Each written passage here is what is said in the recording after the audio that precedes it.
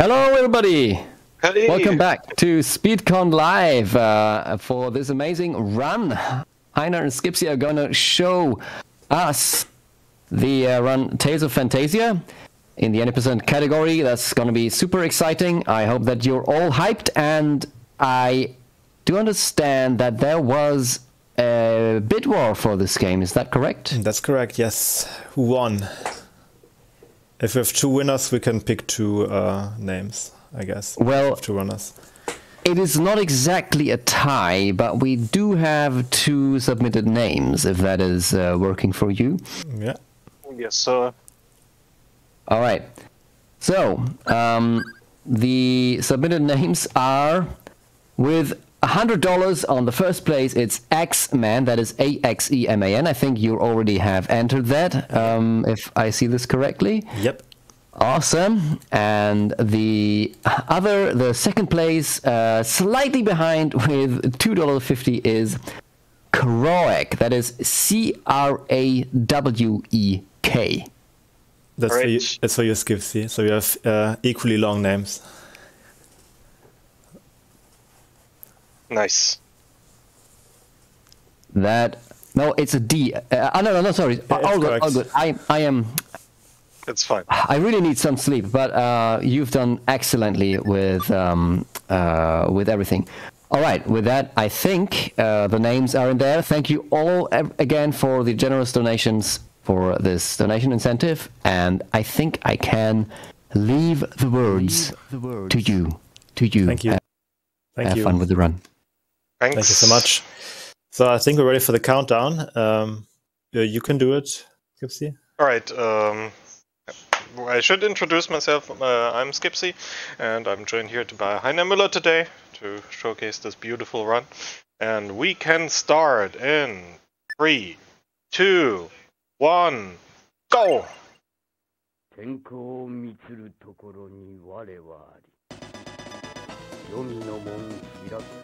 Okay.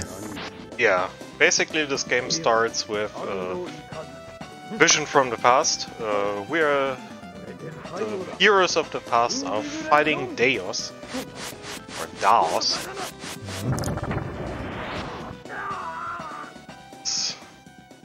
Has to retreat, and he retreats back in time, but he gets captured. And sealed in this pretty little coffin.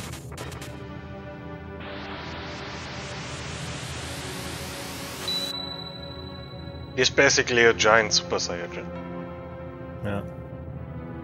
We don't really get to know what he has done exactly, but I bet he's done a lot of evil things, like villains do. But he deserves to be sealed there forever.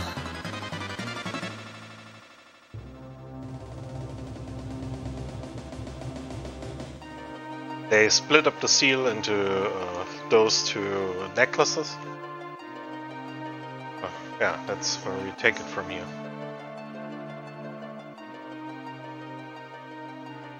The text says some time passes, several years.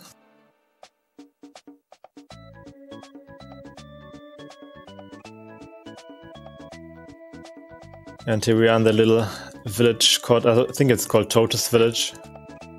And we are, in fact, the son of one of the people who fought there in this battle against Daos. And there's our childhood friend waiting for us to come out and play and hunt boars. He said goodbye to his little sister. Hmm. And there's our mommy. Thank you for some protection, actually called gummies. Very important item in the run. And we also do some adjustments here in the menu. So we set text speed to full speed, and we disable battle view at the beginning of each start of each encounter. The camera normally floats around a little, shows the enemies, but you don't want that. And we also both altered the colors a bit, so Yeah. it's just a fun thing to do. Heiner discovered this recently. Yes. You have a lot of colors to choose there. Okay. Here in this area, we want some bee encounters to get some extra experience for our protagonist class, because he's the one who needs the levels most. Okay, we got 1 bee. That is okay.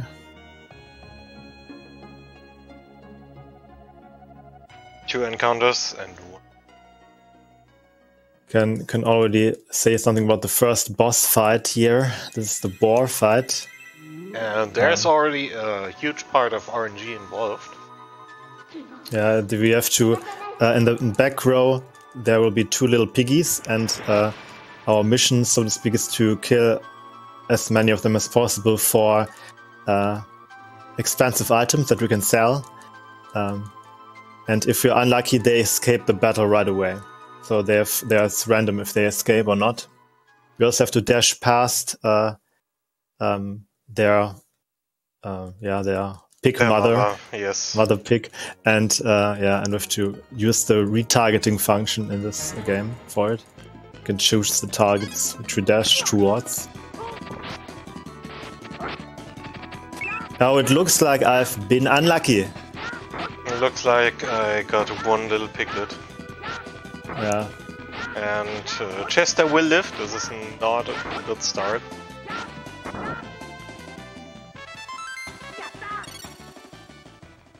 So I will need some extra experience.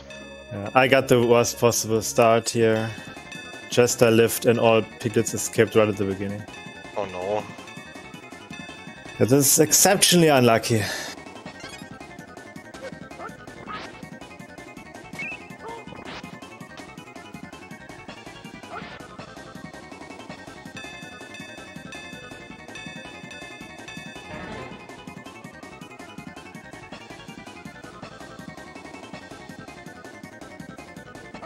And as on the back again, we try to hunt for little bees. Also, what we do here is that we unequip Chester, especially because we're both a bit unlucky. Because we need the money. And yeah, we could have skipped that. It would have saved a few seconds.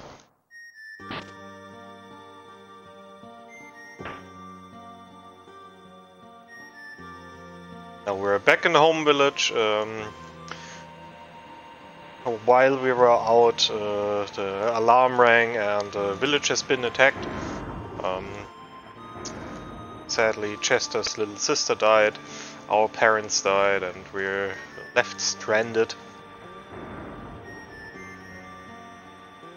He's gonna take some time reminiscing about what happened here. And we make our way to our uncle, hopes that he can help us.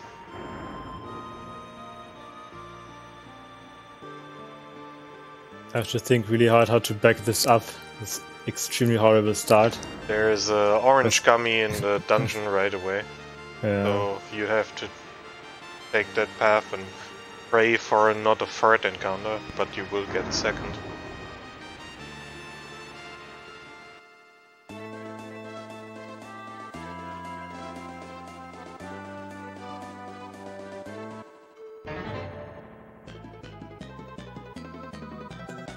How many do I have? Oh, But then again, it's tight. maybe you want encounters because you've been also unlucky with experience. Exceedingly unlucky, yeah. I think we'll already put a save here.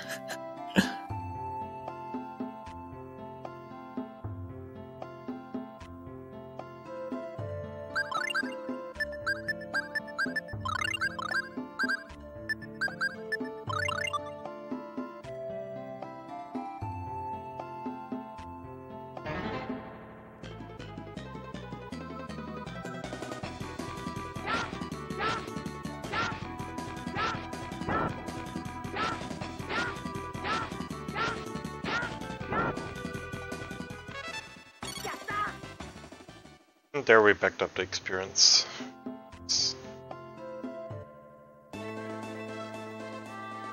I mean, I can back up the experience, but I can't really back up the missing 200 gold. So,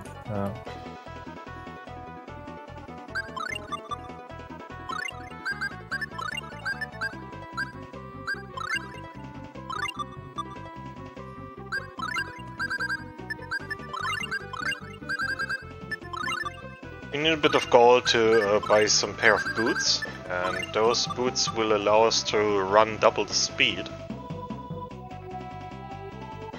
I have to, yeah,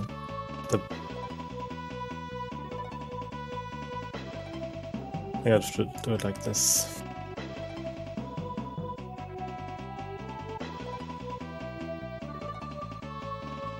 Now I'm visiting the uncle, and uncle asked me, "Do you want to sleep here to recover from everything that happened?" Yes, I do want that, but also I do not want to get backstabbed by him. But he still does that. Sends the guards.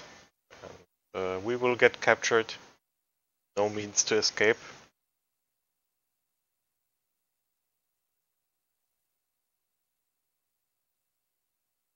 Okay, here's the backup. I just skip the boots and buy them later.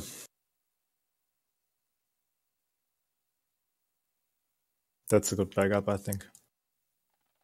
Because we won't be needing the boots in the dungeon anyway. Yeah, that's true. There's just one room where we can use. Yeah. And the encounter mechanics in the game works as follows. If you enter like an area where you can get encounters, the game rolls a random number from what number to which number? From 50 to 120 something. Yeah. 125. And with every step it counts down the number to 0, and when the counter reaches 0 you get an encounter. And if you run with the boots, it depletes on the double rate. So you actually do not want to run inside of dungeons unless you have something called holy bottles, which we will come to later.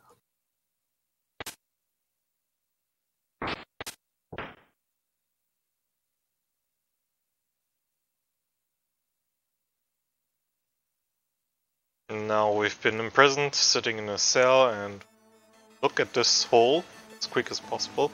And then we have to wait a certain time until stuff happens, magic happens.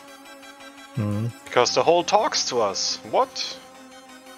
How in the earth is this possible? Yes, Maybe there's something inside the hole? Yes, I want to stick my hand into the hole. Loot. Push it in real deep. And somehow the hole magically opens. Boom. That's Japanese games for you. And there's someone who has a sword sticking inside her, and she's dead. She doesn't need the sword anymore inside her, so we take it out, and we can open the cell door with it. And we meet someone, the first party character that's gonna stick with us for a long time, called Mint. And Mint is the daughter of the person who died there, but we don't tell her that, and she will be thankful later for it. But actually there's no reason to be kind to her, because Mint is kinda useless. Yeah. She has heal magic, so a little bit of extra safety. Some part of the run. Yeah, but heal magic is useless. It is useful in the fire tower later. Yeah, and there she is. But we could probably back it up. Yes. So you can actually could do the entire run without her.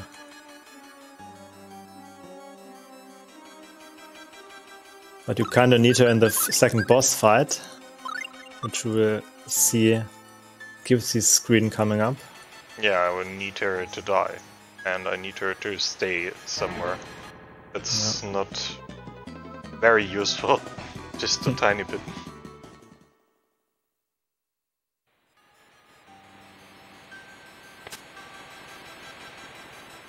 I'm doing here, I grab some money. This is important. Okay. I got the backup orange gum here.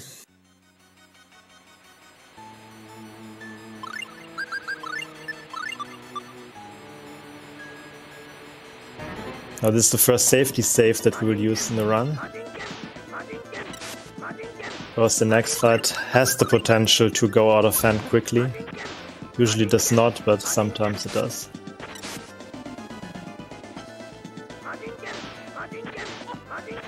So Skipsy is attacking from the left using a special ability to kill the little leeches that are out of reach at the moment. And you really do not... Oh yeah, that's not... Okay. It's a chance for me to make up a little bit of time.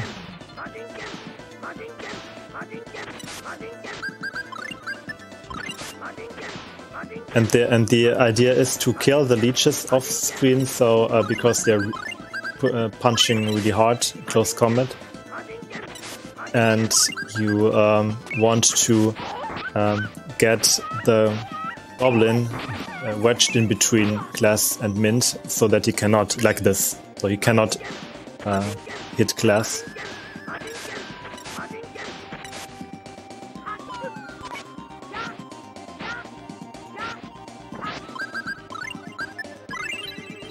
A bit of trouble. It could still be salvageable. Yeah, it's salvageable, but it's slow. Yeah, saved, and now.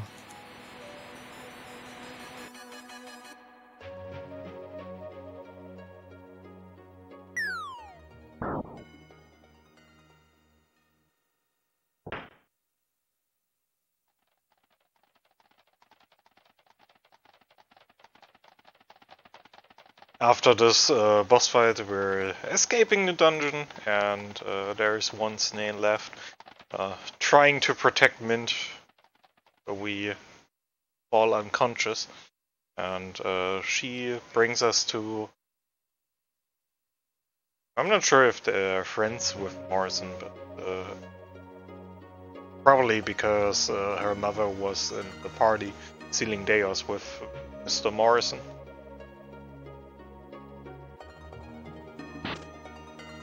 Now we recover. Okay, at least I got a good fight. Nice. Kind of good fight, because I mean, if you wedge the goblin in between the two characters in the right way, you won't even be able to attack Mint. But if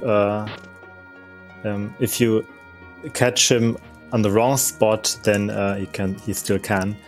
And this way, in my fight, he killed Mint too early, so I had to slowly zerk down the remaining enemy. I have to do it really carefully, because if you stand too close to the leech, or the snail, I think it's a snail, it will just spam attacks and kill Glass. So I always have to run towards it, attack it, run back. It does the running is done automatically in all those encounters. So you just press the attack button, and then Glass automatically runs towards the enemy, stabs him, and runs back.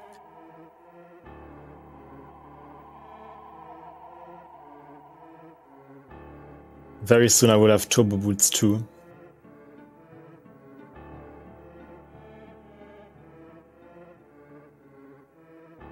Basically, we have a moment for donations. Oh, excuse me. Yes, Sure. All right, that's awesome. We have gotten some donations from you, dear viewers. Thank you so much. The Last And donates $10 and says, Tales of Phantasia is my favorite game. Had to donate during it. Thank you so much. And so you did. And Mod366 has donated $25 saying, let's no scope the donation total for Save the Children. good luck to both Heiner and Skipsy for the race. Thank you so much. Thank you so much.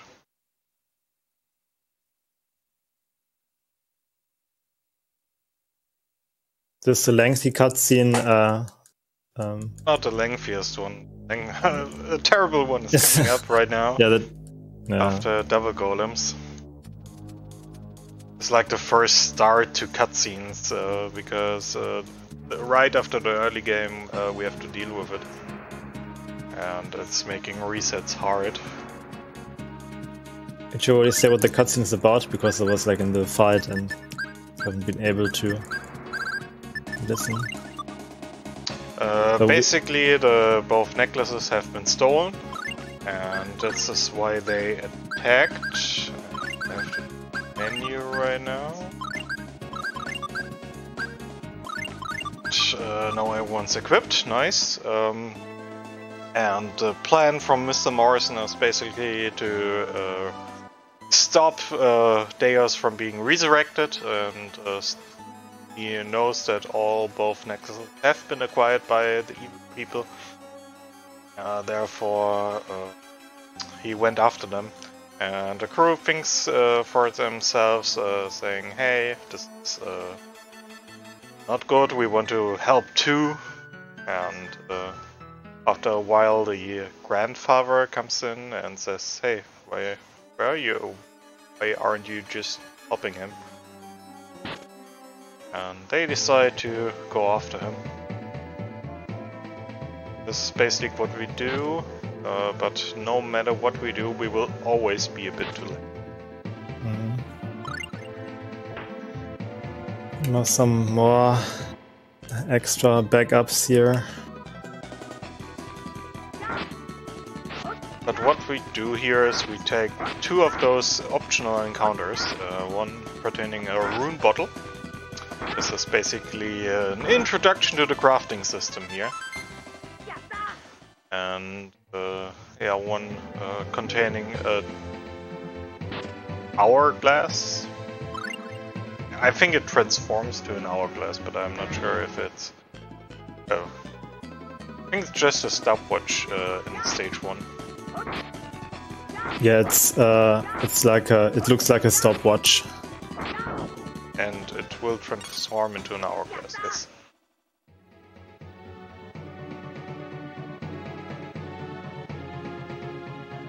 Yeah, I think I'm back on track with the menuing.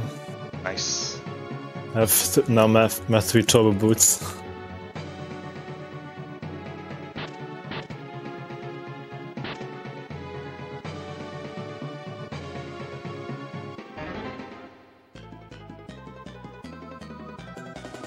So let's talk a little bit about the buffer overflows in this game. If you interact with objects on the world, on the map, it will advance the counter for the encounter counter, so to speak. So you can actually skip encounters that way if you underflow it below 0. I'm in the third boss encounter. It's the single golem, and what we want here, we power up Glass with flare bottles, and we want him to hit his arrows, basically, because they do a lot of damage right now, and not that hard. Yeah, so Glass just has to block, has to stop the golem from advancing. Which is why we do a stab attack. Yeah, we have the choice between 2 different weapons at the weapon shop before that, and we can also take the saber, which is a slice weapon, but the rapier is a little bit more reliable in this encounter. Plus it does more damage with Glass' second special attack, which we will be using in the second fight. Oh, perfect RNG, the skeleton just killed Mint. It's exactly what we want.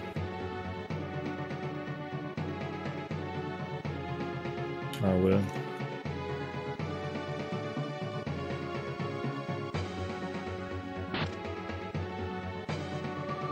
Hyman was close to being dead, but she didn't die. I mean, you want her for the fight, so she gets a little bit of experience, which she will need later, and she has an attack that can stun enemies, like a little Pico Hammer.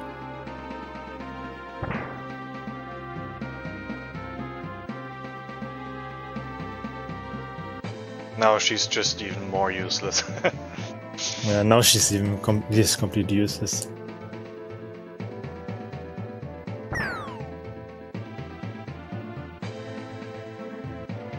Here's a little skip. I pick up this diamond from a maximum of distance, and normally if I would get closer it would fall down, but if we pick it up from the maximum distance, then it will not fall down.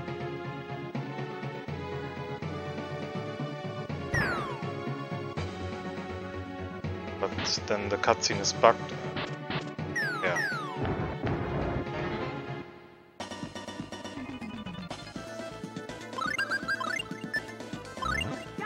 I made a mistake.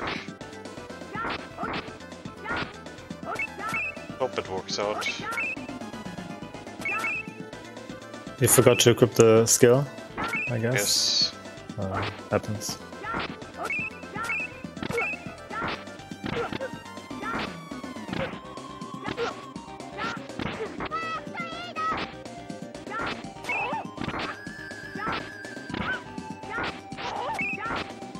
That's what now we see why we want to have the class skill, because it's like a sandwich encounter. Backstep. But I think Skipsy is under control now. Yes. If he doesn't get unlucky with the blocks like this. That was close. Yeah. Let's see how my fight goes. I will be equipped. Now that Skipsy has reminded me, I will equip the... And I have to reset.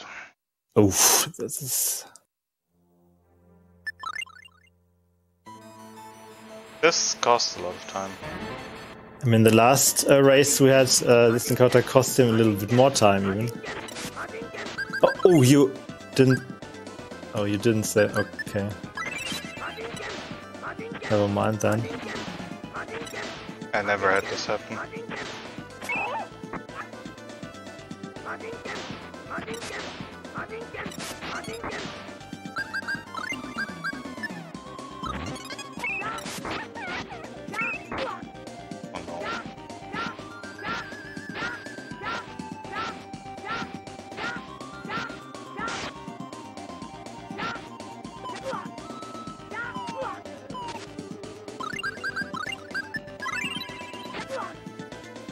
So here I have class special ability equipped, and this deals a lot of damage.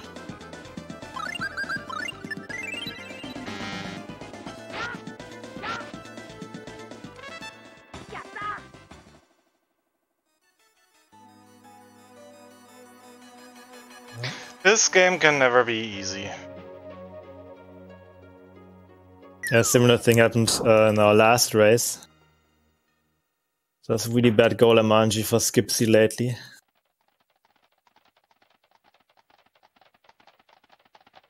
Yeah, luckily I have a smooth fight, no unlucky blocks, and 2 holy bottle drops here. Well, it's good.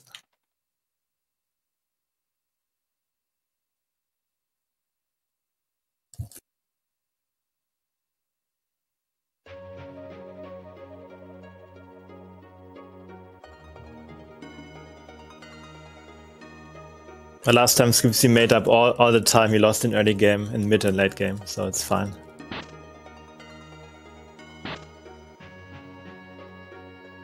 So in the next cutscene,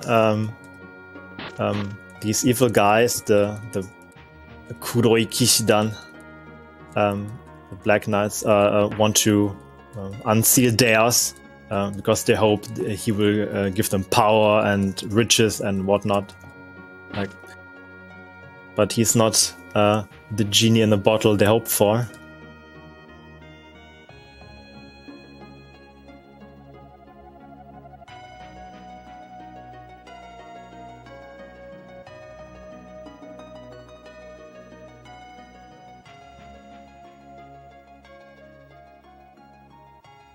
So there is Deus.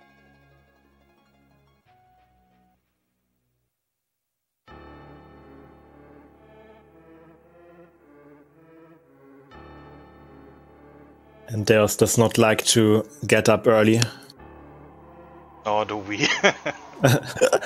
Yeah.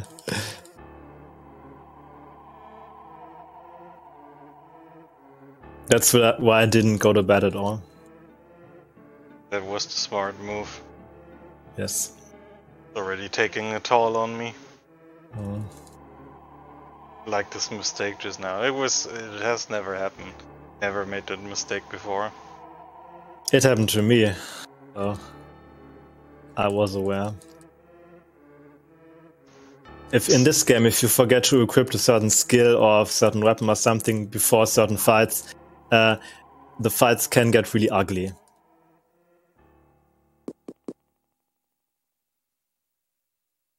Especially since you rely so much on class and on his weapons, there are certain encounters which are immune to some of his weapons. And if you equip the wrong one, right, you're stuck in the fight, and then you have to somehow wiggle out of it. This is particularly frustrating in the late game. So we just hope we won't do any mistakes there. That's still a long time. Okay, so Morrison helped us escaping the fight with Deus because he's a little bit too powerful at the moment for us to fight. And he sent us back in time. And I thought let's say like 2/3 of the game, our mission is to get back to the present and acquire some means to hurt Deus.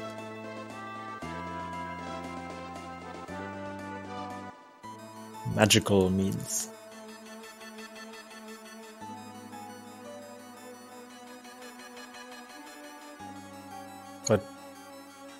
And Chester stays in the past with Morrison to fend off Deus.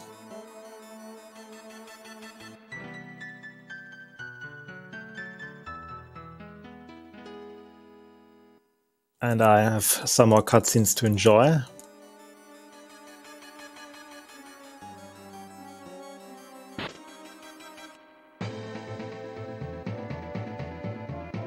Yeah, there, Skipsy's screen, we see that he's interacting with the signpost again. Just so that you won't get an encounter in the screen. You would think like, why is he standing in front of the signpost? Why is he not moving up? Because you will certainly get an encounter if you do not on the screen.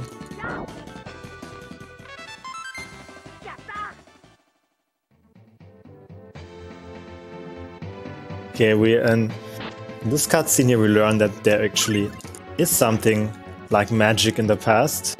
Right, in the present, it seems to be like mana or whatever it is has died out and people are not able to cast magic anymore. But here they still are. And this could just be the right thing to fight Deus.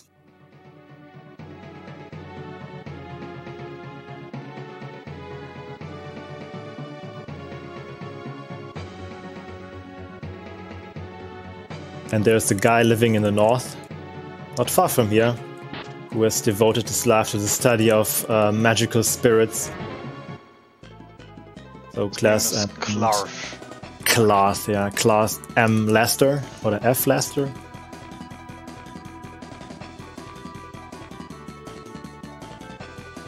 But here, he has a twisted sense of humor and is not very sociable.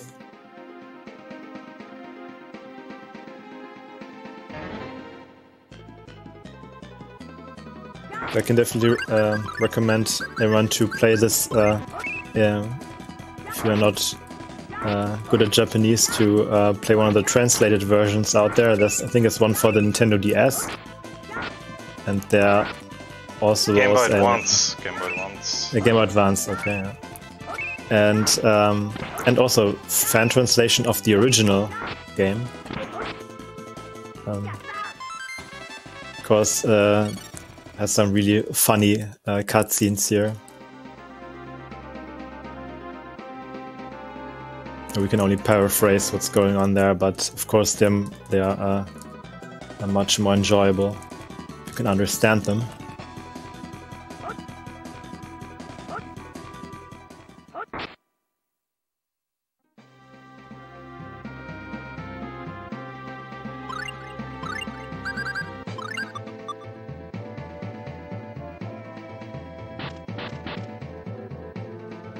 Okay.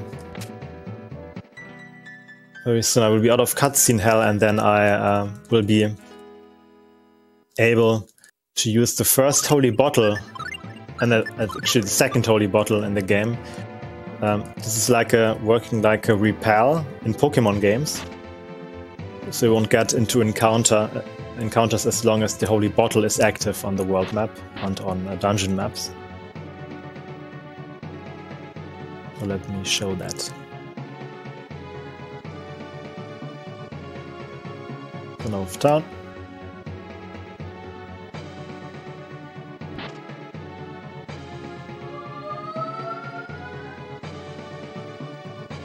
Difficulty here is that with holy bottles there is no announcement like your repel ended, and that's the difficulty of this route. Like you have to remember a lot of different places where you have to pick up the holy bottle and move. Yeah, especially in dungeons, if you run a little bit too long, then you will get an encounter, and you have some shocking moments.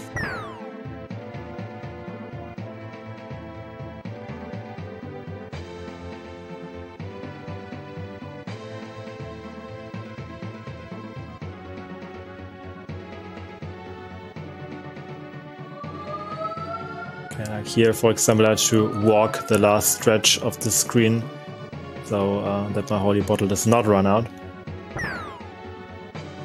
Here we pick up some extra items that we need to use. One of them is a rune bottle. This item can be used to transform other items in your inventory. For example, to make them more valuable at the shop. So we need some more money. Okay, here we meet Klath. That guy.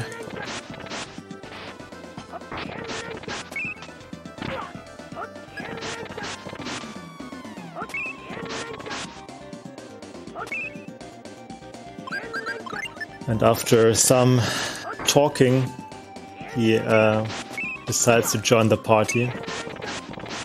And they travel to the Sylph Mountains so they can seek out the help of the wind spirits. Nothing works out. Another shitty fight. Yes, but I saved this time. Okay. Something changed in my inventory slot and I used up the hourglass, or... Yes, and I can't back this up. Yes, we actually need the hourglass for one of the next boss fights, which gets really tedious without it.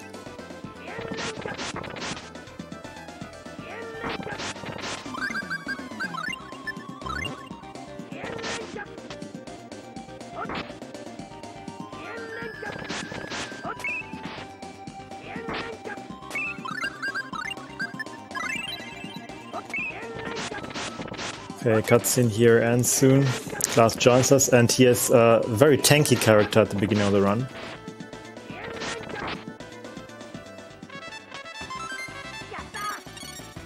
And now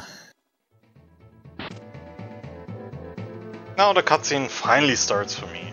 12 minutes, 13 minutes behind. It's a very good start to this marathon. Yeah. But this is fine. It could still be doable in the estimate. Yes, so still. Last time it was no problem, even with let's say it was no problem. We were really close to the estimate last time. Let's see. Okay, here we do some shopping in this town. Got a better weapon for class, because he's our main source of damage.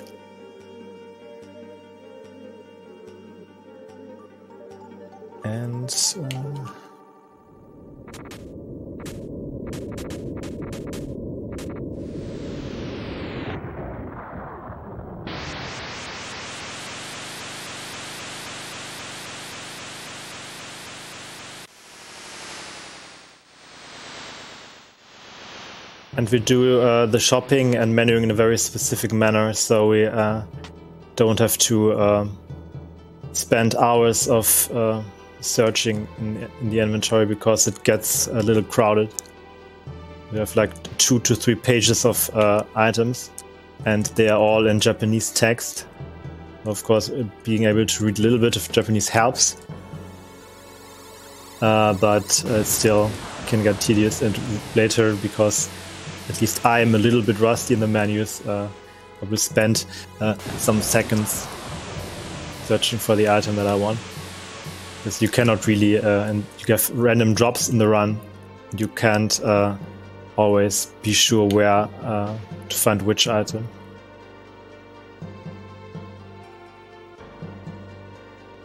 Okay, here we use Holy Bottle right before we interact with this rock, and this. In this way, we won't get an encounter at all in the entire screen, except for this one, which is we have to take. Okay. And these spirits have random drops, rune bottles, which we need, and we need to get 4 rune bottles in the entire dungeon. It's sometimes they drop one of them less, one fewer rune bottle, and this can potentially make the menuing a little bit slower. That would actually be terrible if that happens. But there are a few cases where a single drop less can be devastating. There will be a sequence in the desert later, where it's also possible to have 1 drop less, and 1 drop less means an additional encounter. Those encounters take forever, and they're heavily RNG dependent if you survive them or not. That's true, yeah. The Basilisk grind, but let's just hope we... I mean, the drop chance for the items that we want are always pretty high. So usually shouldn't be a problem.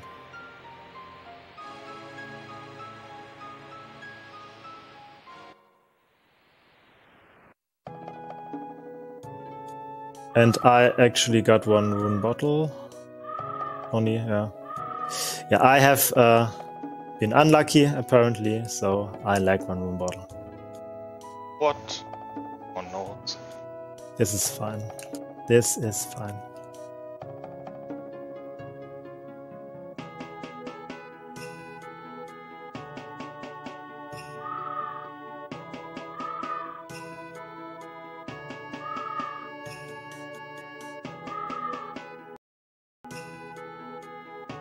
And this happened to me earlier, so just makes the menuing a little bit tedious, but it's not a run killer.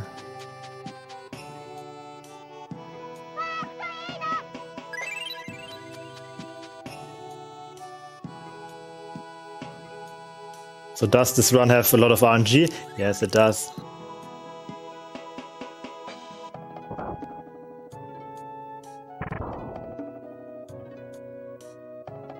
Basically, like any RPG has a lot of RNG. Yeah. Here in this little puzzle, we just push rocks to the dungeon to seal off these vents to help out the little sylphies. These vents, they spread out some weird miasma and it drives the sylphs insane. Therefore, we're tasked to close them. Otherwise, we would have to fight all the sylphs, and then there wouldn't be any more left to help us, and they are needed. Yes, we need them at the end to defeat ours. We need to have all the spirits. And Klaas is able to forge contracts with them. And after that, you will be able to use them, Sylph as a magic spell in battle. And this is helpful in the Demital encounter, the infamous Demital fight.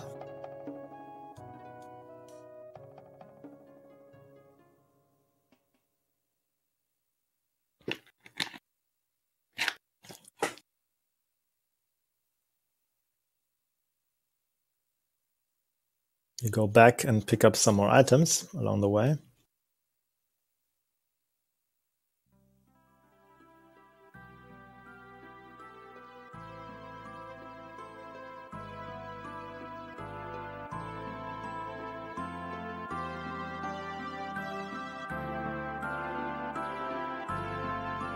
Yeah, I mean, because you get we have 3 rune bottles now. We need 2 to transform the boots in the next menu. And we need a miracle charm for the big shopping later in Midgar. But we also get rune bottle drops from Demital. So this is fine.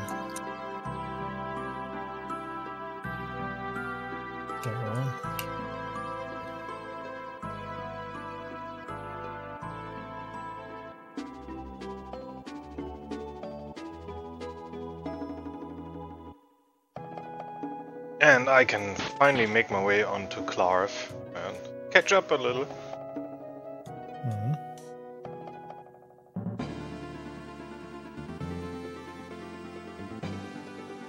Okay, in the last menu, I healed up class and switch, and you can give like rudimentary commands to your party what they should do in an encounter. For example, you can tell them to maybe for just to heal something or to attack enemies or to stay in the back line. And you can also tell them to do nothing, which I did. And we'll soon see why this is helpful. Yeah.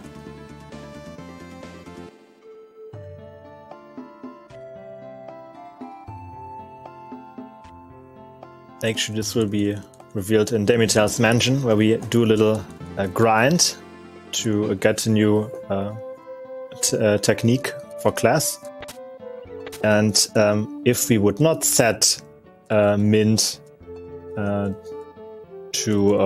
not do anything at battle, she will heal up Klaas, and the harpies in this encounter will have a hard time killing Klaas if he does not have only 1 HP.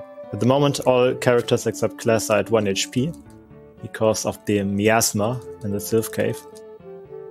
And we want to kill them off and then kill the harpies to get all XP for Klaas. Also, Clarf can easily kill the harpies by himself, and he takes a long time doing that by himself, which is not favorable. He actually fights with his book in hand. He punches them with his book. You shouldn't treat books that way. Those books are hardened steel. Everyone knows that. They are hardcover.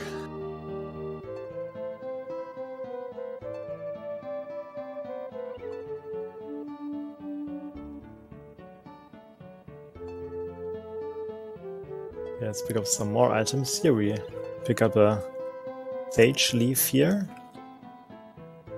and a hourglass. Why do we need hourglass in this run?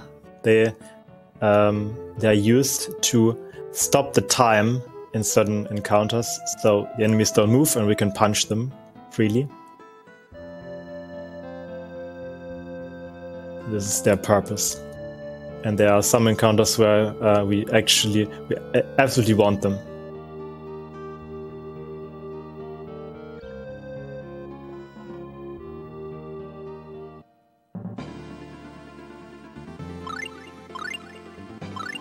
The last cutscene visited the mana tree to look for the source why mana is disappearing from this world, and then try to heal the tree. Because I mean, if we get magic here, this is all fine.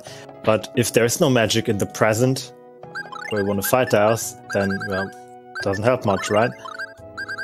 So our mission is also to preserve the power of mana. And like get to know why mana is being drained from this world.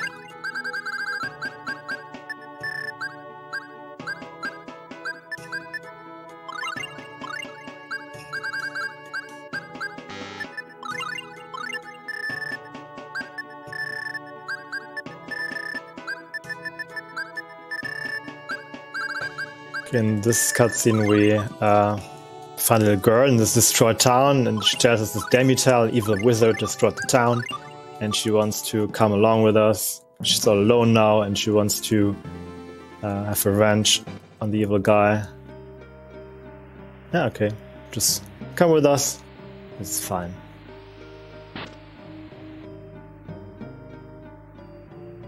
And he lives on a little island, not far from Venetia.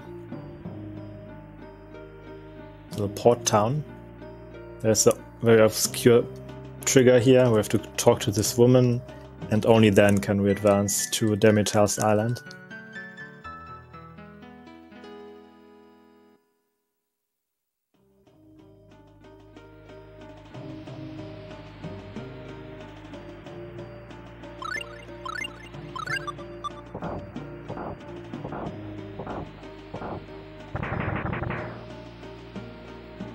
And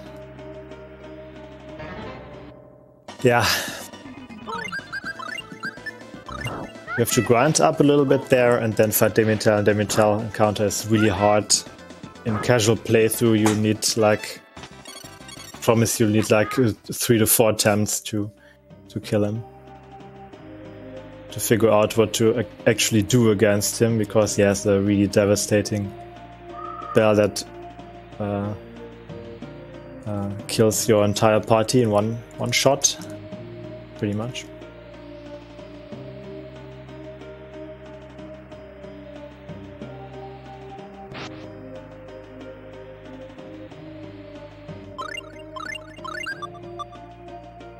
Okay, gonna do a little safety save here before the grind, because if you're unlucky, the harpies will kill you.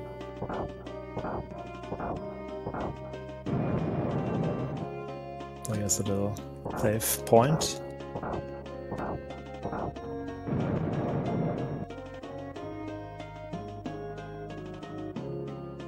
Oh, damn it. I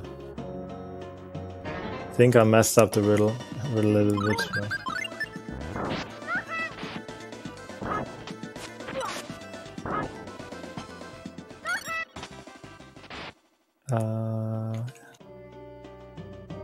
You use a dark bottle. This is like the opposite of a holy bottle. This gives a higher encounter rate, and we want this to force more encounters.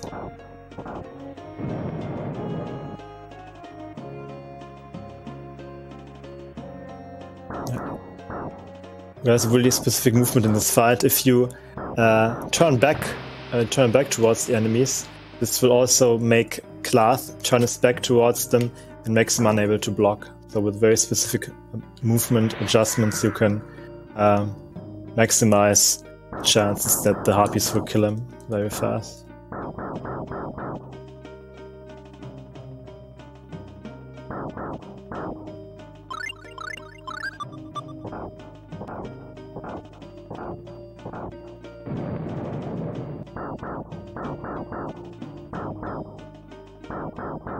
The grind is going okay.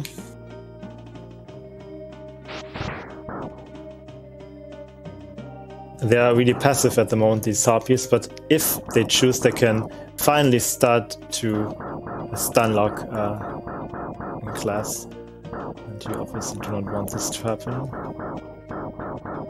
So here's class no ability.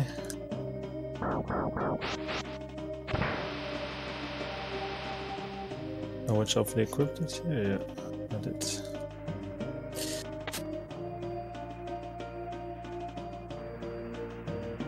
And you just spam the lightning strike.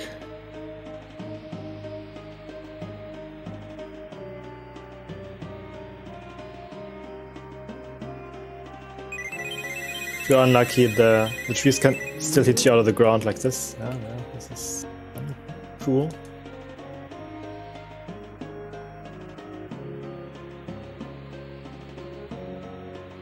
This is random if they hit you when you run towards them. Mostly they don't. Sometimes they do. Got him.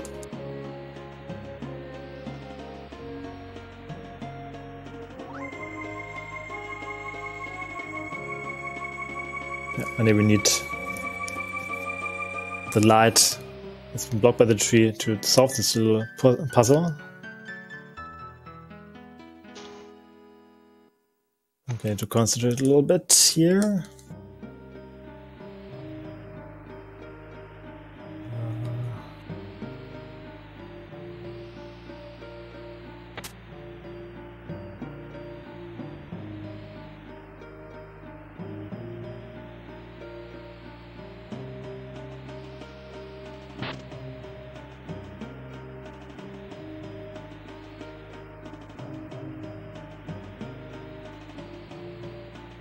Okay, so I reached the Demitel fight now, and I need to concentrate a little bit here, and maybe explain the tactics later. So, we'll do it now. We first, in this fight, we use the hourglass to seize all enemy movement, kill off all ads, so all monsters in the fight except Demitel, and then we can focus on him. If we do not, they will get in the way. Really annoying. That's when you need a little head start in this fight.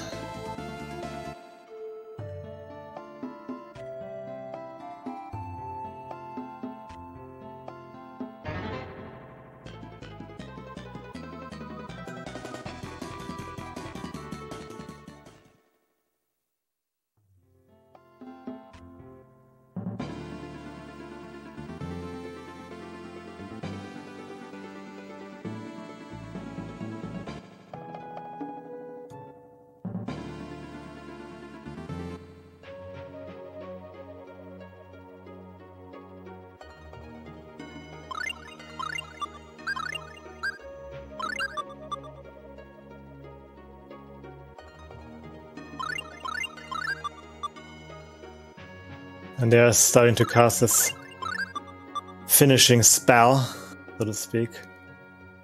And will do anything it takes to stop him from finishing the spell. It's looking good.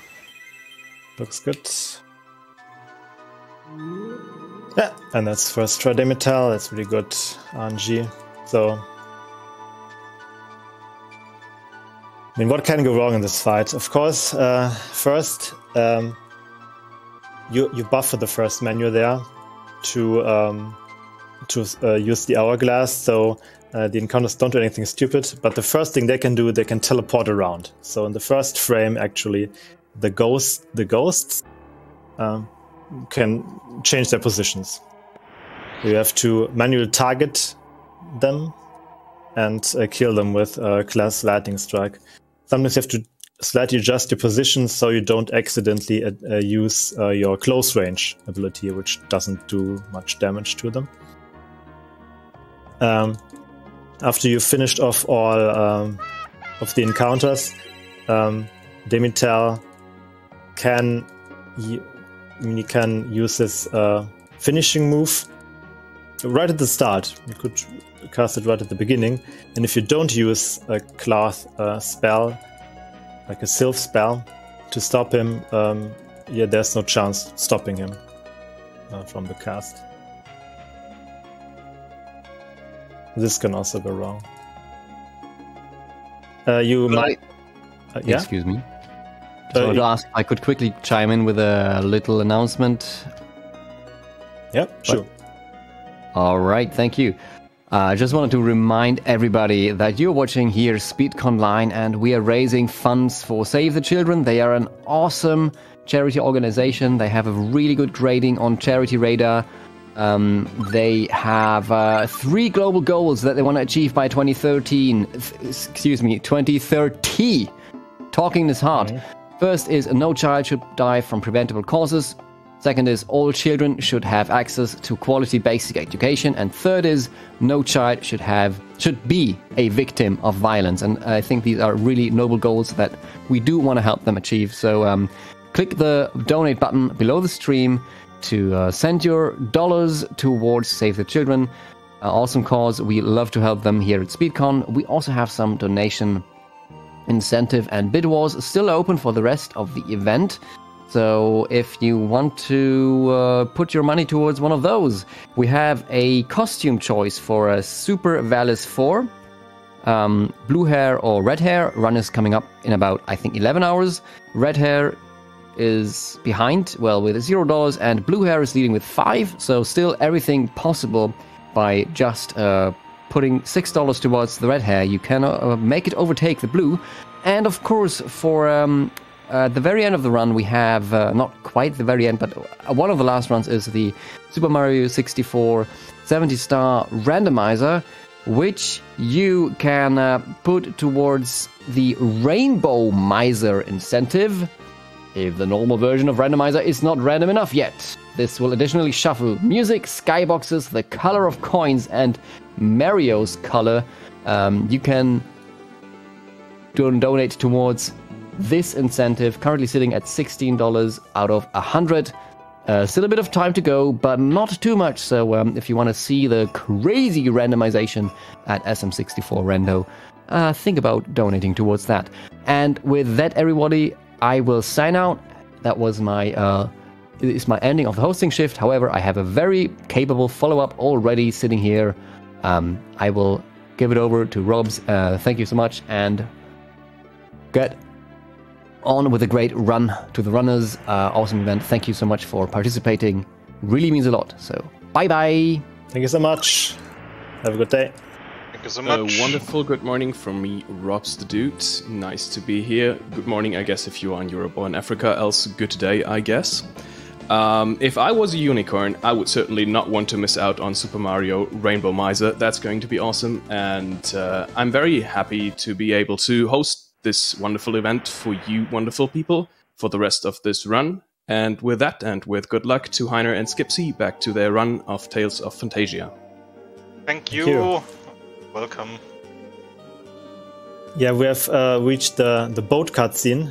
This is for the people who know the English fan translation of this, the DJAB translation. This is kind of infamous because our new party member Archie is having a little dream there about class, and it's kind of a wet dream, so to speak. It's a little bit more nuanced in the Japanese version, but the English translation is straight to the face, I would say.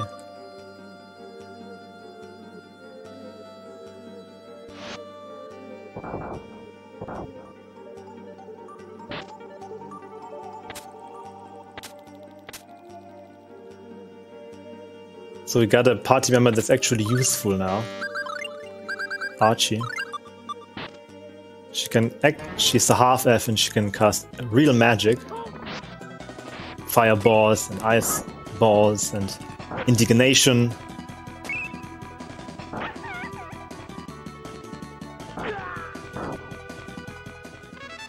And she's very cute. She has amazing fan art.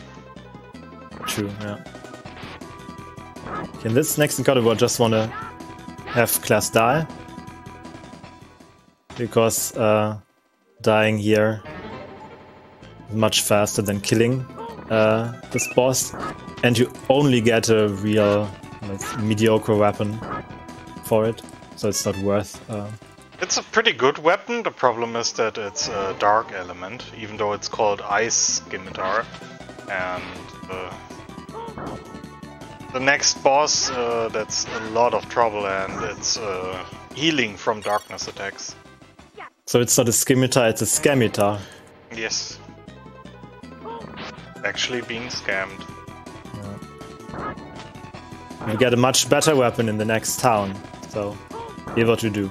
We found some money and spent all the money to get the ultimate equipment for class in Midgar. So here, this is Alvanista. We will go here later to advance the story, but first we cross the desert. We don't need the water power just yet.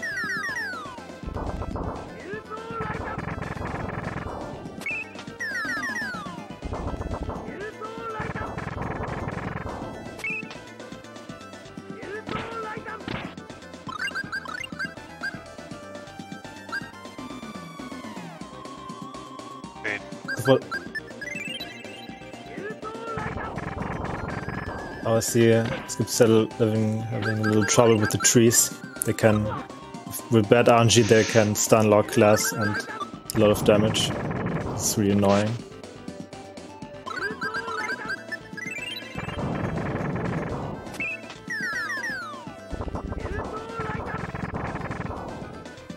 Holy shit, that was super close. That I survived. Phew. I'm not being spared with any trouble here. It's marathon luck. Okay, here we use it on the charm bottle.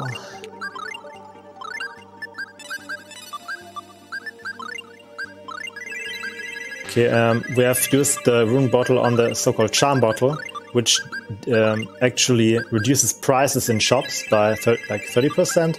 And if you if you have transformed it with a rune bottle, it turns into a miracle charm, which cuts the prices by half. This is just enough so that we can afford a lot of new armor in the next town.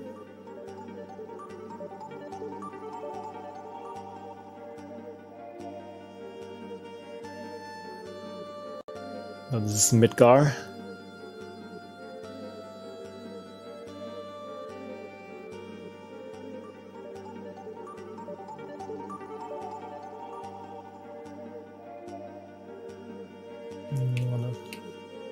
Sell some stuff here that we don't need. And this and this. It's just enough money to get class the Mecha Halberd. This is a super strong weapon. Let's just equip this on class.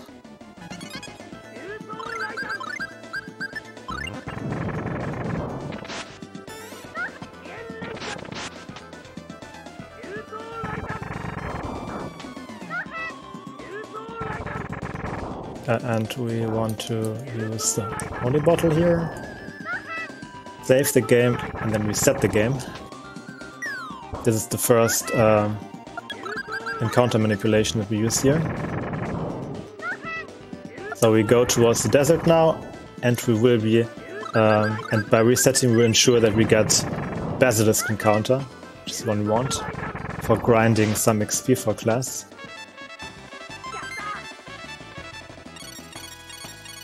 And because I am playing on emulator, I'll have to use 2 dark bottles here.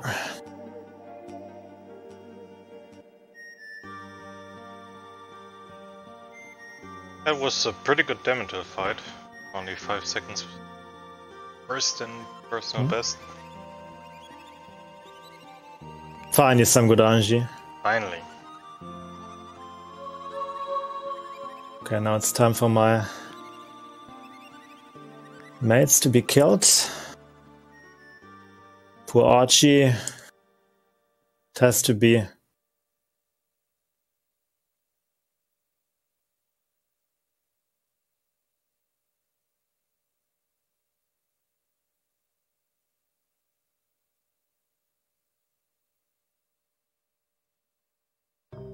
Yeah, and I mean, there are different versions of the game, so they differ by a little bit. And one difference is that I have to use a dark bottle for every screen here, just to make sure to get the Basilisk encounter. If I don't use the dark bottle, I will get a different encounter.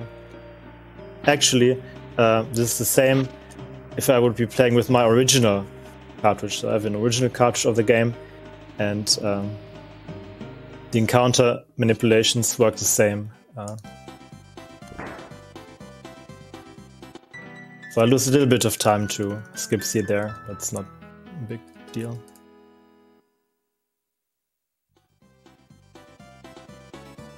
Two encounters now. We found some XP for class that I already told. So yes, some more HP. Oh, and that's what. Oh yeah, I forgot to use the dark bottle here. Now you have seen that I did not get the correct encounter. So.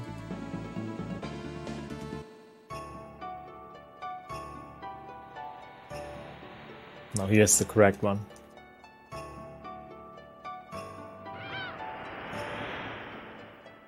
And another reason why we do this grind is that we need some drops from these encounters, like the Basilisk scales, for later quest anyway.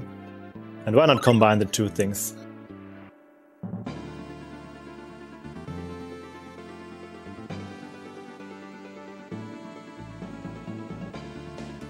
This was the third one. 2 more to go.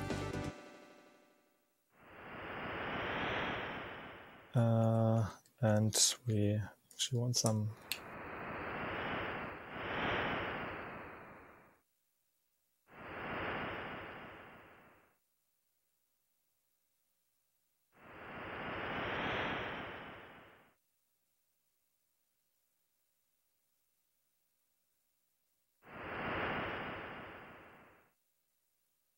If you're unlucky, he will. The Basilisk will kill you with his stone gaze right before he gets killed, and take class with him, so to speak.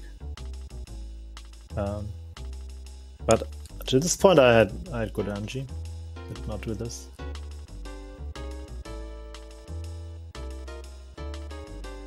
And this is the last one, hopefully. I think until this point I got all Basilisk scales. There's a rare chance that they don't drop it.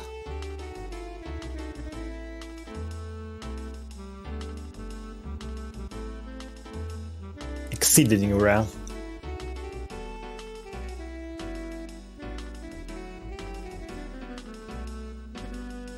Same as Sylphs, basically. Yeah, true. Okay, now it's okay, like this. This could happen. Oh yeah. Turn me to stone.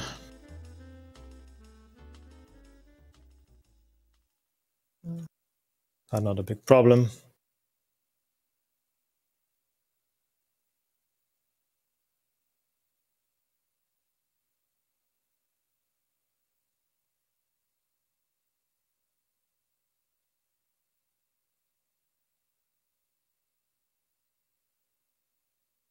And that was the grind, hopefully. I just look into the menu real quick to check if I really have all scales, but should be fine. Yeah, 5s. This grind is done. Now we go to the Ifrit dungeon and just go through it halfway, pick up some items. Because we only need some specific items from it to make the next encounters easier. Most notably the item that boosts class damage by 10%. I have to clear the dungeon later anyway, so you can also combine two things here.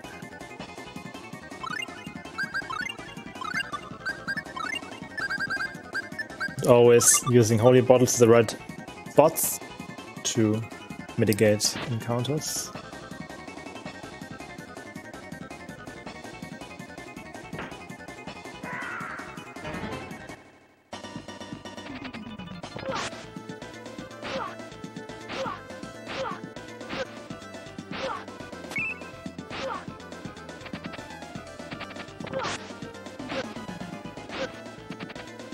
Okay.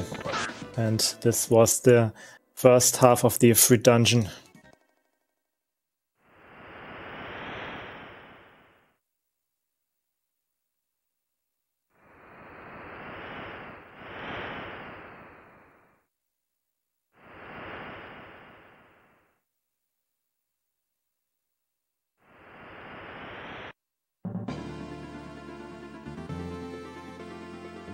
Also good on money.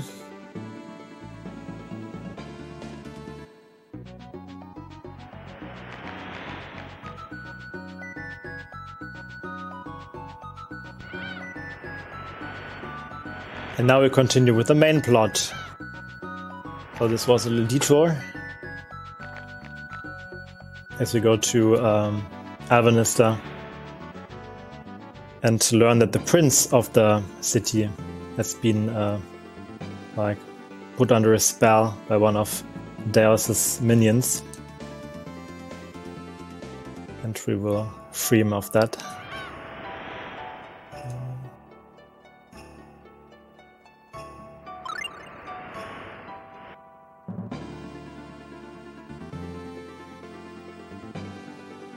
And we do make a little safety save here on the next boss, because Deus's minion does not go without a fight.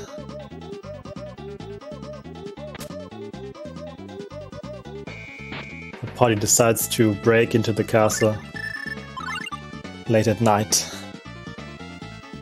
cover of dark.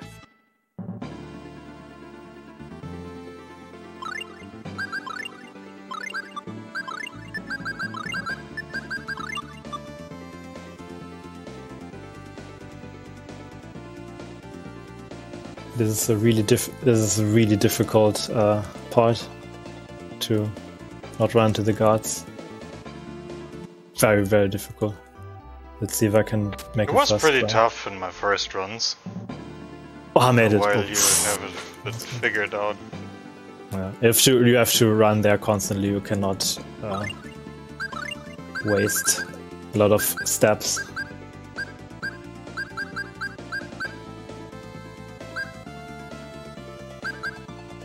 The next encounter we use. Oh,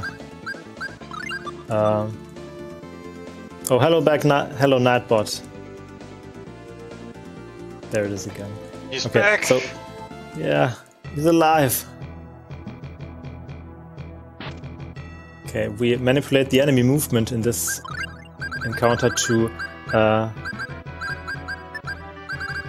like this. Let's see. We want them all standing on one place. Now come on. Now turn around. Okay, yeah, now finally, after... Okay, this is not according to plan.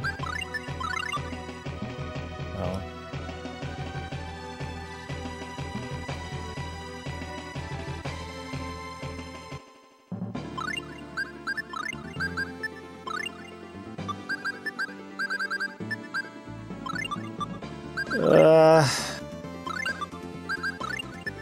Could be fine. Let's see. Okay. Oh, dude. Oh, if this is a... this can get dicey. Okay, now we have to revive Glass.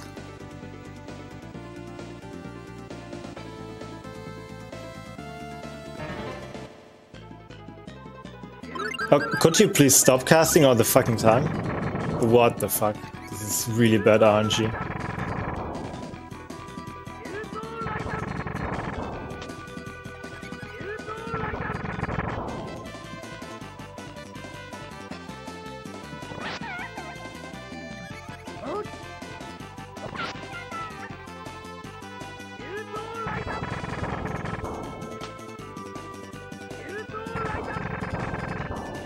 Usually she does not cast constantly.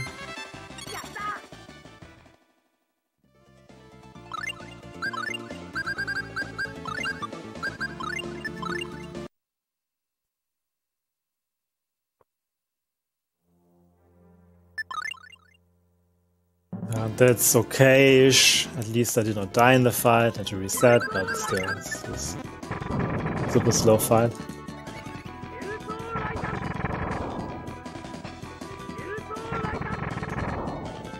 Yeah, I mean, the idea is to use her shield attack that she occasionally does as a counter to kill off your mates. So all the experience at the end of the fight goes to class. But luckily she killed all other characters with her magic. Of course, she should not kill class. I had to use some life bottles to revive him.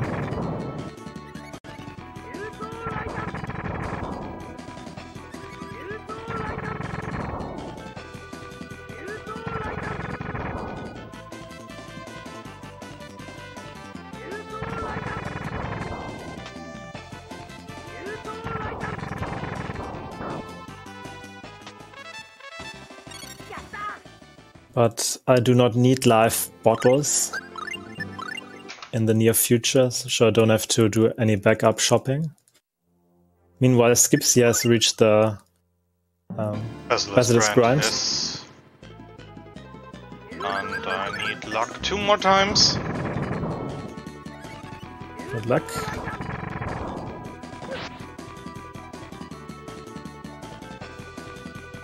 So the quest now leads us to Gnome and Andini, and Ifrit, other elemental spirits. In the castle we have to talk to this NPC to unlock the way to Andini. If we don't, we will have to return to Alvanista later. This wastes like a minute.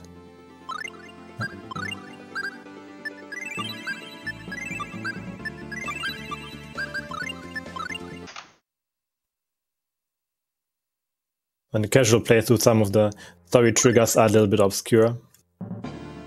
We actually have to talk to NPCs to find out what's going on. I don't know, people having yellow exclamation marks over their heads.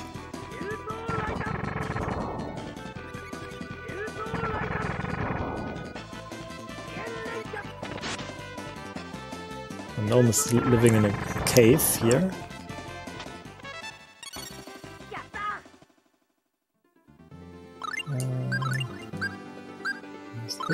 This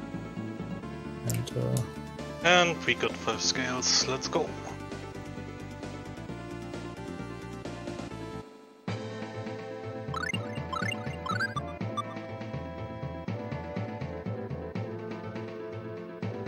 But this little code here is always the same.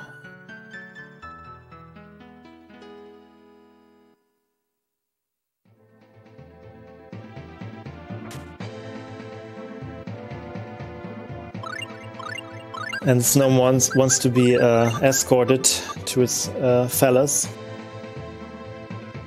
Well, this is probably the most anticlimactic escort quest ever in a JRPG. There he goes, and goes, and goes. That's a cute little gnome.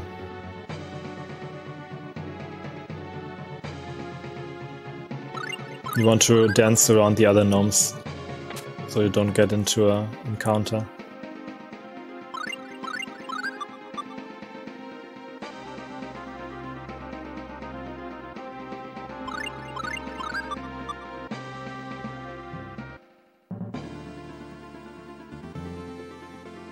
If you leave too early, then you have to do the entire room again, but you have to re-enter the room and wait for the gnome to catch up.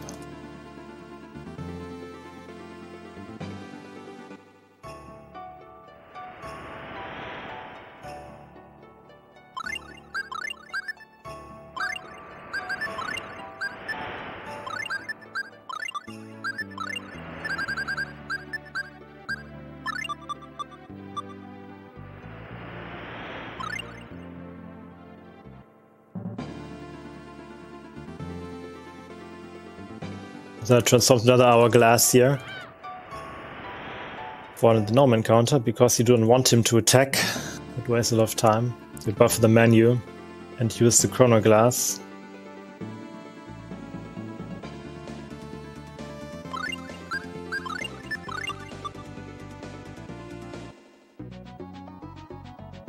That should be just enough to kill him, like this.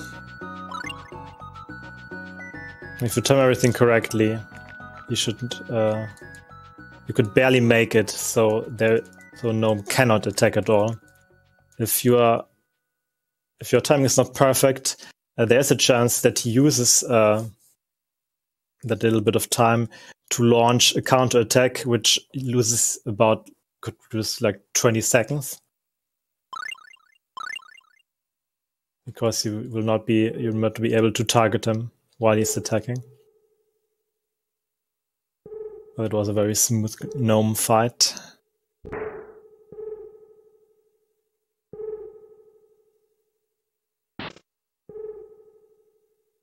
Now bless RNG on Ymir. I had a suboptimal Ymir fight, but I Yes, I saw revived parts it. of it. Didn't die, it's good enough.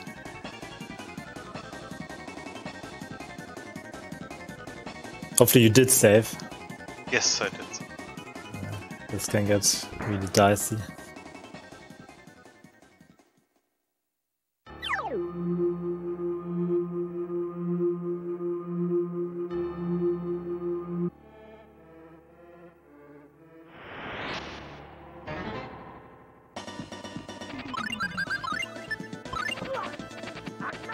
Let's see how the fight goes.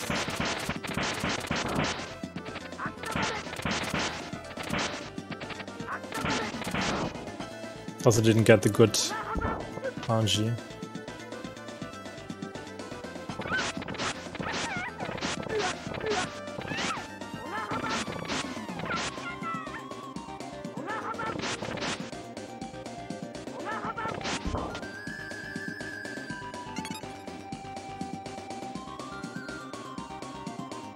Looks good. It actually took me too long to kill the additional encounters in this fight. That's why it was so tedious.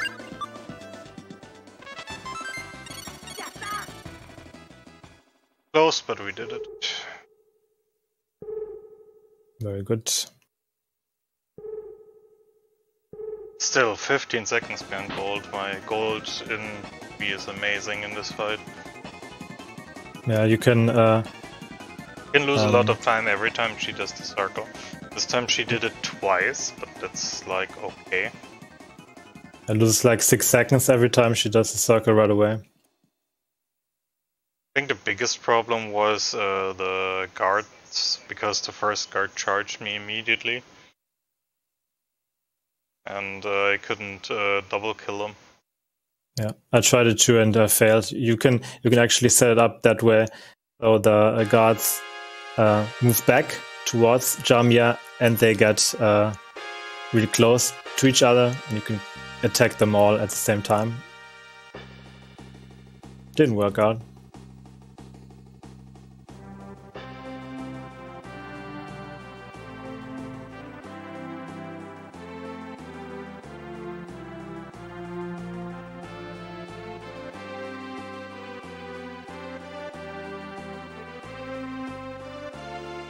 Yeah, in this dungeon we just run around and use switches.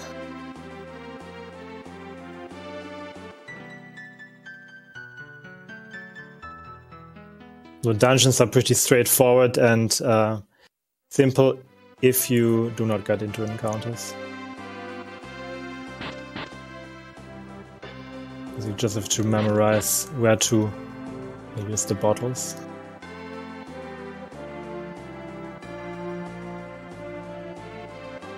And for this fight you definitely want a safety save.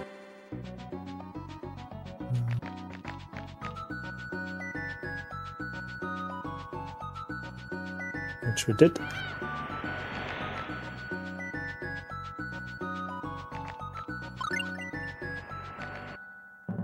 Okay, bless RNG for Andini. The idea is to get into her hitbox, and there you are safe. If you're standing in front of her, she can spam her blade attack kill you in seconds.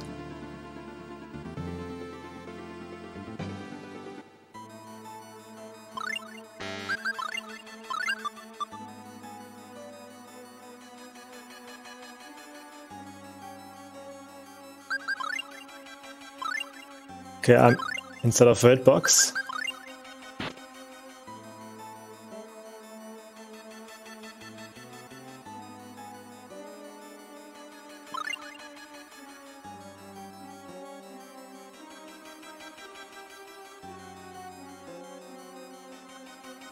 First round, Dine, here we go. Good fight. So Mrs. Squid is stunlocking me a lot. Okay.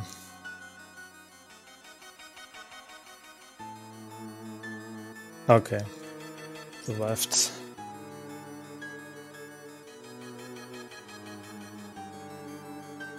Wasn't the fastest fight because the squid hit and stunlocked me a whole lot in the fight. Sometimes he doesn't attack a whole lot, and you can just attack. You can use a flare bottle to get extra damage for Andini and just spam your attack.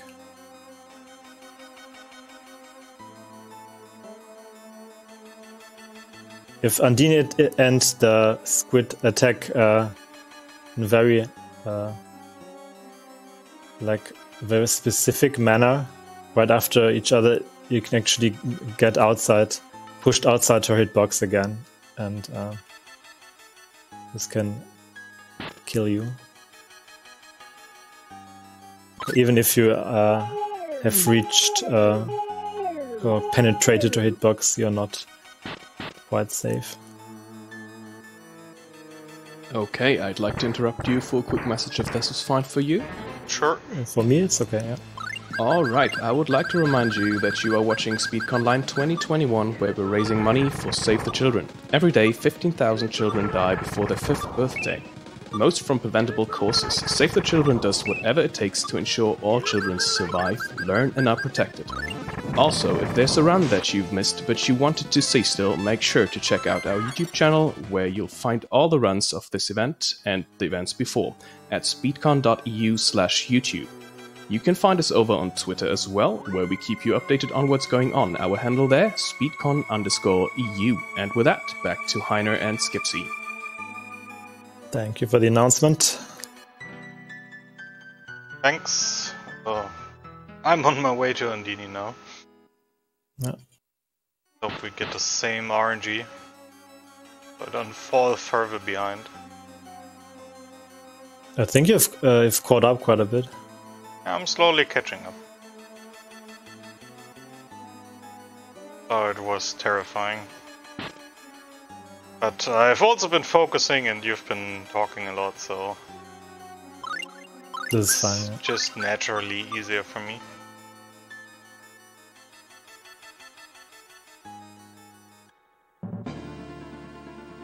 Okay, here we need to find another obscure story trigger by talking to this lady. To be used much later in the run.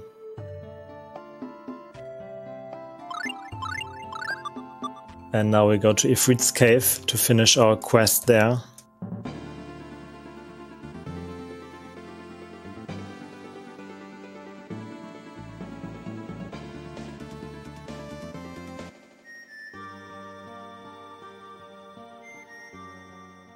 There's only like 2 rooms left in this dungeon, because we already cleared most of it.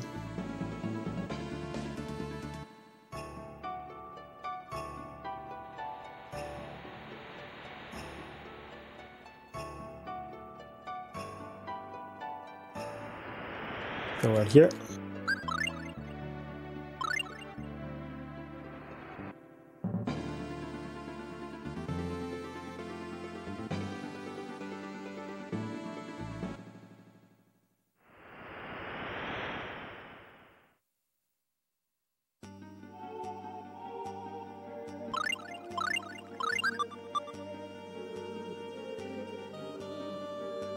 This is the Ifrit encounter, and this one is really easy, because you just have to spam your special attack and hope that he doesn't counter too much. Like this. Not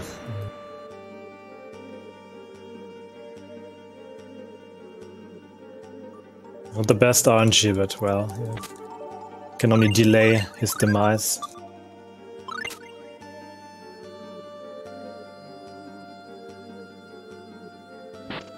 And with that, we have all the 4 elemental spirits: Sylph, Ifrit, Andini, and Gnome. And the next one on the list is Maxwell, who resides in the mines of Moria.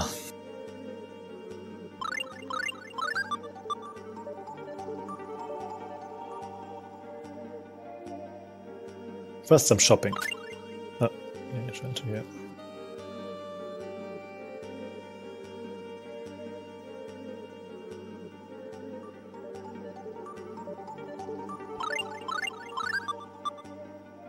We can also use the time here to restock on some resources.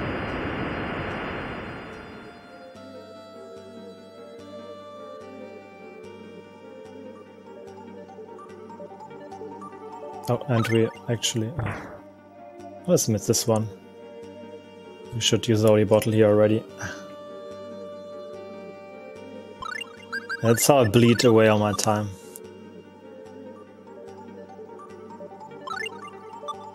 And the Moria dungeon casually is a really lengthy dungeon, and you get lost there, because it's like a little maze, labyrinth, and you get tons of encounters,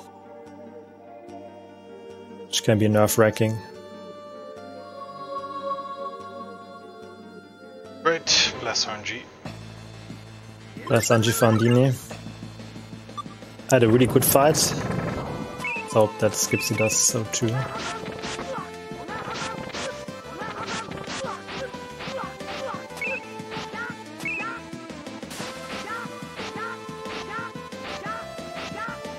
This fight is pretty amazing. Ooh, yeah. That was pretty good. Yeah, you can see the squid took a long time to get to him.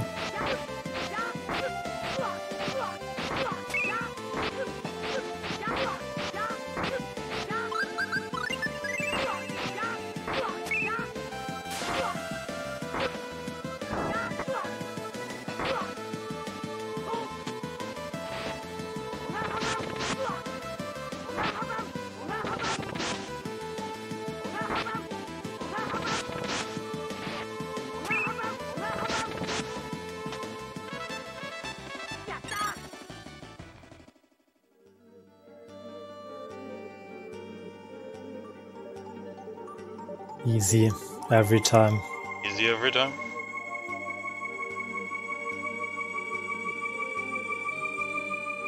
I mean, so the Moria dungeon is has not much to say about it.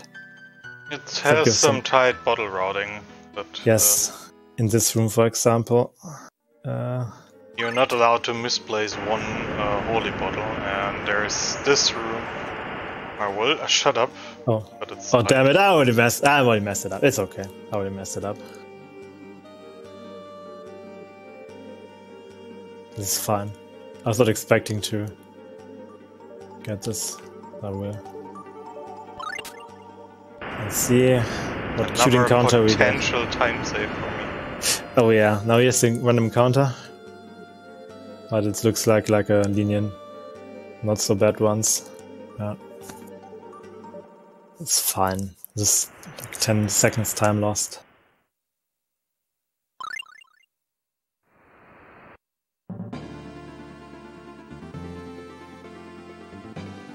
We can use these switches here on the ground for some holy bottle overflow. Use the holy bottle when you're standing one tile next to it, then step on it, and you will skip the... Oh god. The lizard! Oh no. Had that happen too once. It's so annoying. I mean, the one thing in the dungeons that why did they do this? They put critters in the dungeon. and they're just blocking your movement randomly. Yeah, this was unfortunate.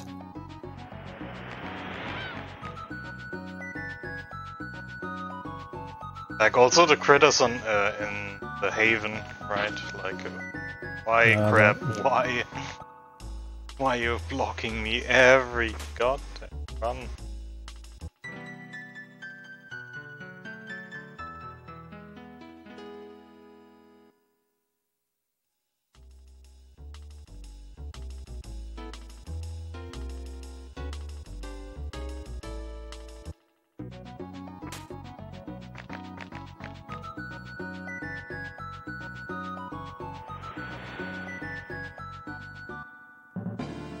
I mean, it was a very suboptimal Moria until this point.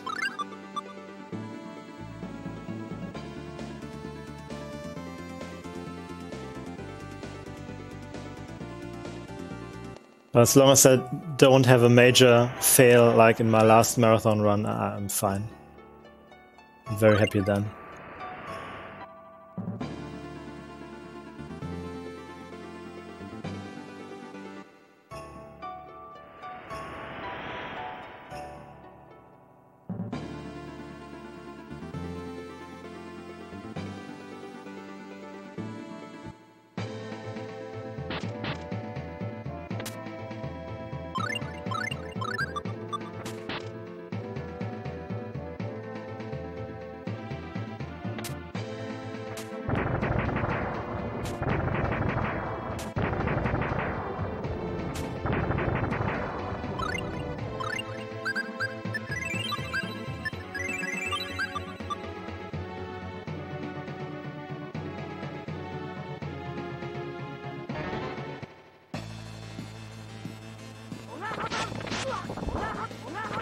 We'll pick up some more items that we'll use in boss fights later, the yellow cakes. And these cakes are not really food, I'll tell you that much.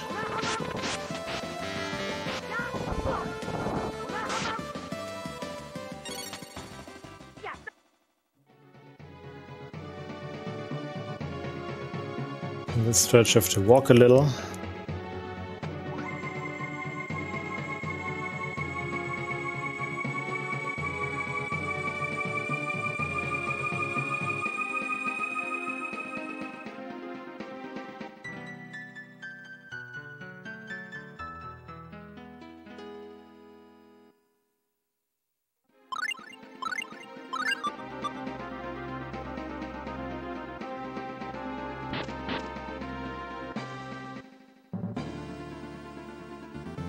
Okay, there's now reached the end of the Moria mines.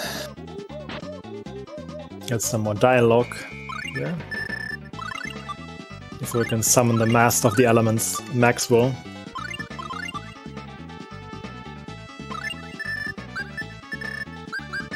This is actually a fight that can go wrong, so we save right before it. The old man on a little sitting on a marble or a ball or something and flying through the air, and he can use it like a wrecking ball. Slam into glass and hit him multiple times, and if you're unlucky he can also stun you and do it right again. So this can get dangerous. Usually it does not, but well.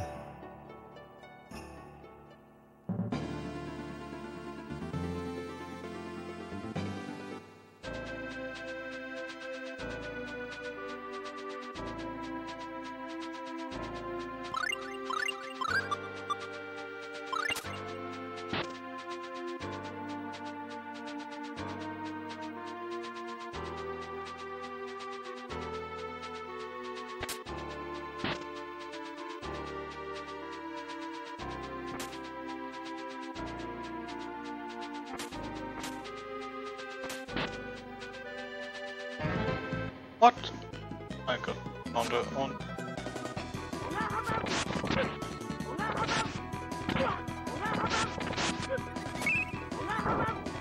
Not what I want. Luckily in these dungeons the encounters are not too dangerous. some of them can have can one-shot glass with their status ailments. But this encounter might save some time, actually. Okay, why? Because I got the PL shield. Oh. Then let's seal them up a little bit. Save the game and go into the fight. Actually, I want to be full health for this. Okay. There's Maxwell.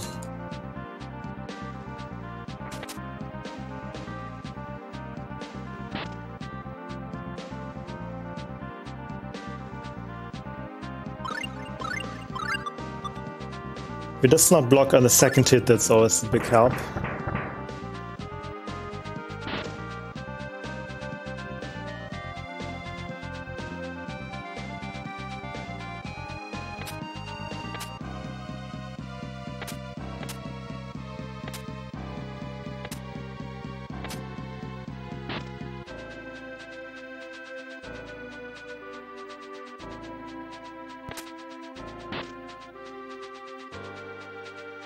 Ah, very good Maxwell fight. That was a very good fight.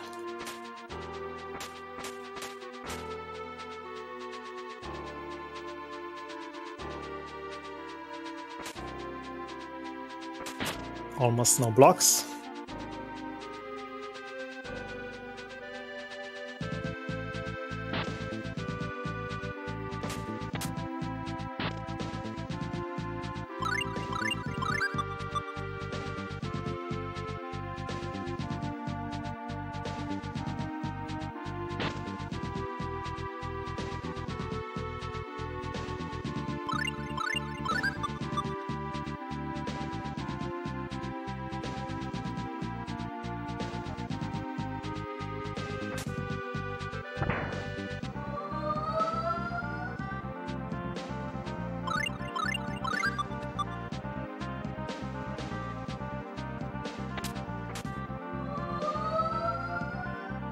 Okay, I picked up one item too much, but that's fine.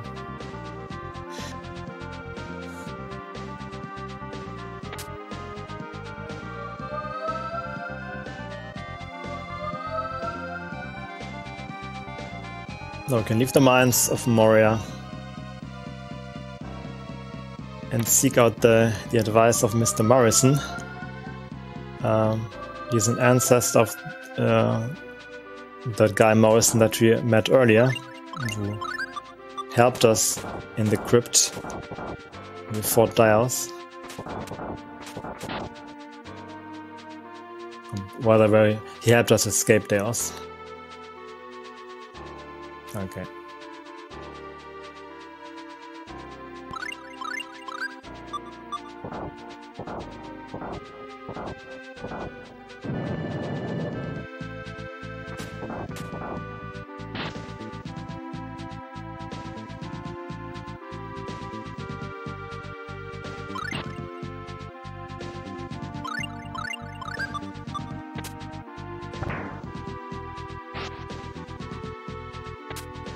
And we use this time to purchase a spell for Archie, this Thunderblade.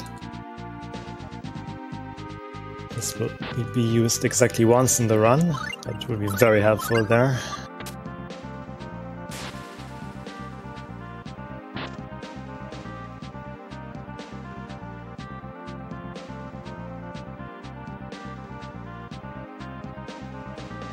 Can't believe how fast Skipsy is. He's catching up more and more.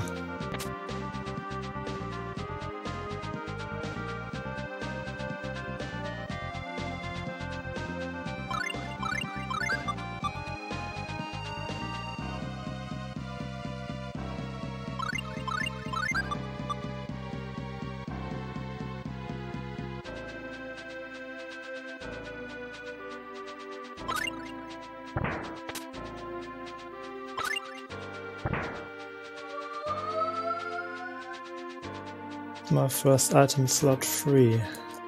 It is. Very good.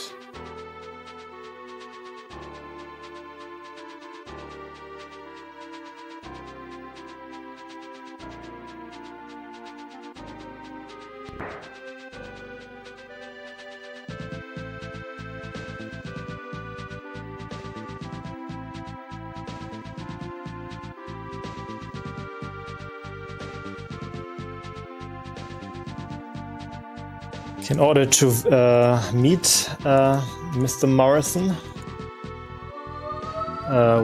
we got an introduction letter from that guy at Elvinister Castle, but Mr. Morrison's not at home. So we have to look for him in the desert, where he currently is. Where we've been before. We have been before, yes.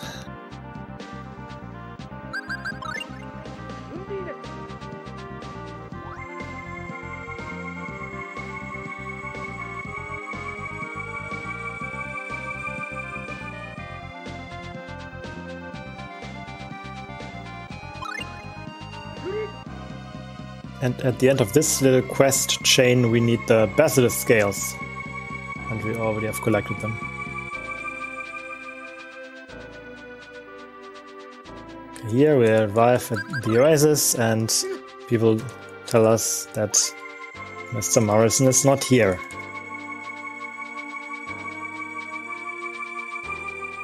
Okay, let's go find him.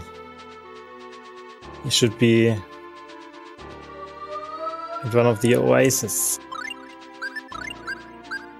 Maybe this one? Check this one out. No, he's not here. Maybe this one.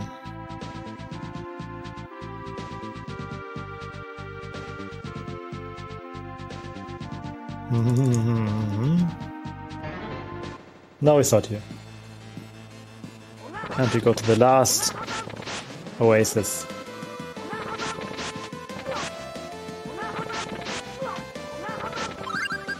And, oh, again, bad luck.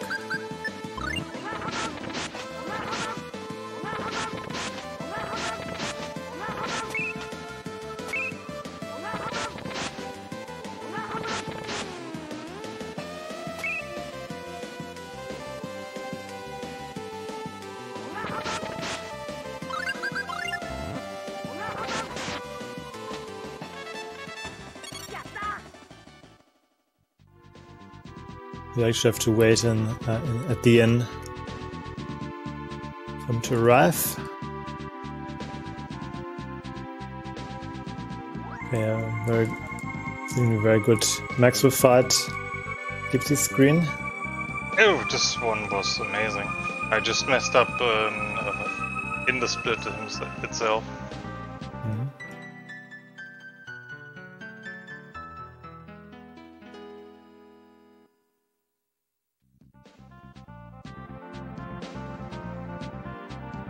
This wait will not take very long before he overtakes me. There's still a lot of game ahead, right? A lot of randomness, yeah.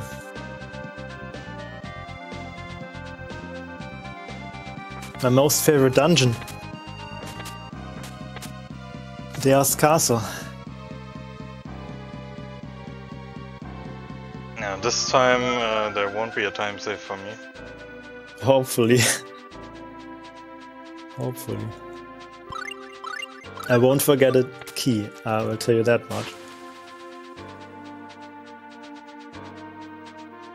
This was like a mistake that happens one time, and then never again.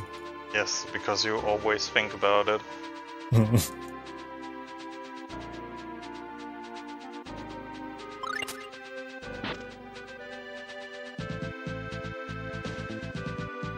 This game is basically like playing memory.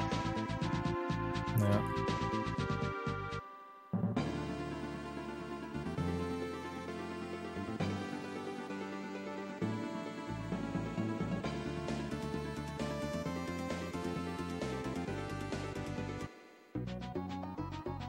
Okay, I'm done with the Morrison cutscene, and Skipsy is about to enter the Morrison arc.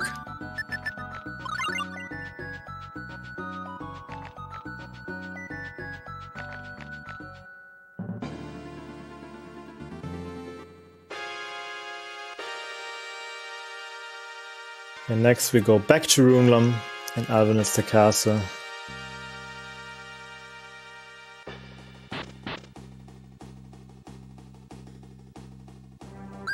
Did you buy Thunder Play-Doh? course, this time I did. Thunder Buredo.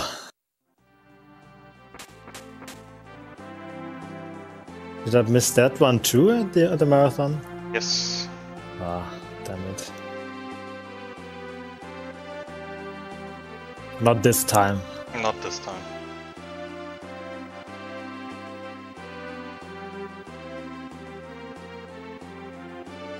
There is a fight coming up, and if you don't have that spell, it's gonna be pretty tricky and annoying. I'm gonna have to cast a different spell with Archie, which deals a lot less damage.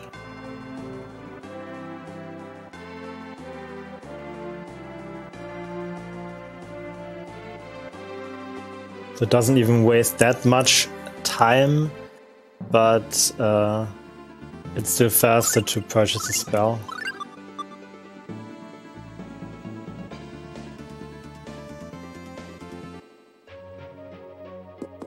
I have to sleep here, so Runam can finish whatever he's doing there.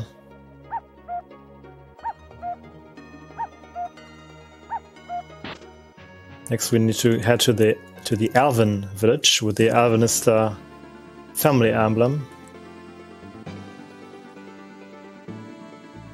Need to repair some, I think, contract rings, so Klaas can forge more contracts with elemental spirits. I think that's what the plot was. Yes, the diamond ring for the Lunar Tower. Yeah. We don't use Lunar spell once in the run, but well, apparently we still need her somehow. She's actually a pretty powerful spirit. She's just useless compared to Kless. That's true. And we abuse Kless and his skills. There are just two things in this run that are overpowered. Kless and Indignation.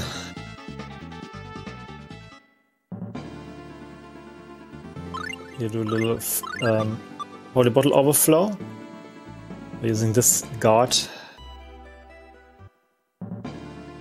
Yeah, like this. Now we won't have encounters in the entire room. Just run.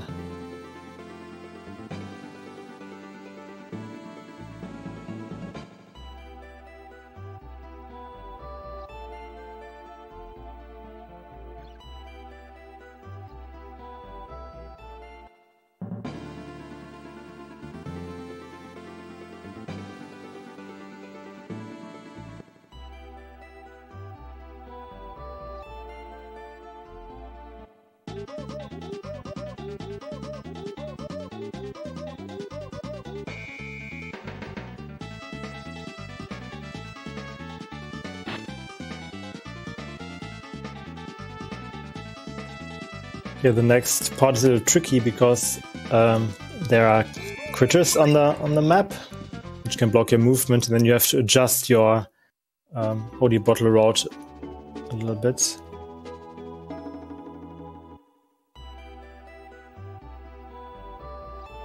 Little cute bush babies. I want to save here just because I don't want to be killed by an encounter.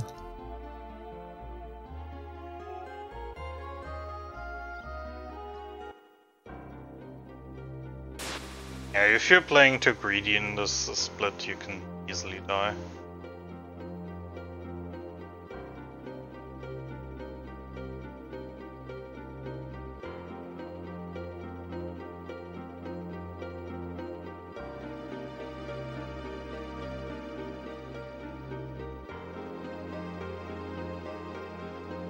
But if you stick to the correct holy bottle route, won't have much trouble here.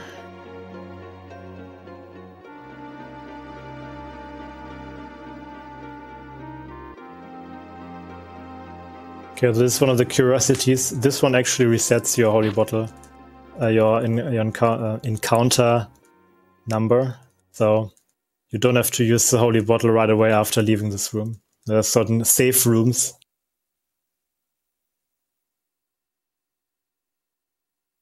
that like practically act as if you take a holy bottle here.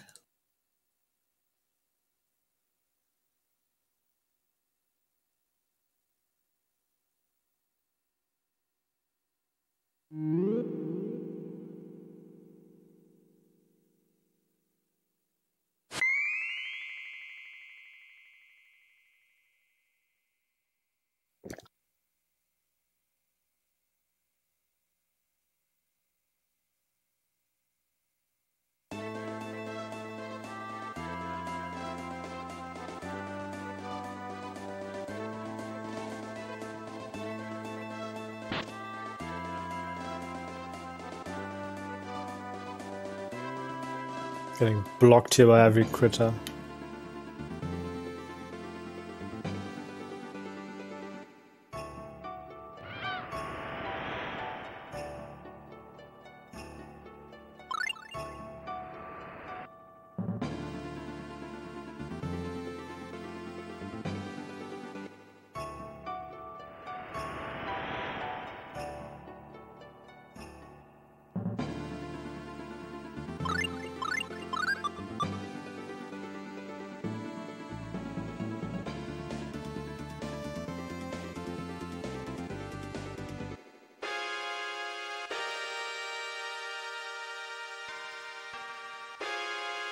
Okay, I didn't get any counter in Emo Forest.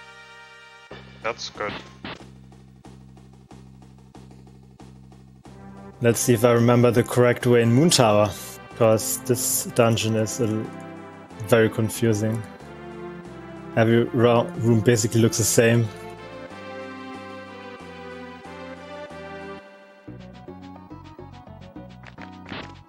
Before we get to Moon Tower, I would like again to chime in with a quick message if this is okay for you. Sure. Yeah, Go ahead. sure.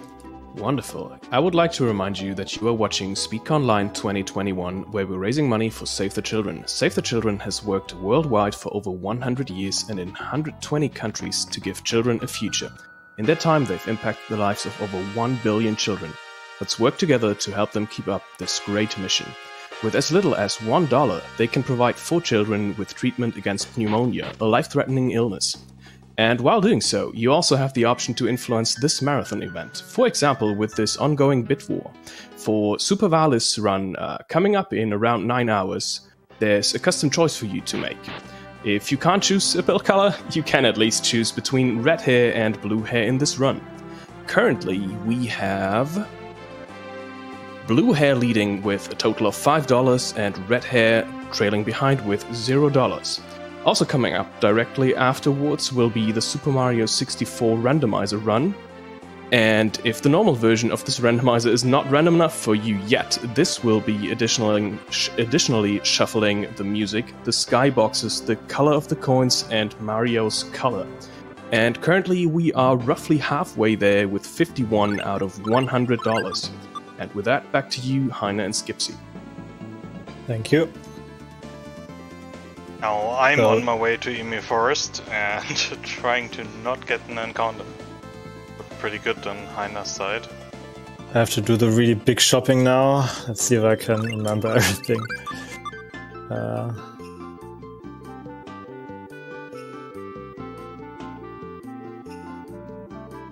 set up correctly. Run around.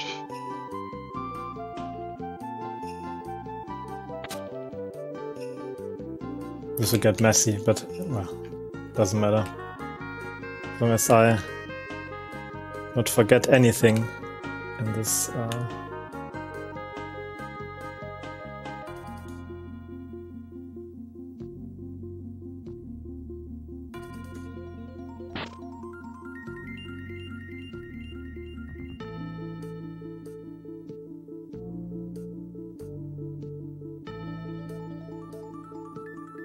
Okay, looks good. Looks very good.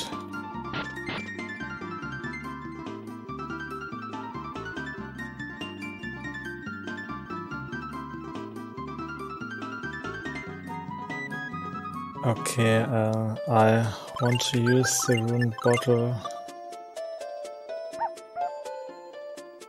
on one of the items here, on this one. And I already equipped some of this.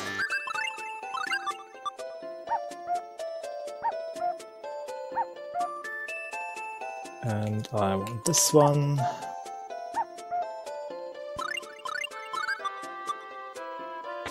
Yeah, looks good.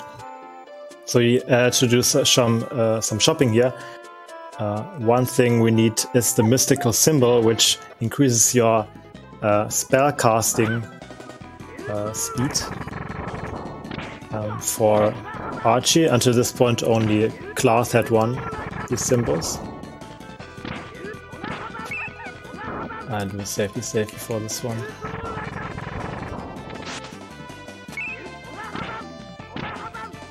Okay, this is the Moon Tower.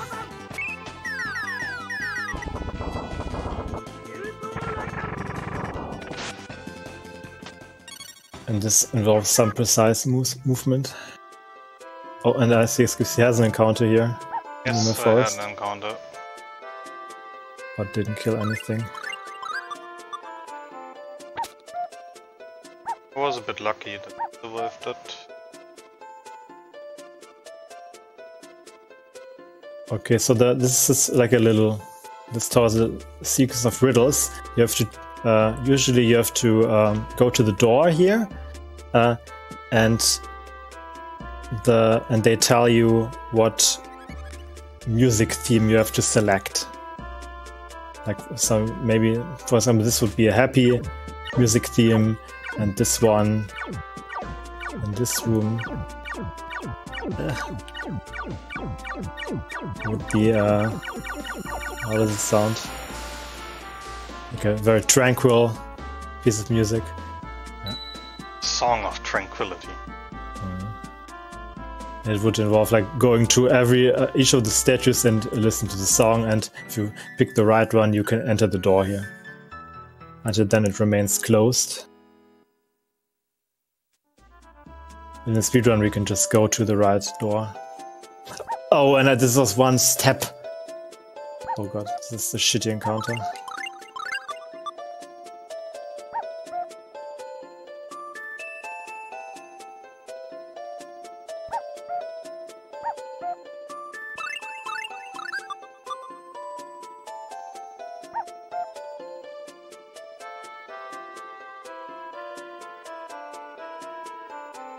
Of course, I got the worst encounter.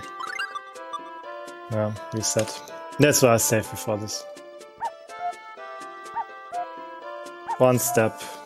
Yeah. It was severely punished, I would say.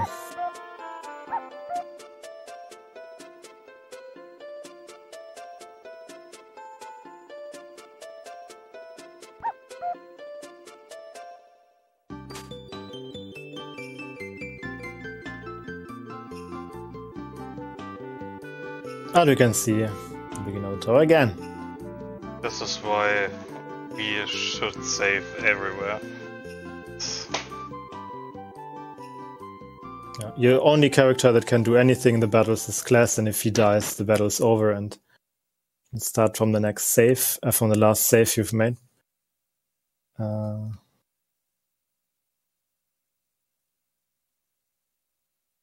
And with the Holy Bottle Rod, you don't have a lot of leeway here in this dungeon.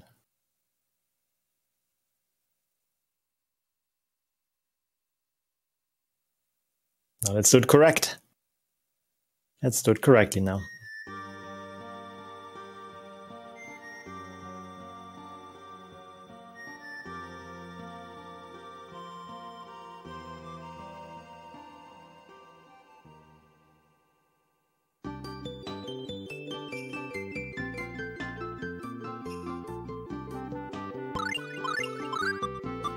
And the mouse is blocking me now.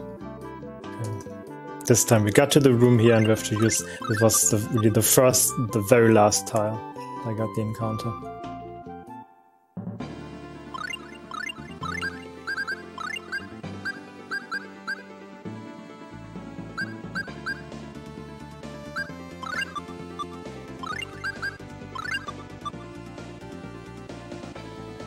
Okay.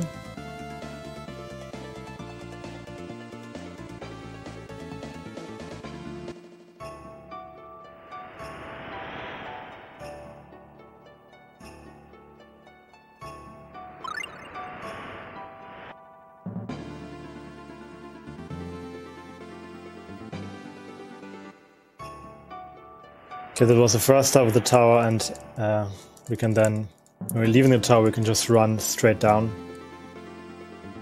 without solving any puzzles.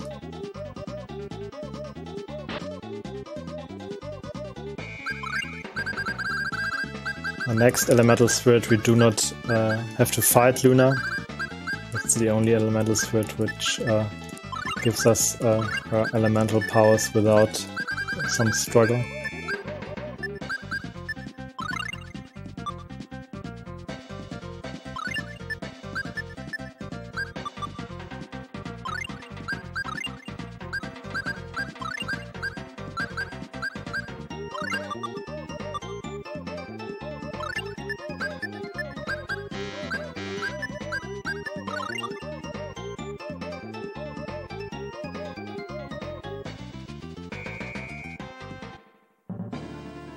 That's Luna!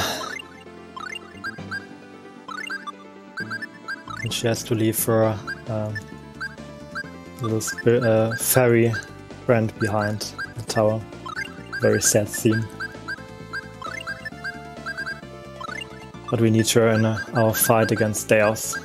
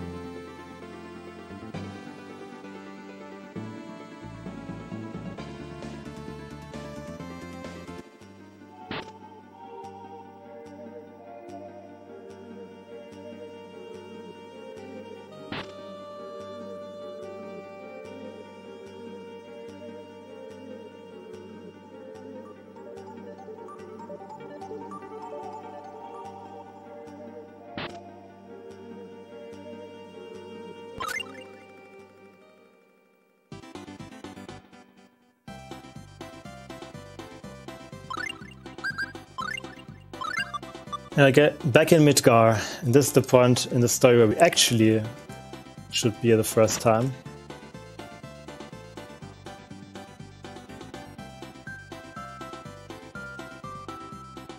And the city is involved in direct battle with Deus. There's a demon castle to the east and sends over his demon hordes to the city to capture it.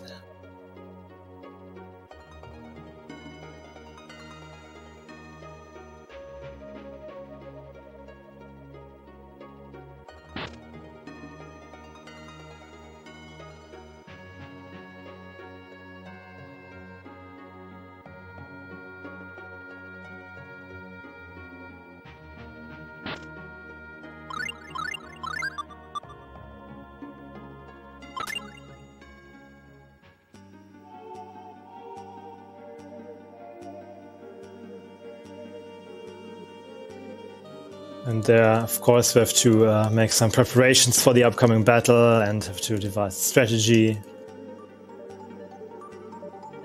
This is what these scenes are about. And Midgar has a very special weapon. The Magi Tech Cannon. Which they plan to use against Deus. And which turns out to be the source of mana vanishing from this world. Oh no, I messed up.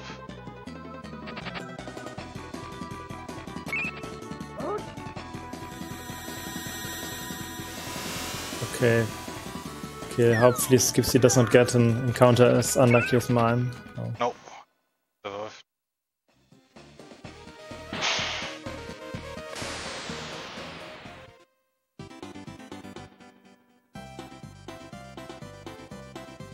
That was just... I don't know what happened. Little hiccup. Yes, my brain is not working at full capacity.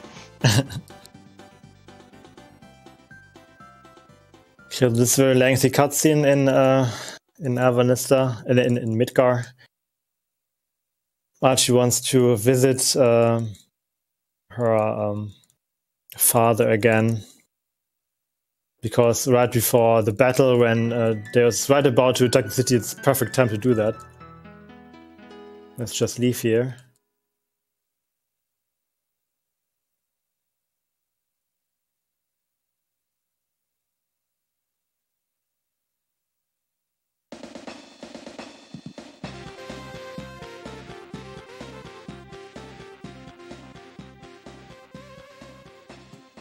I think I'm less than 2 minutes ahead of you. You're more than 2 minutes ahead of me. You're 3? about 4 minutes ahead of me. Okay. I timed that earlier when... I don't remember the time cues at all. This cutscene feels like an eternity. I lose all sense of time and space.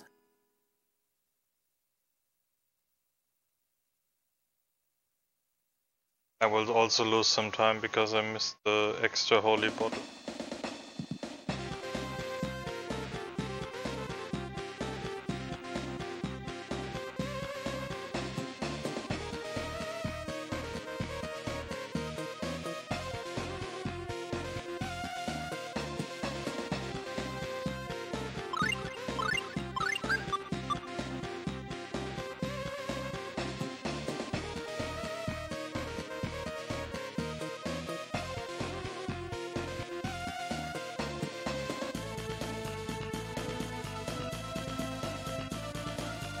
The real lengthy conversation between Archie and her father.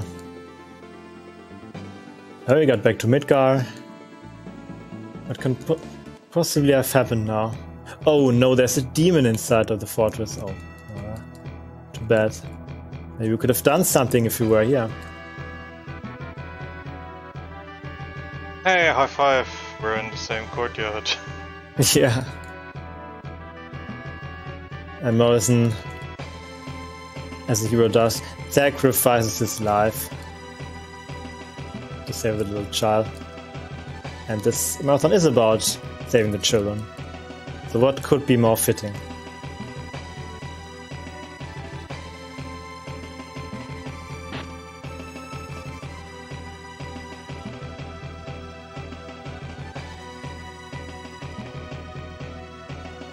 Oh, now they are afraid that they have maybe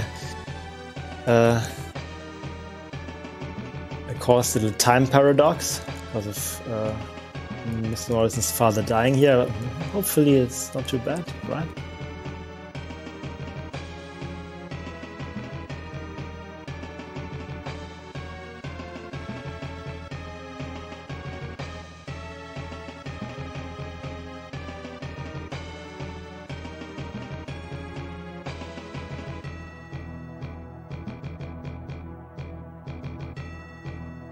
Okay, there's our battle plan, and the plan is direct attack. We just march towards the fortress and see if we're successful.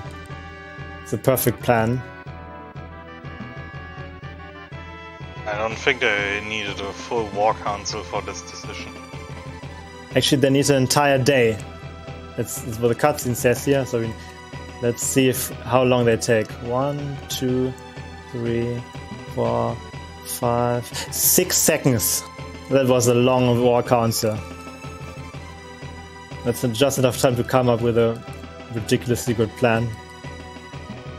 Longest day in history. Yeah.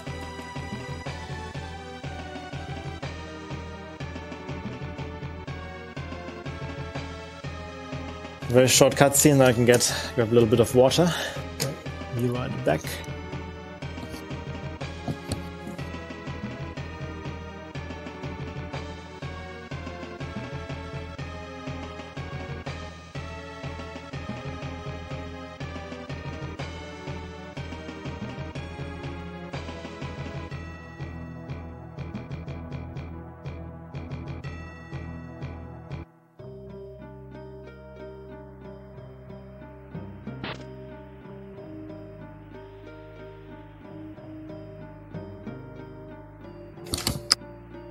Oh, and I'm back.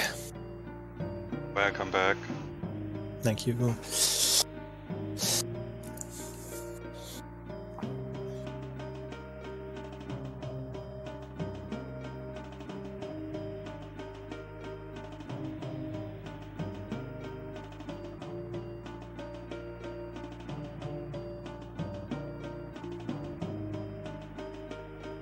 Okay, this part of the run is really, really annoying. We have to actually dodge encounters here. There are monsters running around on the screens and we should not run into them. And the movement is tricky and tight. I will save here because I'm not feeling confident.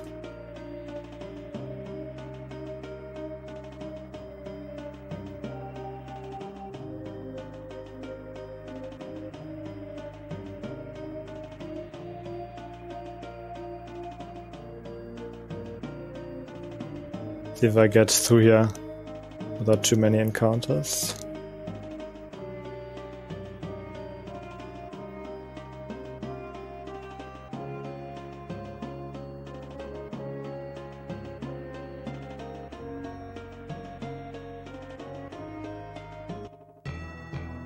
Oh, no, this is returned at the wrong time.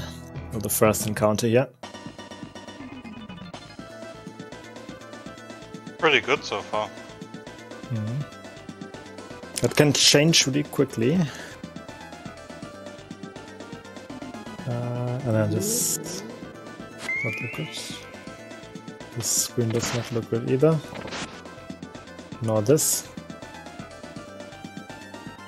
This one could be good. Ah, damn it!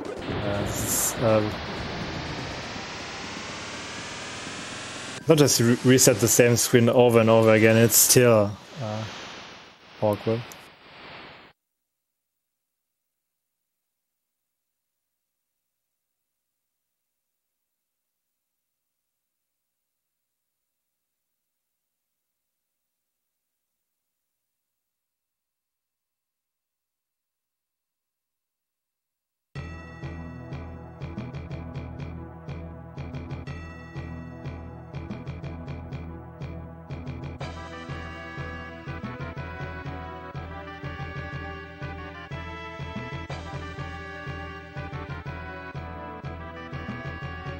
Actually menu buffering here, just have a little bit of a look ahead.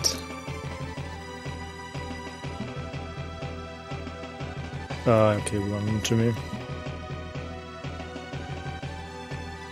That was okay. We need to revive. There's a life bottle. It's really down now in the menu. Far below.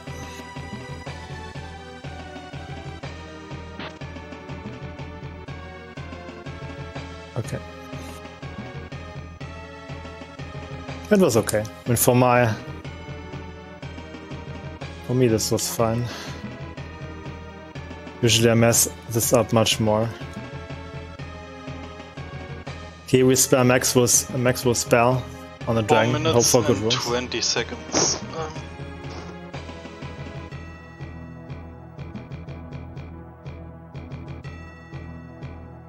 Now I need a better field. It's not 4 minutes and 20 seconds.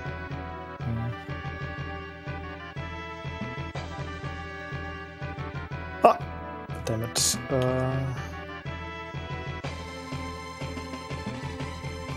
Don't kill Mint. She needs some XP now. Okay, this was fine. Not the best fight, but it was okay. Mint just learned her Pico Hammer.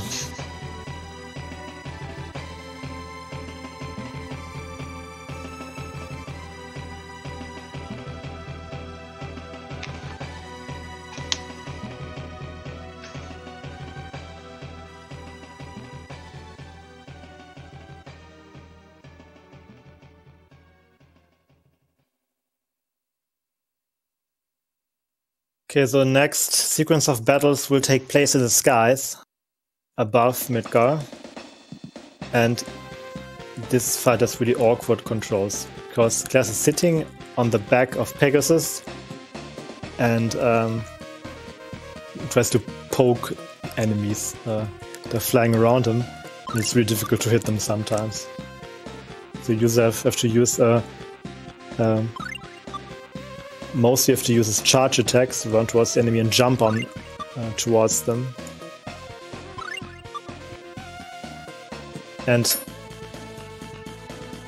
some enemies are even immune to spells, so you have to attack them with melee weapons.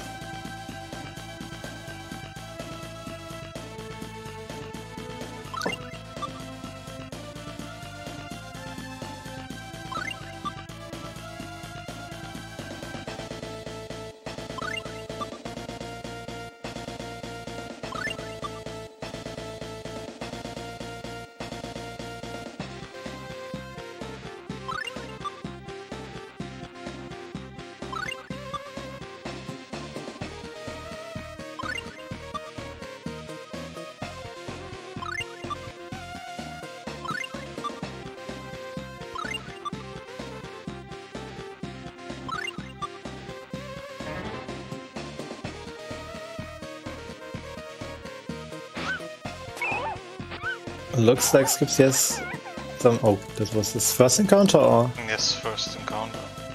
Oh, so on. Oh, Mint got hit on the head. Doesn't matter. Poor Mint. Oh, second one.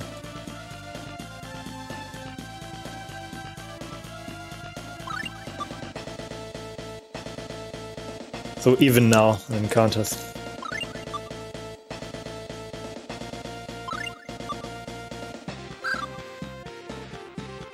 Technically, it is possible to manipulate these spheres with really tight movement, so you know exactly what enemies will be in which room and how they will be moving, but it's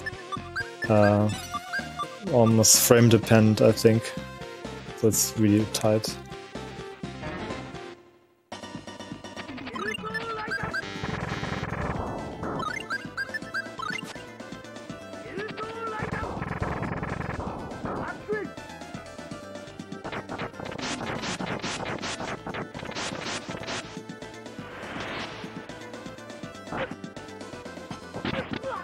MSS fired the Magitek cannon, but the cannon is broken after only one use, so bad RNG there.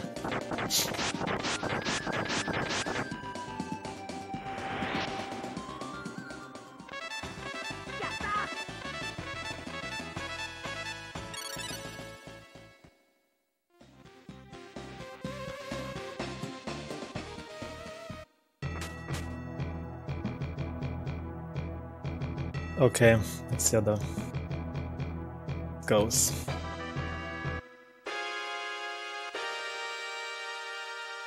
This is where we use the Thunderblade spell.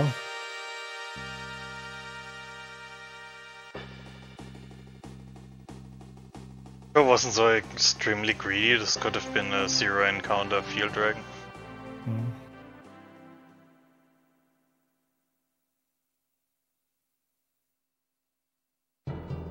But 2 encounters, okay. Yeah, definitely. I've Saved seen much around worse. 1.5 minutes on PB.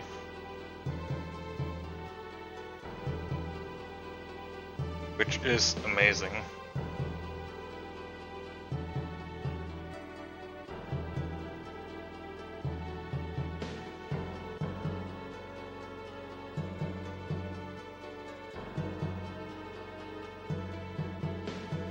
And this fight is straight annoying, because these ghosts can heal each other. If you're lucky, they don't cast at all. Sometimes they use attack spells.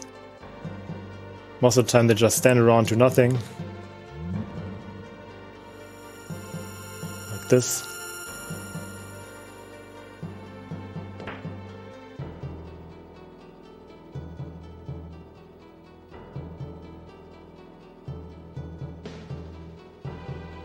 No, I always use a flare bottle on Archie. That will not help her.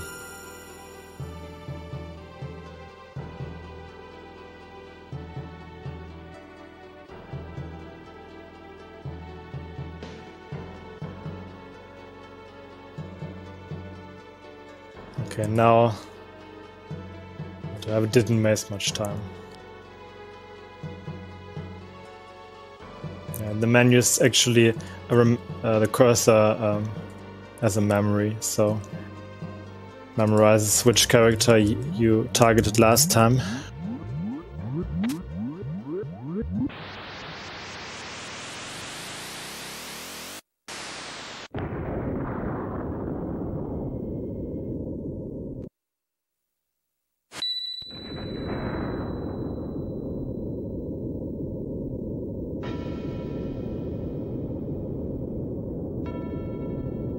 Okay, this was the last encounter, and this is the boss fight. Now we have 2 yellow cakes in our inventory, which we use on the boss. Get rid of him quickly.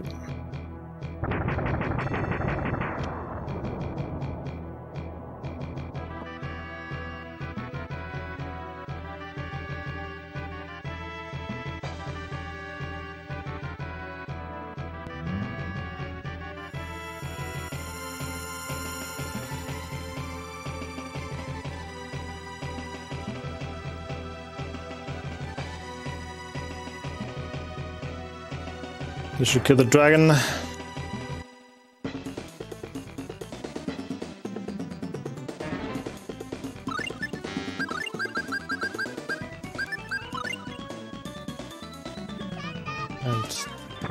Skipsy starts the air battles now.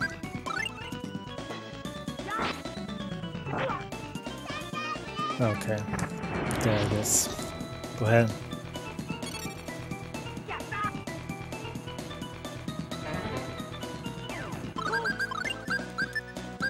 And we end the battle.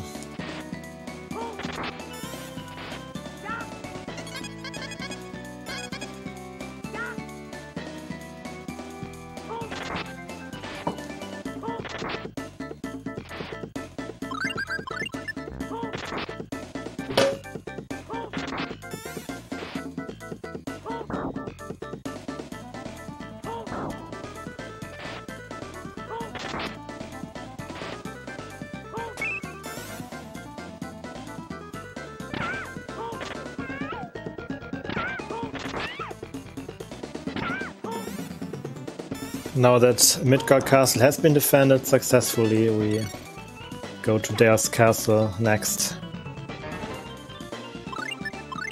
and kick the villain's butt.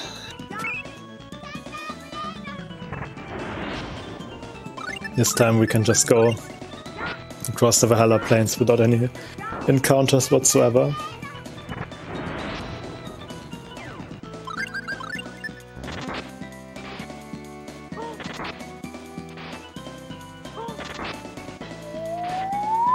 Hello, this is me again. I would like to interrupt real quick for another message if this is okay with you.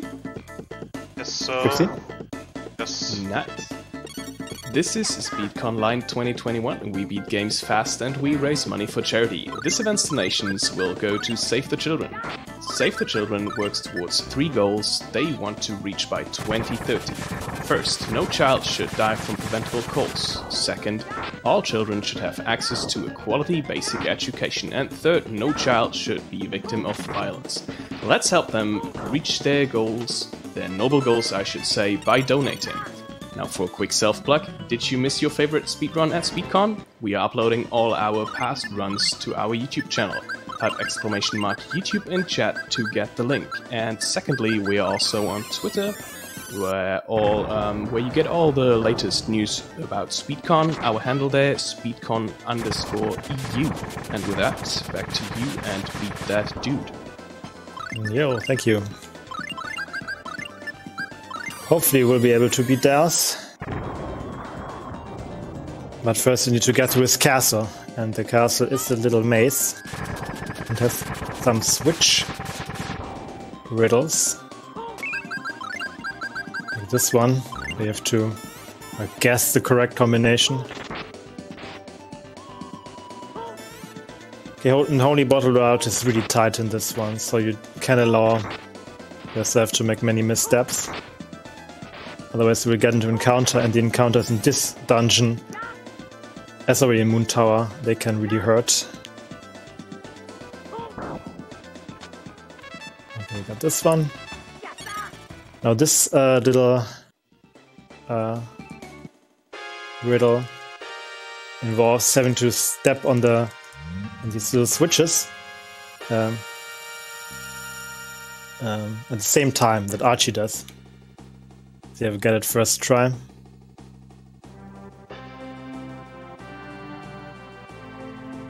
Okay. The only bad speedrunner will fail it first try, so I did. Let's go for the second one.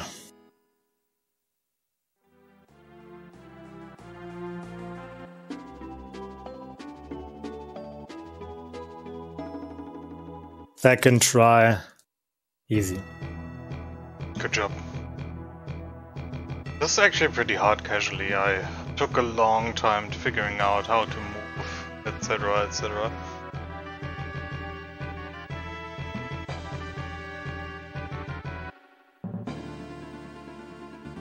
But once you did it a few times, then it gets gradually easier. Yeah. To get used to the timing.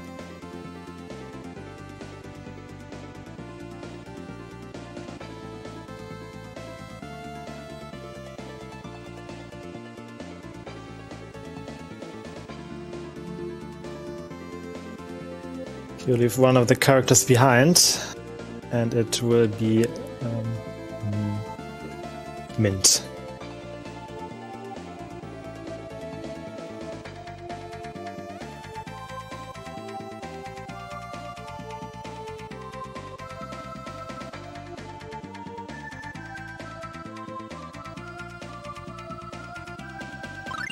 Okay, another only bottle, and this time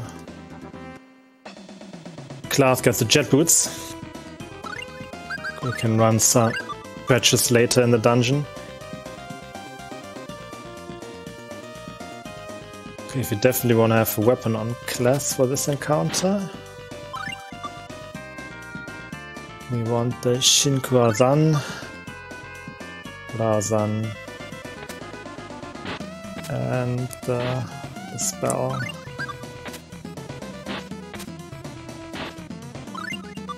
Oh, I picked up the meteor spell now. We don't do this anymore. With this rod. So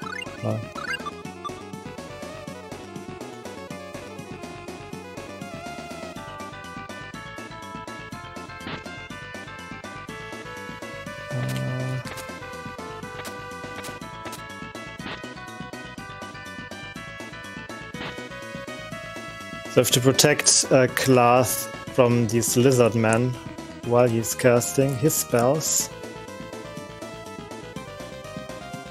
And he got second spell through. This is good. We won't be able to finish the third one. Okay. No, we're fine.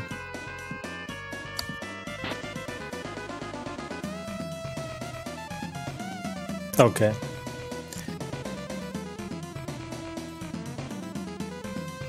And here we hope for a specific drop. The demons have a chance to dupe the Moon Phalanx, which is a really powerful blade for Klaas, and this makes all other demon encounters in this castle much more consistent and faster overall. But it's random the blade drops or not.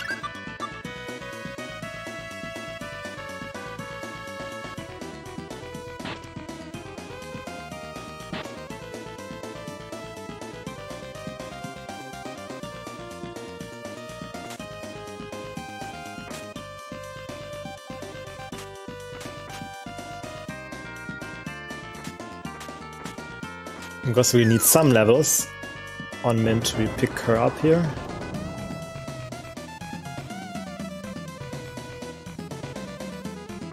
And I probably want to save here.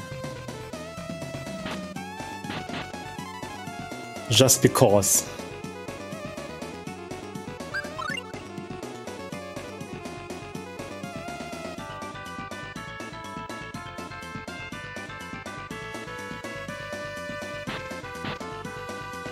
We replenish some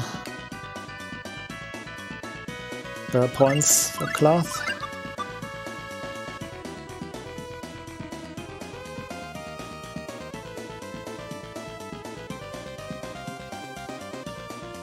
Archie also does a good job defending Klaas from behind.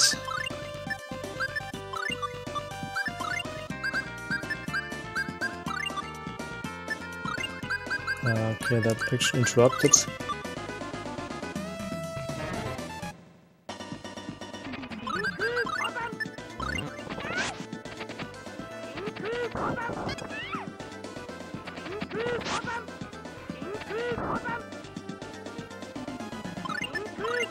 Actually want her to be alive.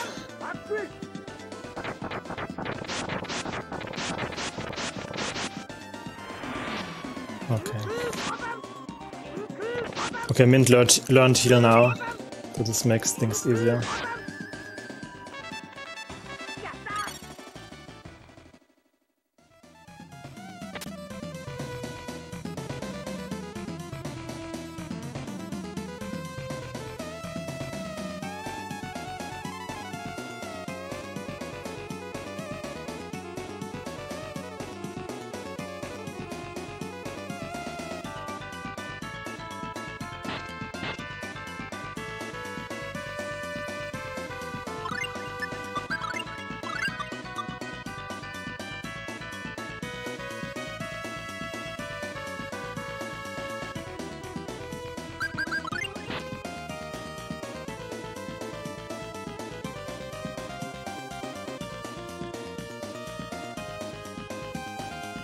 If you're lucky with damage rolls, you will get 1000 damage rolls every time here, and kill them with like 1 or 2 barrages.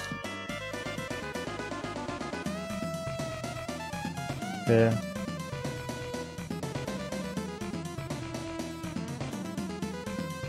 At least one good roll. Okay. That was no Moon Phalanx for me.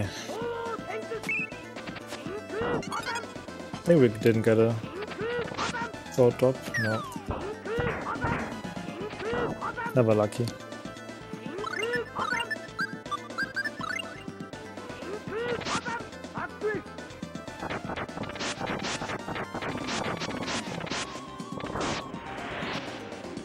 I'm too stupid for these riddles.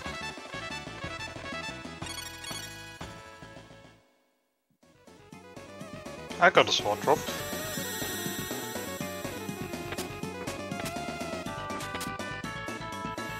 See if it's the one blade.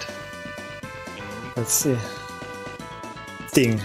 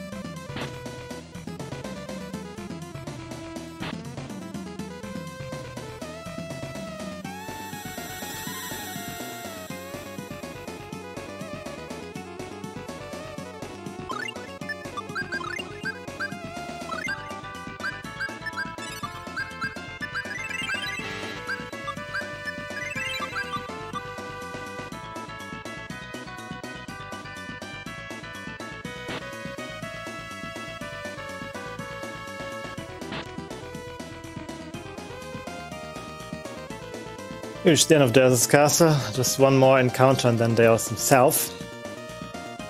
So these are really, the fights here are really tricky, the lizard men.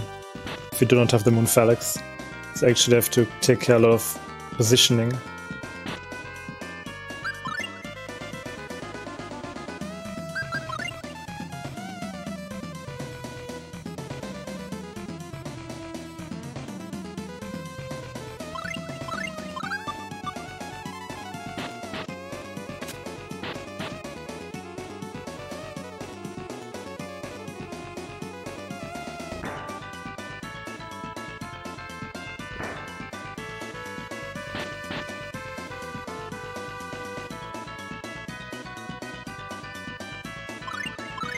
Oh, I got a sword drop at the last encounter here. Let's see if it's a Moon Phalanx. Good luck. It's not a Moon Phalanx. Oh no. Too bad. Okay.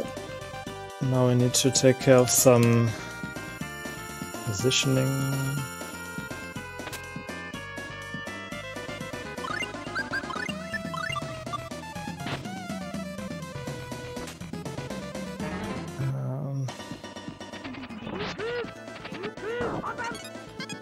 She should only heal. We need the like opal on him.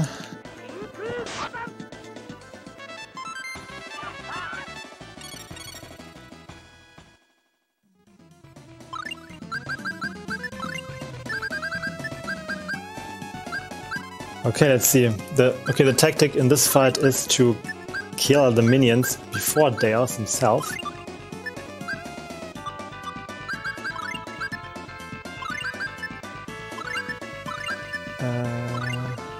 And we use the indignation spell to do damage to him. Okay, maybe I should. Okay, here it is. I found it! I found the spell! I'm a genius.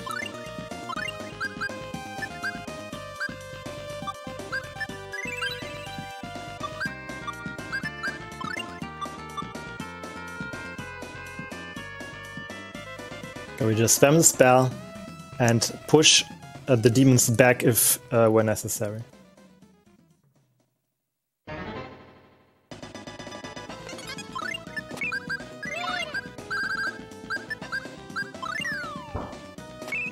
We usually need 1 orange gum for Archie.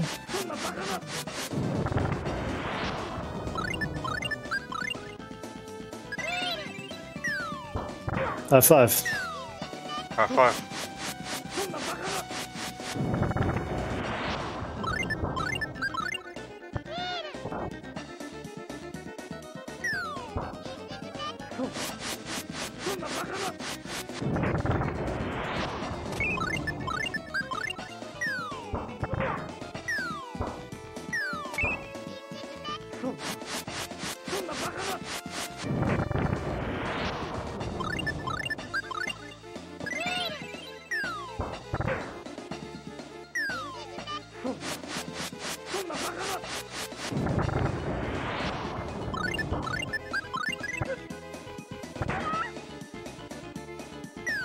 Soon the first of his ads should die.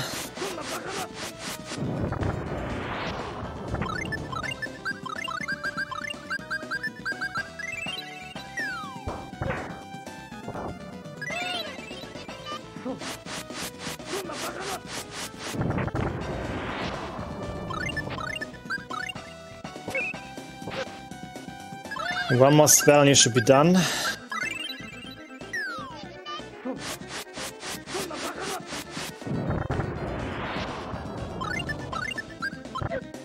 And this one, let's push a hit Archie. Should not happen.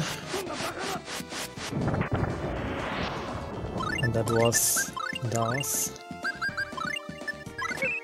And there is his ad, and that was theirs.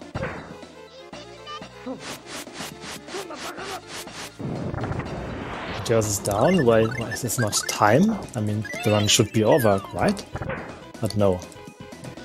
Deus escaped. This fight is super scary. But he's down. See? There he goes, Booth. He escaped to another time. This time traveling abilities. And he should be at the present now, so we have to travel back and we have to find a time travel device. Well, nothing easier than that. It was one of the most scariest fight I ever had, because the one demon was not being easy. Like, Class was on 300 HP. It was super close. Yeah, sometimes these demons don't do anything at all, just standing there, and sometimes they attack constantly. Especially with their orb attack, you can't really dodge this. The orb attack is not a problem. The problem is the whip, because it can double hit. Yeah, but you can at least keep your distance to it, and then you don't get true. it.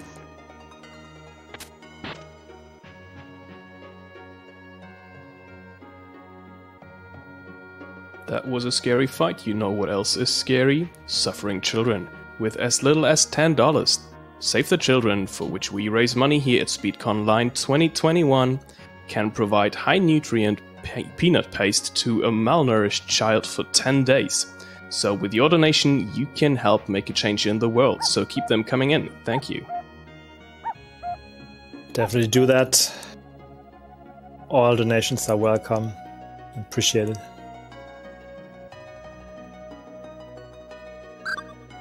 Okay, now the Darius is dead, and we need to find the time travel machine, and it's actually hidden in the city of Thor, which is like a kind of an Atlantis in this universe.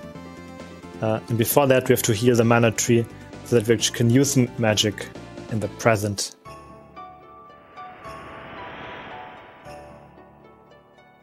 First, let me sell this ring real quick.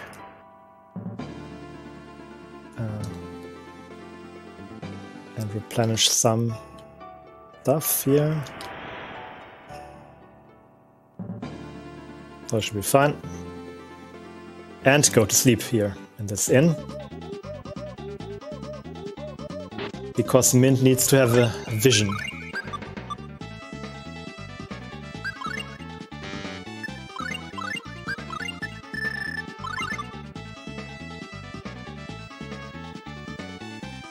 Okay, now you are like 20 seconds behind.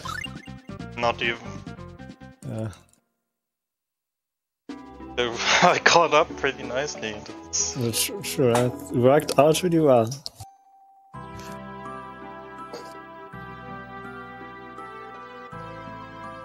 But that's marathons, right? Like, you're not 100% focused on playing, and That's fine, yeah. it's also, I lost so much time in Deo Split, even though I had perfect RNG and had potential to gold. But then I second guessed myself at the menu and stuff like that. Also, we have a pretty long name that's also like affecting both of us.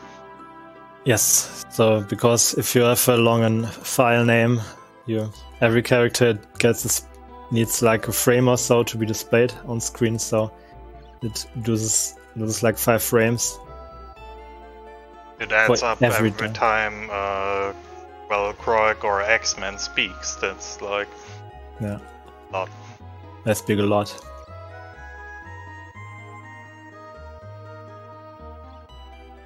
Okay, now that we have witnessed this cutscene, we can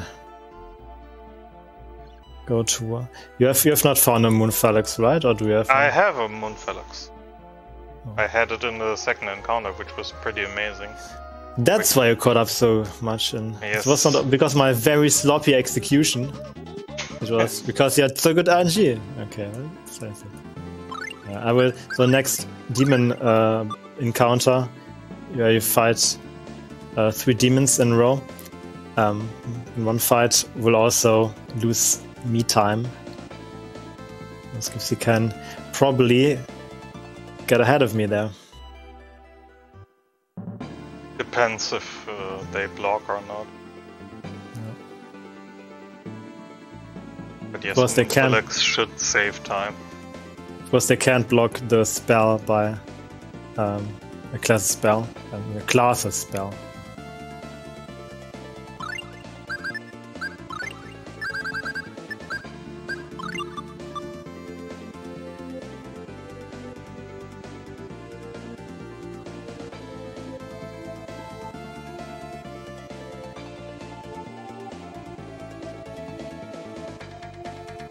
Okay, and in order to heal the mana tree and save mana from dying, we have to find the magical unicorn, so we can lend us his powers. And it's a virgin-loving unicorn. It's only strictly interested in virgins. Only they are allowed to see his big horn.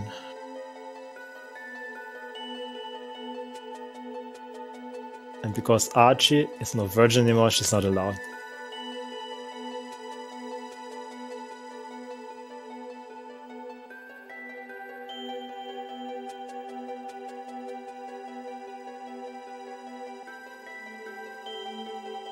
And while Mint has a little date with a virgin-loving unicorn, Archie's doing something else.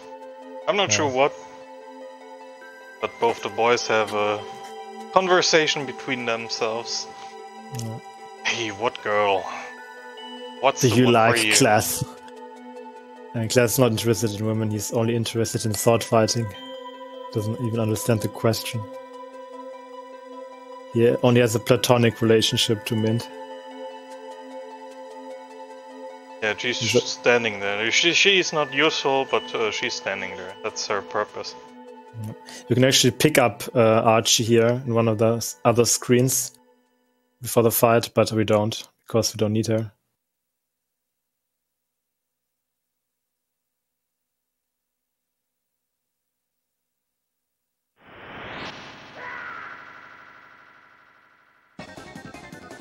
We only need good RNG.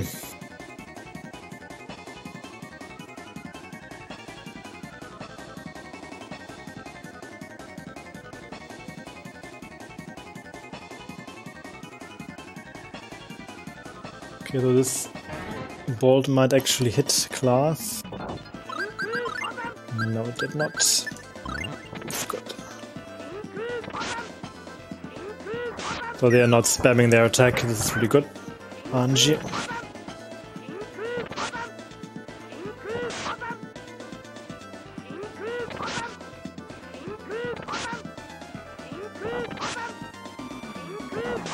Yeah, that was as good as it gets with class of spells.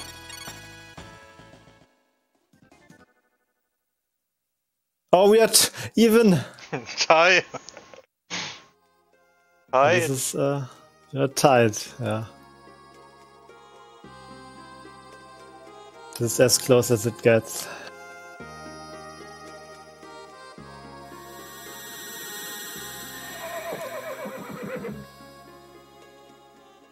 Sadly, the unicorn was fatally wounded in the fight, but Mint can have his horn at least. The big horn. The unicorn horn. The very big unicorn horn. The stiff unicorn horn. I see where this is going. Mm-hmm.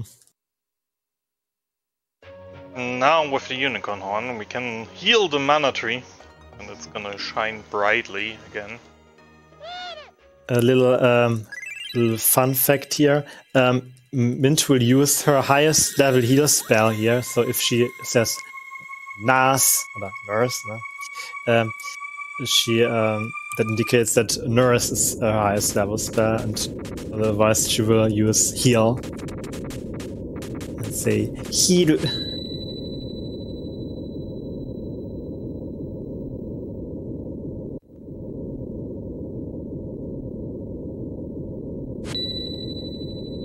And if she's super low level, she will use First Aid. That has never happened before, if I recall correctly. Yeah, she usually should have the heal spell for the first Daos fight to heal the damage of. Would be a fun demons. experiment to test out. We still haven't done that. This last marathon. She's just standing there and soft in the game. Soft locks. Sorry, can't heal the tree. I have the unicorn horn, but I have no magic of my own. Well, she just rubs the unicorn horn against the tree.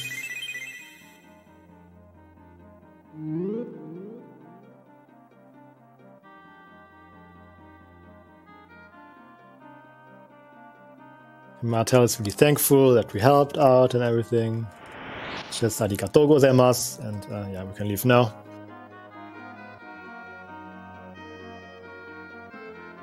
To the city of Thor.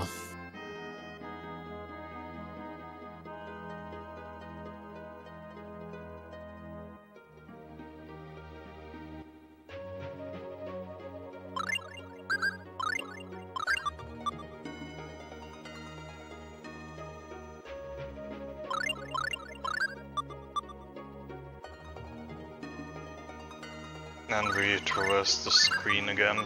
Like, we've seen the screen a couple of times. And the city a couple of times, but this is the last time, I promise. Yeah.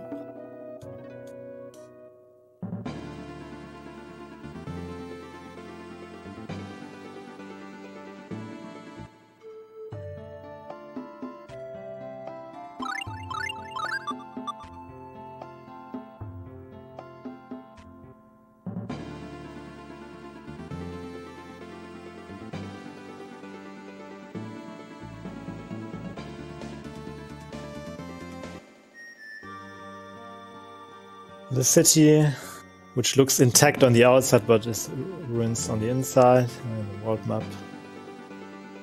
They never updated the world map. Yeah.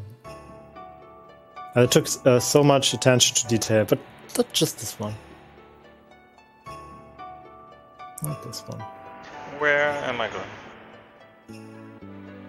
Giving you time to catch up? No. Okay.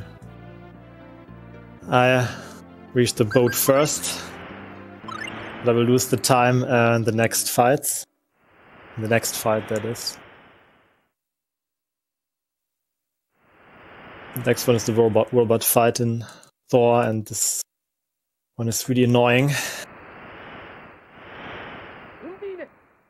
First, we need to call Andini to provide us with the means to traverse through Atlantis. Yeah. With a bubble of air. It's good to have a water spirit on their side.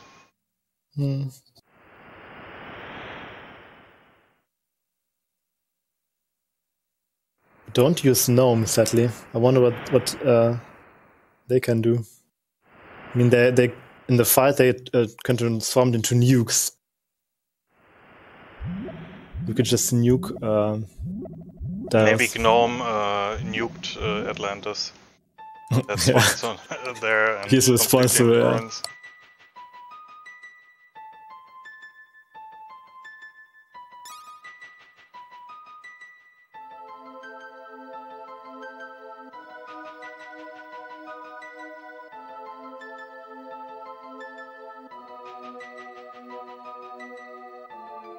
Pick up this little chip card.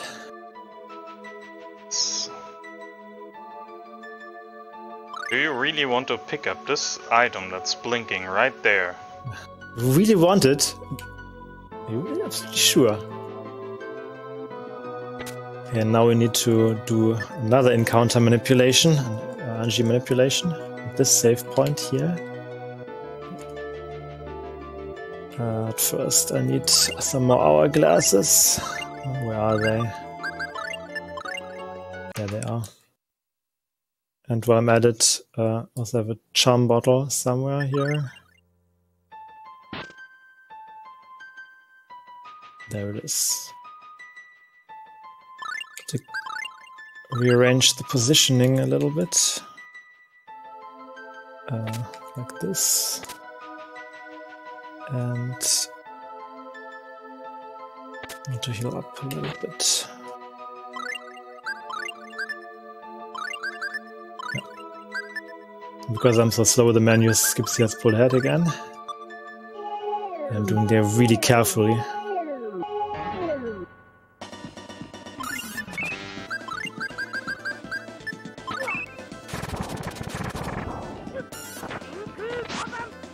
Yeah. The RNG minute works differently on emulator and then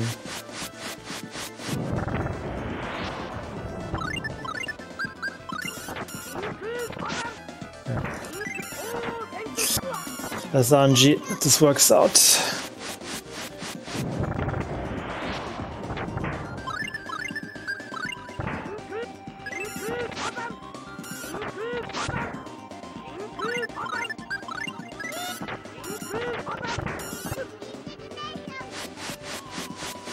Okay, she cast her spell finally.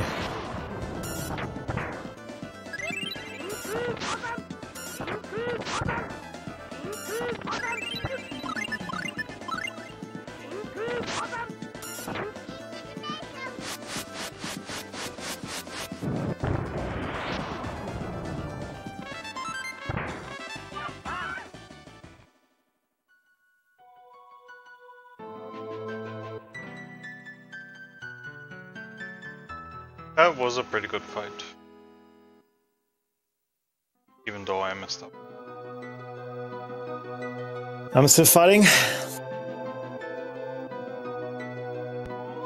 Should be over any second.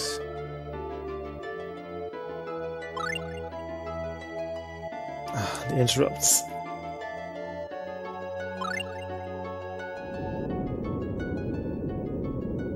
Okay. This one went fine. It was exactly as close as mine, like, Quest was pretty low HP. And with Atlantis, we revived the island again. And we can use the time warp.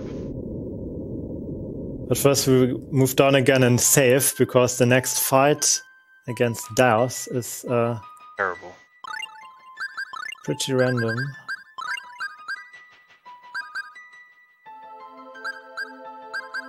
Mind. No. Actually, we also have to, if you have a Moonphalanx, we need to change it, because it deals less damage with the Gale Shield, which we will abuse to deal tons of close range damage to the house in the next fight. So we need Gale Shield and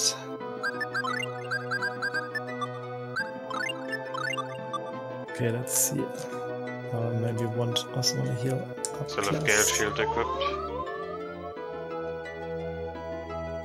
Yeah, I want to make sure that I do so too.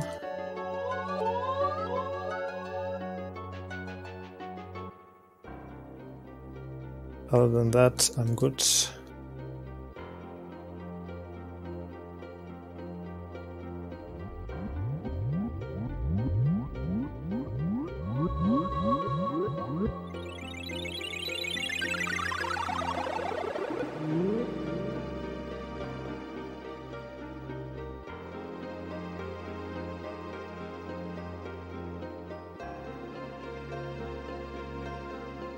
So this encounter is pretty scary. That's coming up ahead. Like,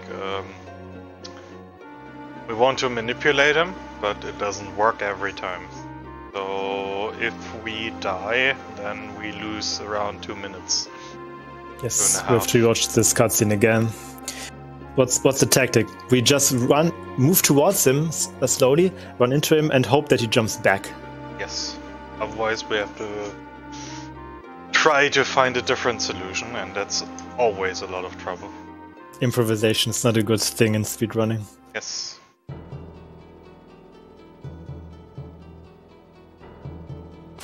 But usually you get the good RNG. Normal RNG. It's normal for him to jump back every time you walk towards him. Very weak and scared in this timeline. We use 2 hourglasses to stop him. And just like... He gets good RNG. I also get good RNG. There are my hourglasses. There are my chronoglasses. Good. So we both get good RNG, so... Now we see where we need the chronoglasses just to lock him in place. Push him to the right side on the screen. And then spam the Gale Shield into him. Nice. Easy win. And now we're in the late game. Yes, this is the longest toilet break also in the run. We have like 1 minute 30 or so cutscene. That being said, I will use mine. And I will use mine too. I'll be right back. Toilet break, that sounds like a cue word right perfectly for me. Yep. Let me remind you that you are watching SpeedConline 2021, where we're raising money for Save the Children. Did you know that $50 can keep 10 out-of-school children from going hungry during a pandemic? So, with our donation total standing at $360, paired with my admittedly lousy mental arithmetic skills, I think that would put Save the Children into a position of keeping 70 children fed. Y'all, I think you're doing a great job. Keep the donation coming in. By the way, you also have the option to influence this marathon event with your donations. For example, with this ongoing bid war. For the Super Valis 4 run coming up in around, that should be 8 hours? Yes, in around 8 hours, there's a custom choice for you to make. If real life won't let you choose between a red and a blue pill, at least you can decide if the mentioned speedrun should take place with red or with blue hair. We are currently standing at... that's $5 for blue hair, and being trailed by red hair with currently $0. So if you want to see red hair instead of blue hair, make sure to donate before this run starts. Also coming up directly afterwards will be a Super Mario 64 randomizer run, where you have the option to unlock the Rainbow Miser mode with your donation. If the normal version of the randomizer is not random enough yet, this is additionally shuffling music, skyboxes, the color of the coins and Mario's colors. I'm sure the Dead Unicorn we saw earlier in this run would have liked the colors a lot. We are currently standing at $51 out of $100 for this, so if you want to see a colorful Super Mario 64 randomizer run, make sure to get your donation in before tonight. And with that, I think the toilet break might be over. I don't know, back to Heiner and Skipsy. The toilet break is over soon. In this part you don't have to match at all. It's one of the few cut scenes where we don't have to do anything. Our cue to be back is when the action starts.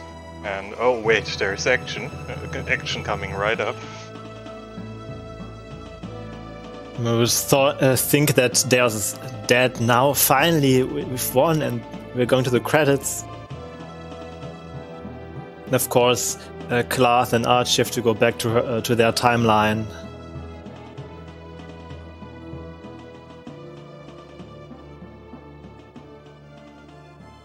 Everyone's really sad. But it's not goodbye right now. And it's not time right now. No.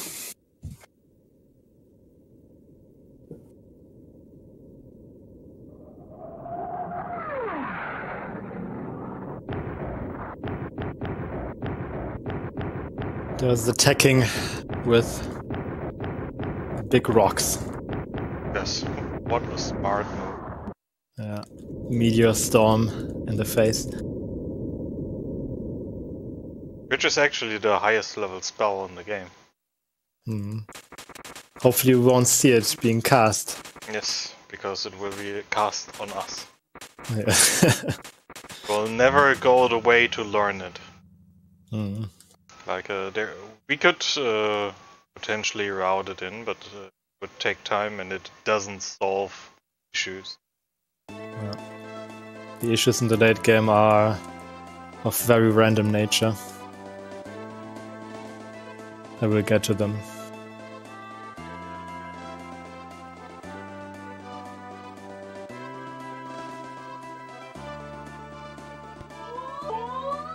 For now, we are being sent to the future. Getting back to the future.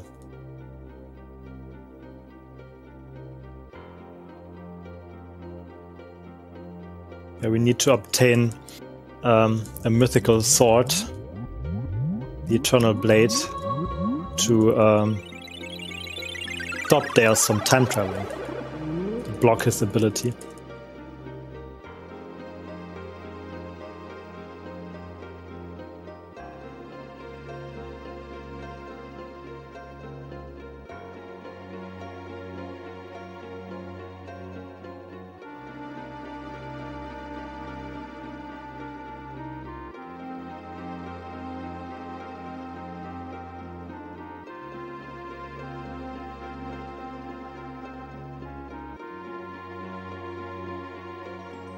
Some beautiful Mode 7 action. Yes, it's also, I think, the last time that we see this particular screen. I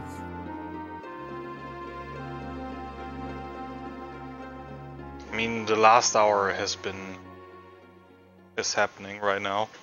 This is the actual late game. And this late game is pretty scary, to say the least. Like, every mistake gets heavily punished, and it can end runs. So, we don't want to do any mistakes. No encounters in dungeons. No, not at all. And no wrong inputs in boss fights. Not at all.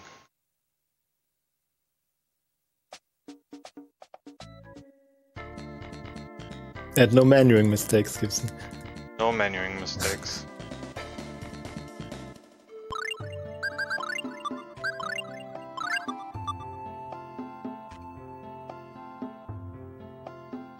But the first dungeon's not that bad. The vault dungeon. Now in Vault Dungeon, even a mistake can still happen, but starting Fangwolf, could be no recovery. No distracting each other, that's true. I never do that. Not intentionally, that is.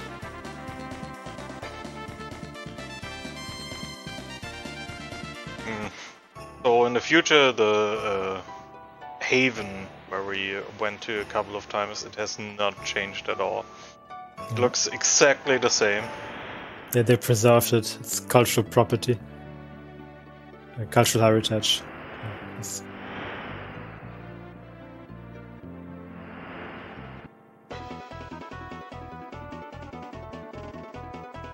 But Uncle's house has changed a lot, and you remember from the start of the run, went to this house exactly to see Kless's uncle, and he sold us out to start this whole adventure. So in this time his family didn't survive and they made a research center here. So his house still had a good purpose. Yeah. We use this to get some flying machines, but we need to power them first. And for this we need the Spirit of Electricity vault.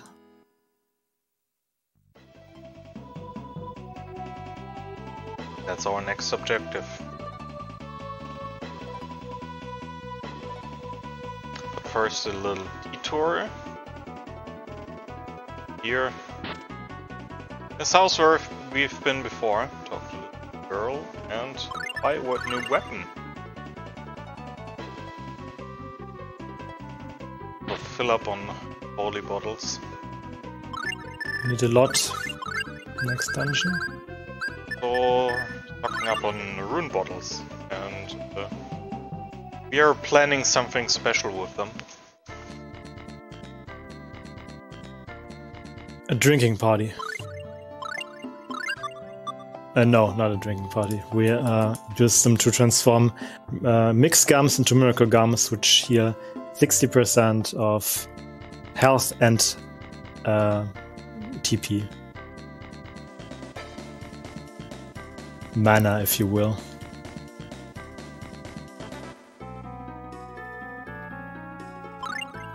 Did I hear drinking party? Did you know that $50 can supply a home water filter for children so that they don't have to spend their days in school walking miles to a water reservoir? So that's a drinking party for them as well. Make sure to donate to this wonderful cause. Okay, let's see if and we need them to transform some sage leaves here too. Let me grab my mixed gums. Okay. Just blind.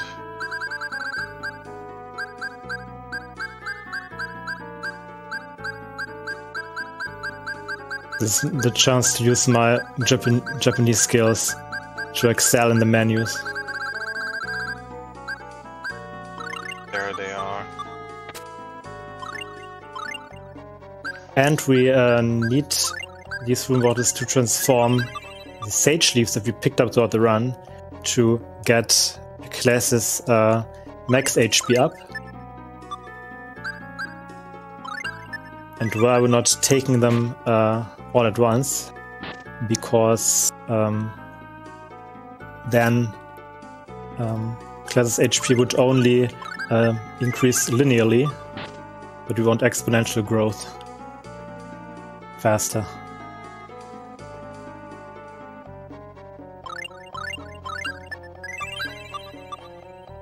Because the max HP only get updated whenever you leave the screen.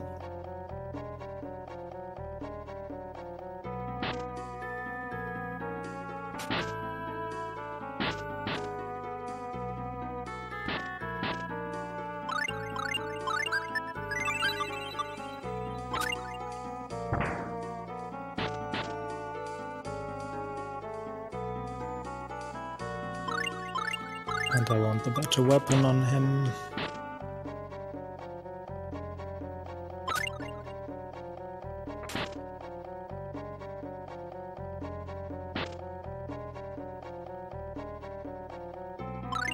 And we... Okay.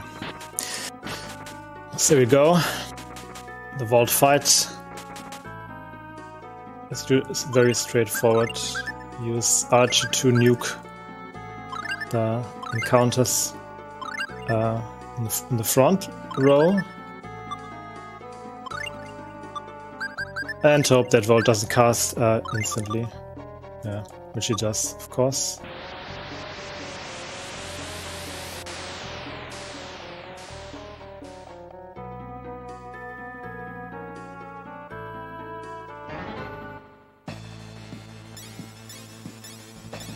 And now we can start attacking Vault. We are brute forcing it by just attacking close range with Glass.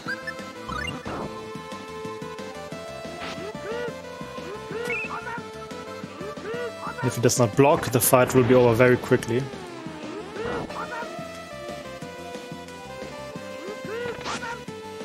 And it was a really good fight.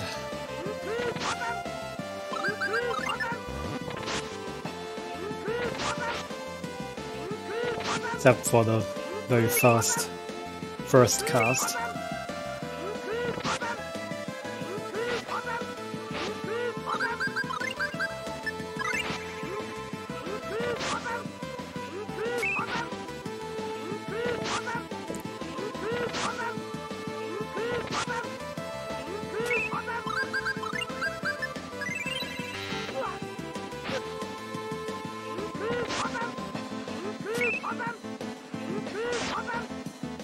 It was a pretty long fight.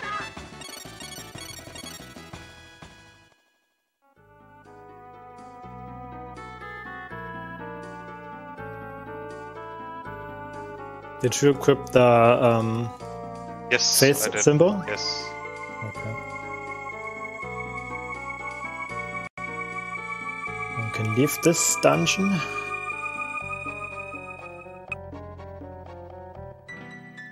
Do some more shopping. This will be the better weapon for Class. Still, the scimitar only gets used once.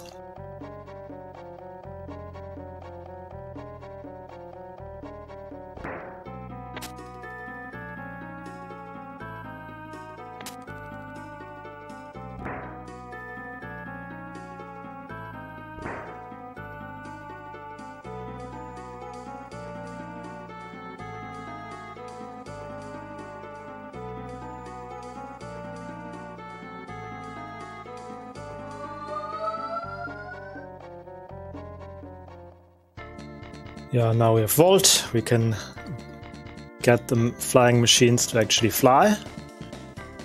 And then head... why do we need the flying machines? Because at the moment, traveling by sea is very dangerous. And there's this blocking the ports.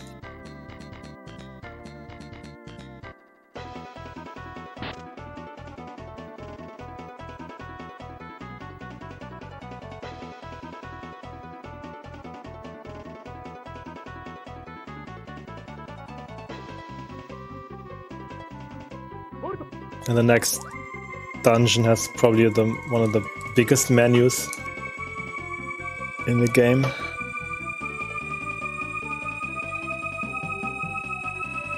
You need to consider a lot of things for the next boss fight. Especially you need to make sure that your party stays away from the next boss. Everyone must be put in the back row.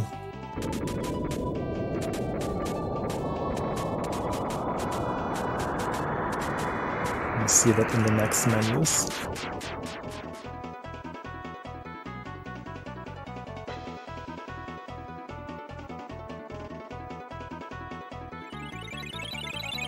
First,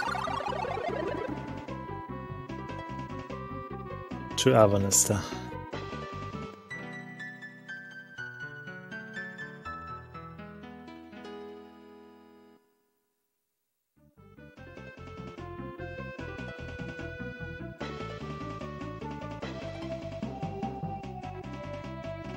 This little device, which deals very good damage to the next bosses.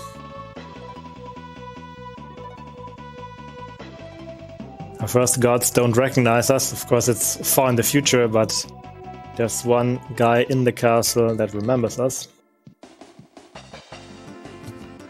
That is Runglum, the elf. For he has a much longer lifespan than humans.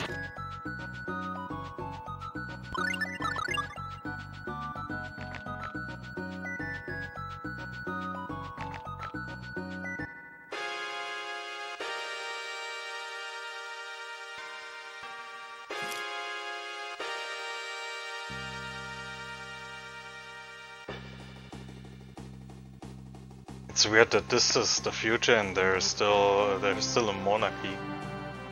Yeah, it's like in the United Kingdom. Imagine.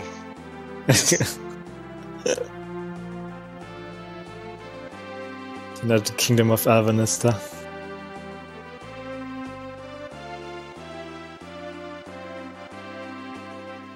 Okay, now to the north. This town. That transmitted a miracle charm earlier that we can use here.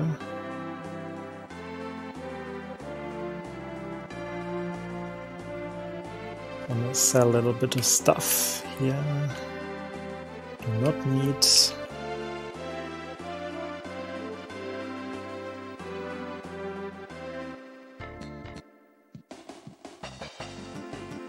That's fine. And now we can get some more rune bottles.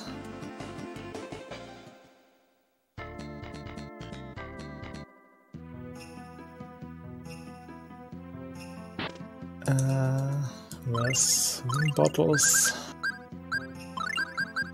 There they are.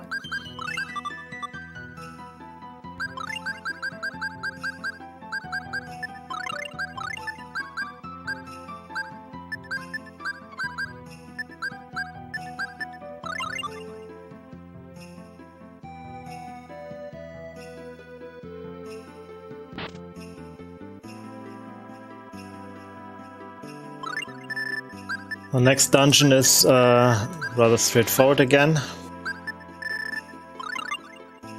Just use rune holy bottles at the right places and to mitigate encounters.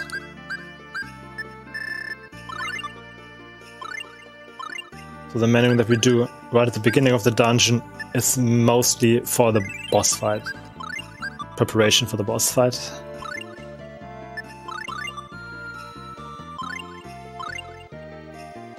And this is the boss, the Fang Wolf.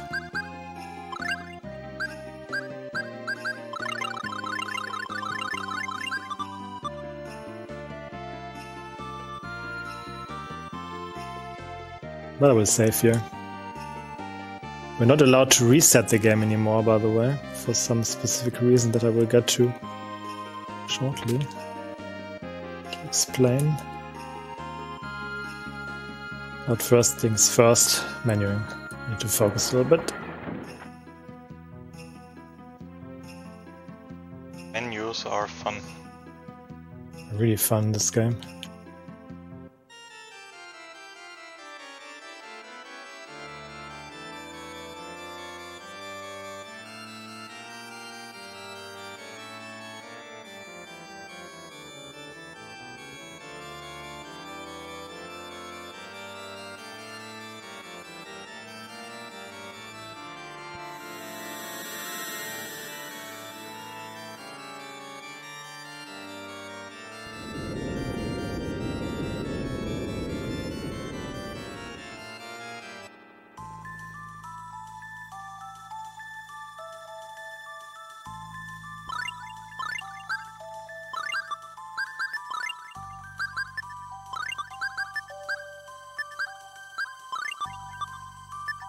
Looks good.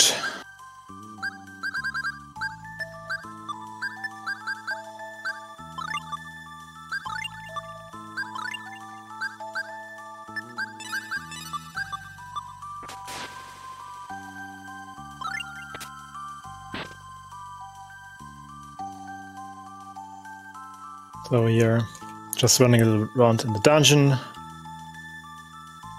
Use the holy bottle overflow glitch constantly. But I hope this worked.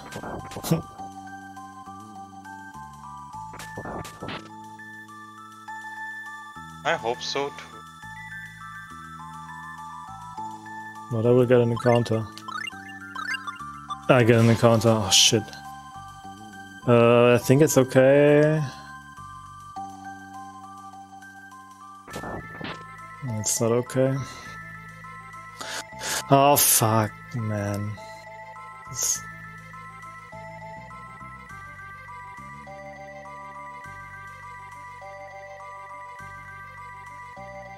Menu again.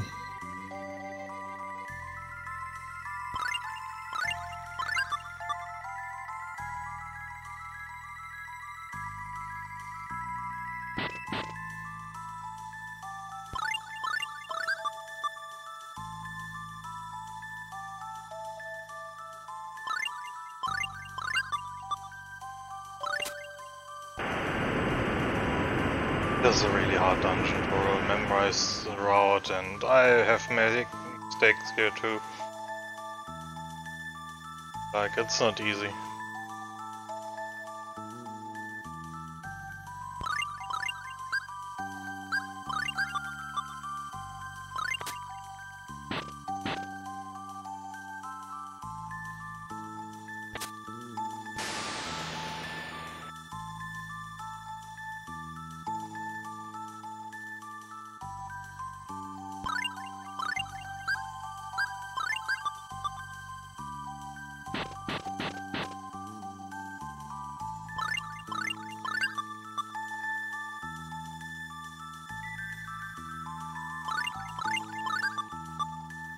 And I made the first one.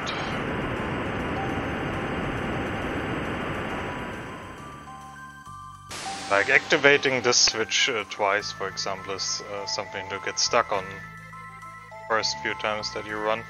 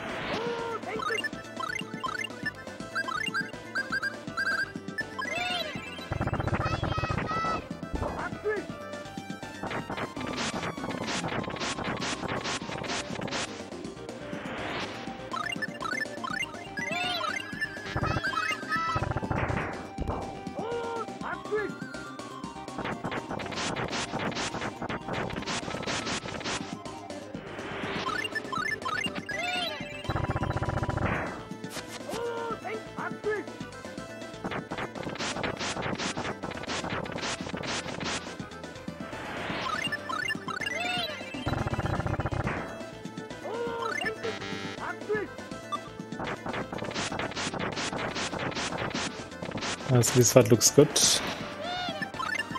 Even though I made a mistake. I forgot about Archie, so I have to let her manually cast. But he's down. Very good.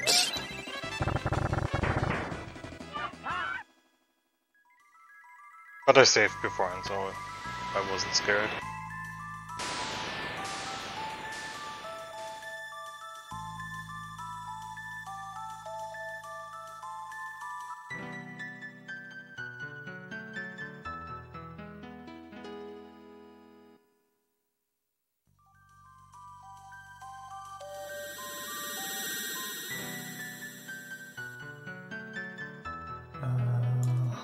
is all fine.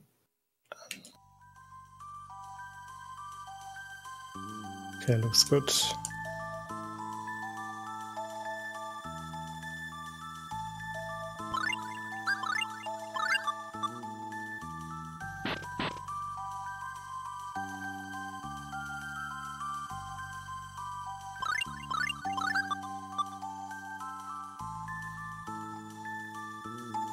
Yeah, this is exactly what we don't want to see from him. The spam with snow, there's snowfall spam.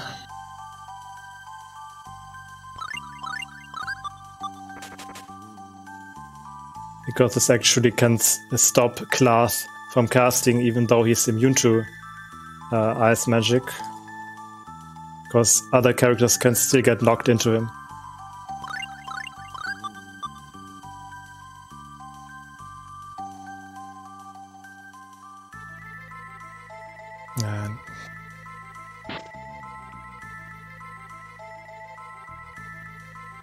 And catching Klaas mid-air is also not helpful.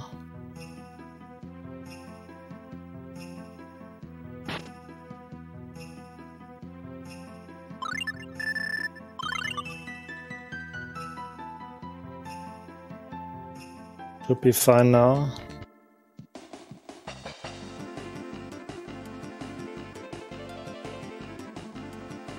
Only it's 1 or 2 attacks more. Okay, that was enough to kill him.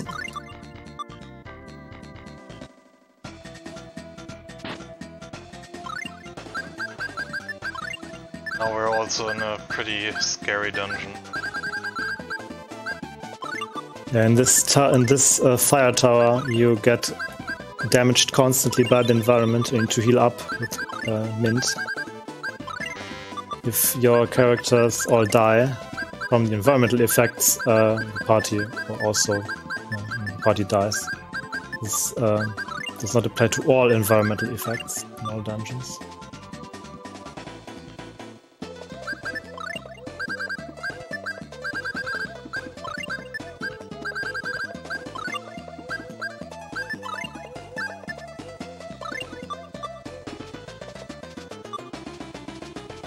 Hope I didn't forget about it.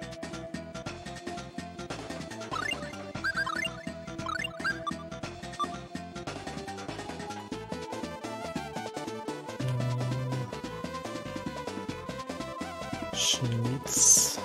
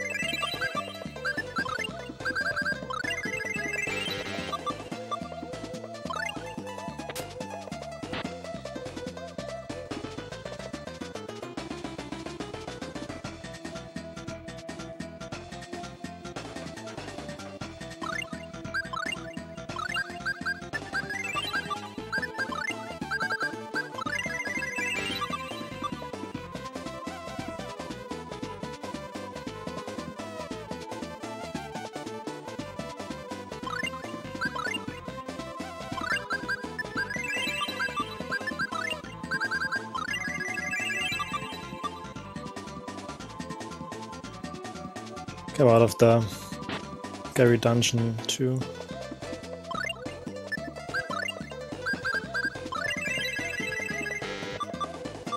Oh yeah, I need other spells for class.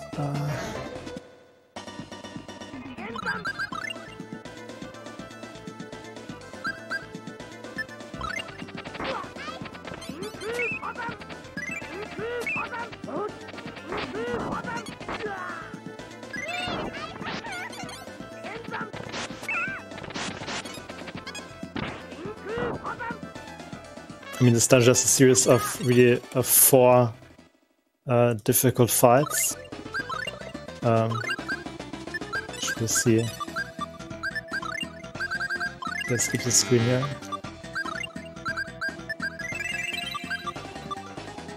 There's a There's a mob right at the very right side of the screen, and he should not finish casting because he cast the infamous meteor spell. It's a fire spell.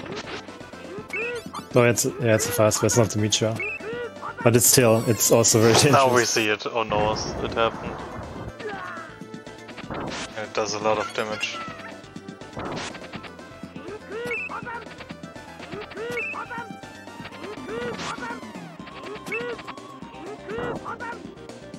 So it basically kills everyone except Class, because Class is a real tank.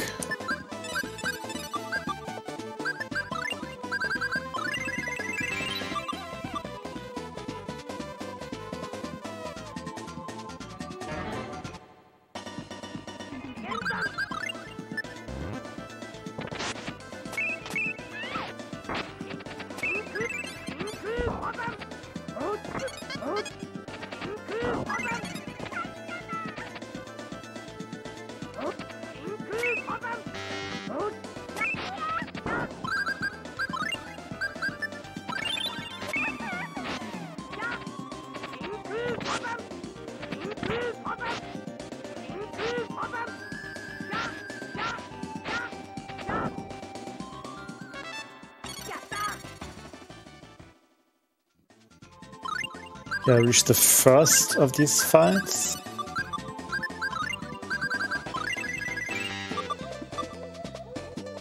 Let's see how they go.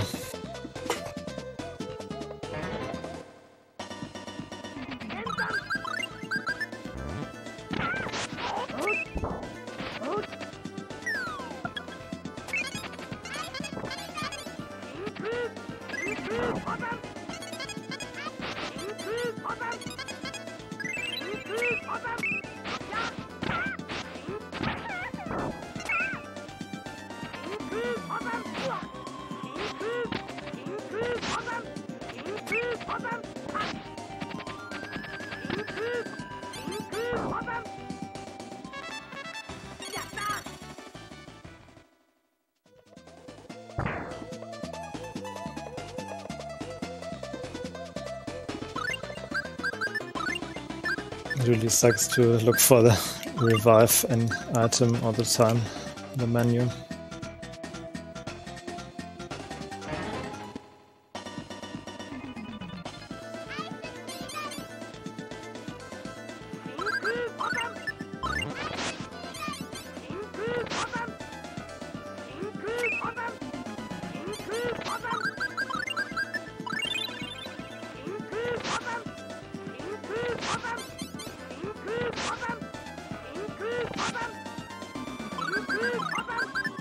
Okay, that one was better, this fight. A little smoother.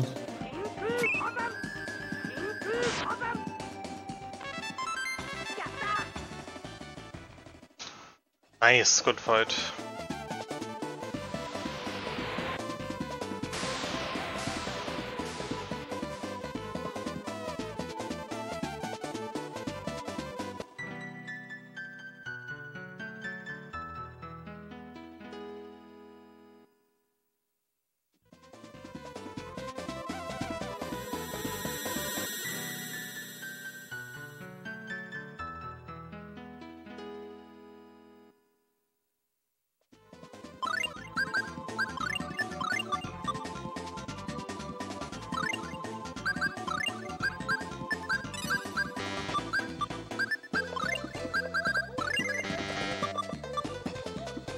That one was also not really good, this fight. Feeling a lot of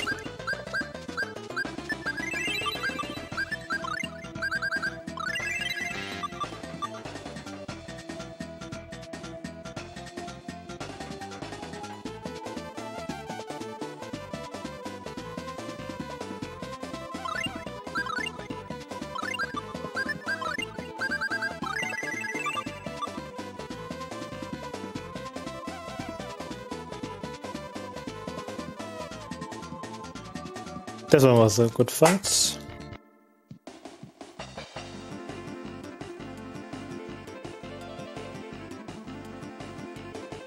Okay, now that Skipsy is out of this clutch dungeon, I would like to take the opportunity to let the viewers know about the charity we are raising money for, if this is okay with you.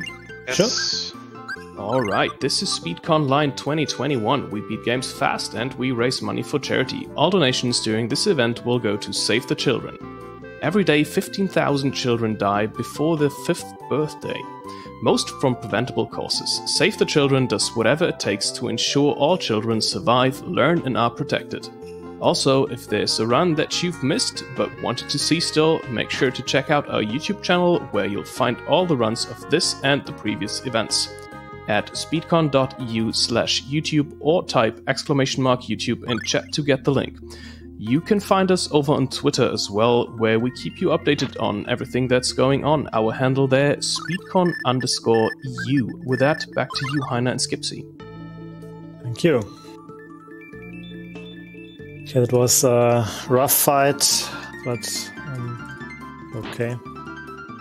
Sometimes soon entering the second to last dungeon, an area that we've been before, but now even more deadlier.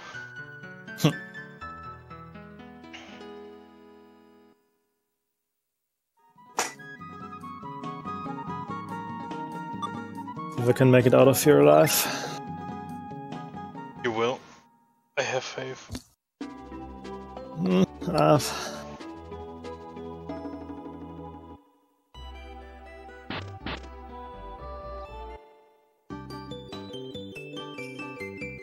So what I've been doing here, the first thing that I did, Chester is now back in our party, back then when we went to the future.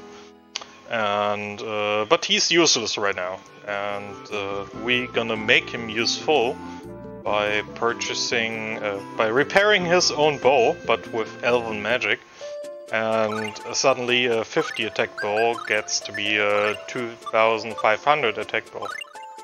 And that's pretty amazing, so we just switch him.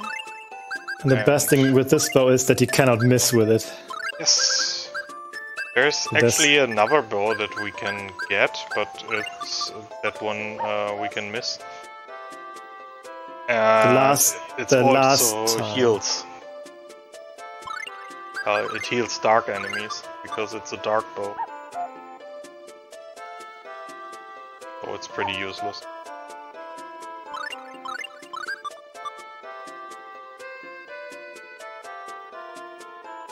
Actually interesting that Origin, the spirit of everything, is a spirit that drops dark bows.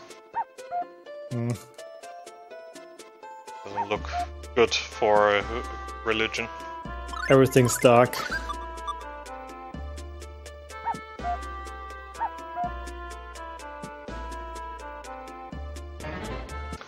And I got one.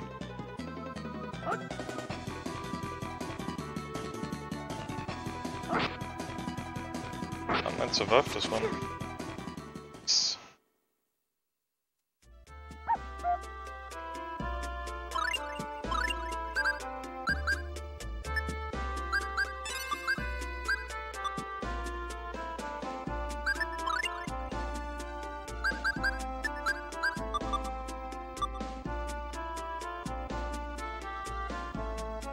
I'm not sure why I was scared there.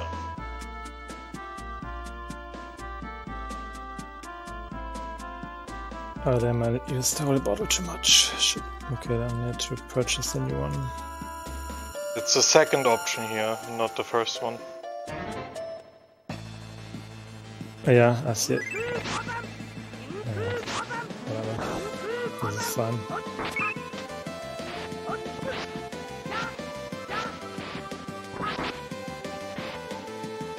I got the elven bow now too.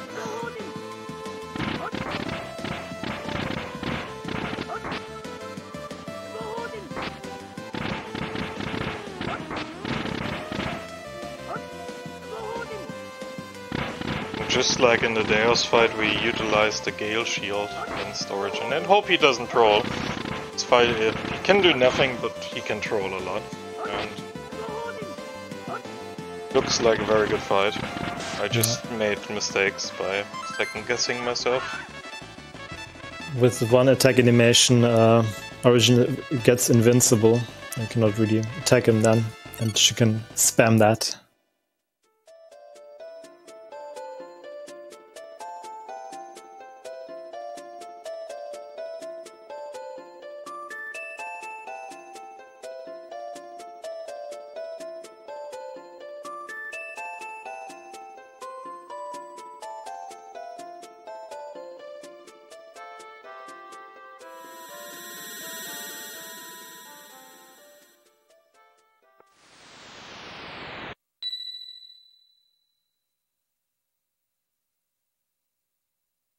And what we bring for Origin is the Diamond Ring, the Flame Sword, and the Ice Sword that we brought from Fangwolf, from Flamberg, and the Diamond Ring we had before.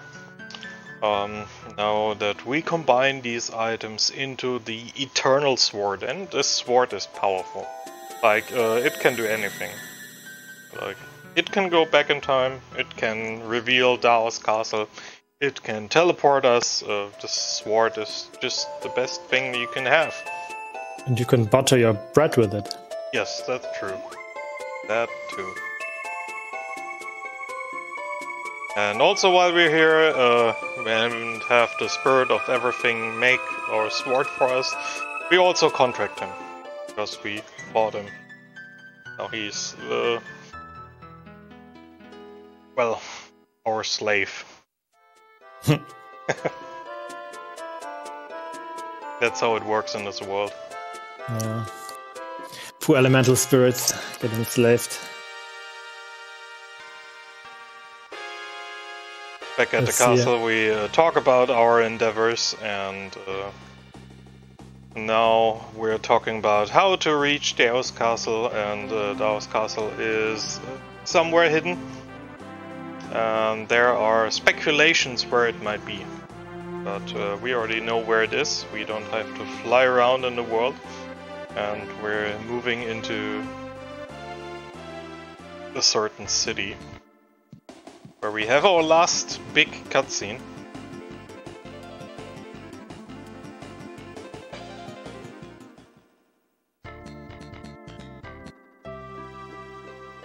And some Christmas music. Which I never understood why it's Christmas. But it's a very nice city. Or the last fight, like... There are so many beautiful details in here. So my Origin fight certainly does not have a lot of beautiful details. No. She's spamming her attacks like crazy.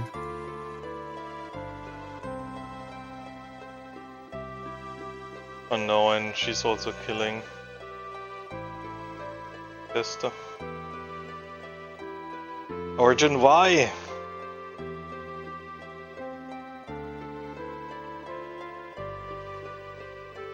She's constantly attacking. It's insane.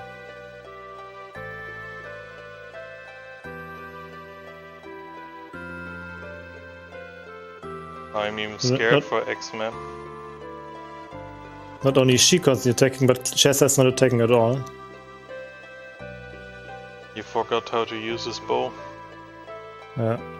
Now he has relearned it, apparently. Again, knocked back. Oh, finally. Yeah, that was an extremely bad Origin I was fight. waiting for his moment to strike.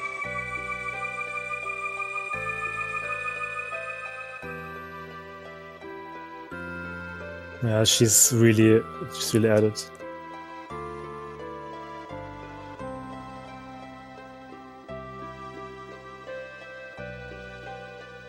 Yeah, that's how you lose like a minute to this fight. Just because Origin keeps on spamming her attack like crazy.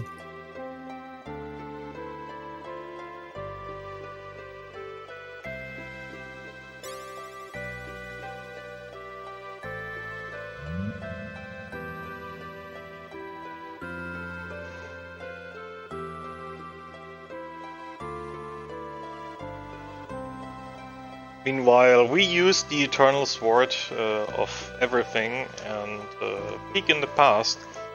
Like, that's the power of Origin and the sword together.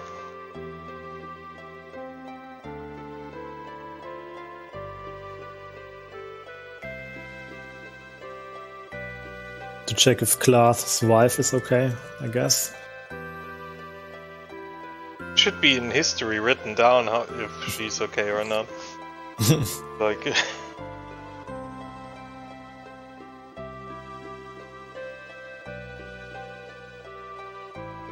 Just read books.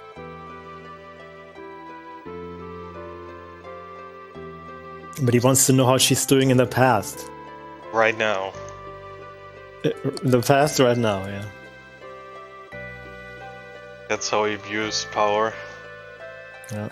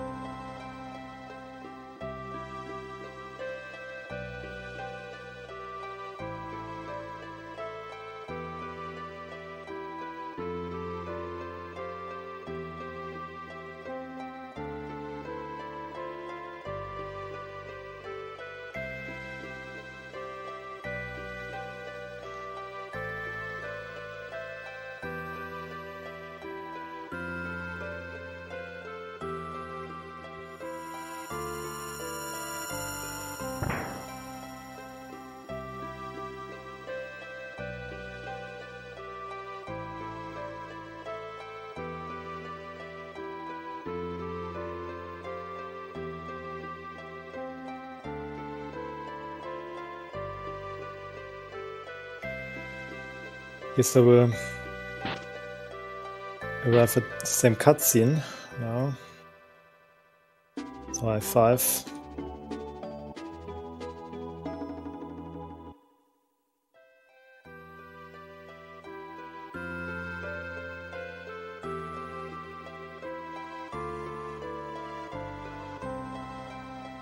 Yeah, he leaves the inn, I enter the inn.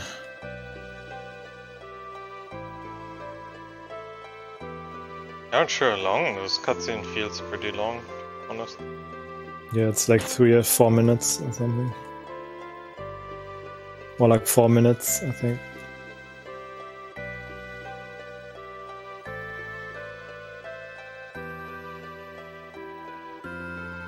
So I stock up one last time and then we're off to the Daos Castle, the final dungeon.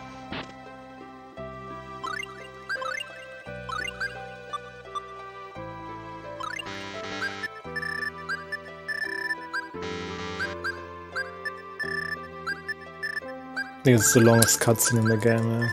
This one.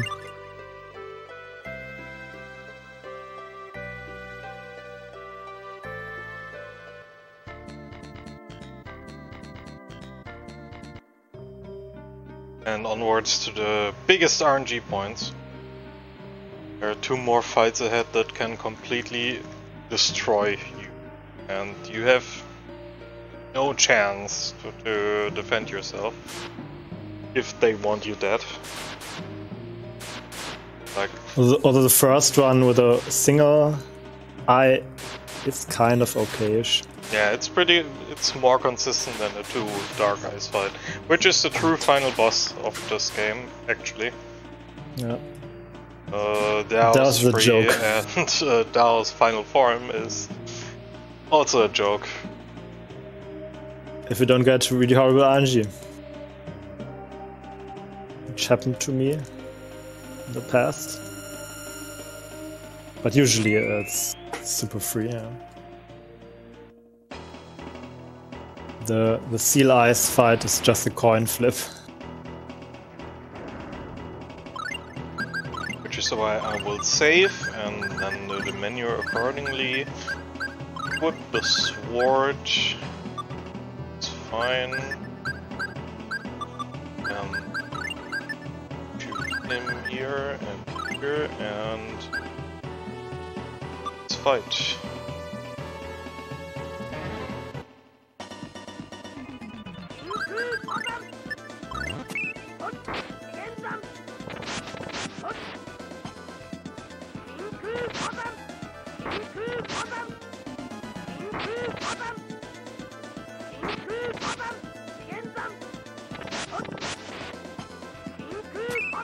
You hope here that this doesn't, I mean the eye doesn't block too often, Also have to make sure to be close enough to the boss so that Jess actually uses his close range attack, Shin Korzan, and not the other one. Because which attack he chooses depends on the distance to the enemy that he targets at the moment.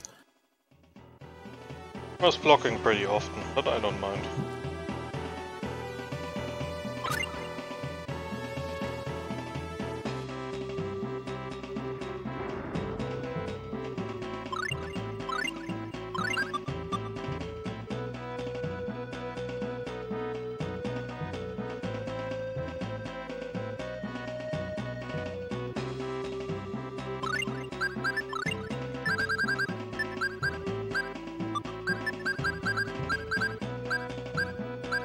Well, there's a sequence of Hanzo fights coming up.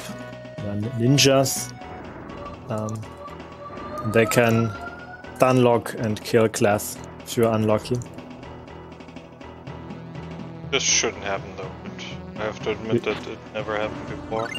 But what I do is I equip a different sword. My emblem again. Right here, and equip a different type of ability.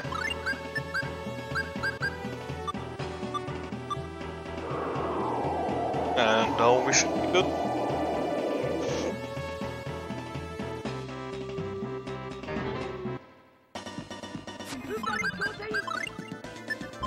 Basically, we found out that this huge symbol is blocking our entry path.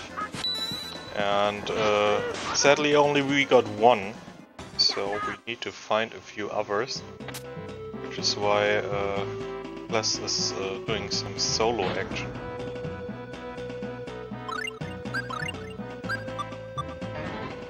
And True.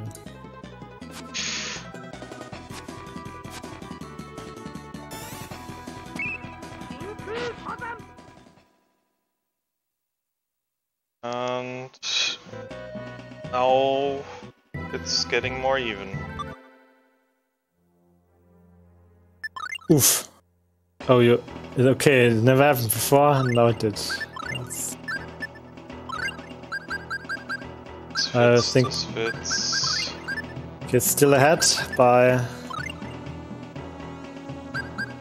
about 30 seconds.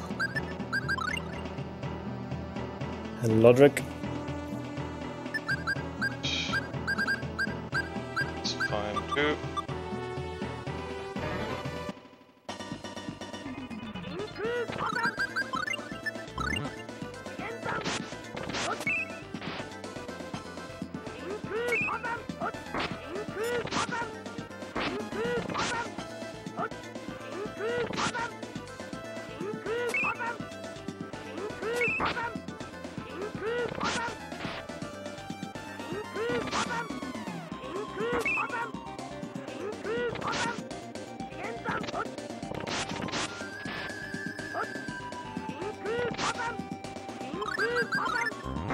Very scary fights.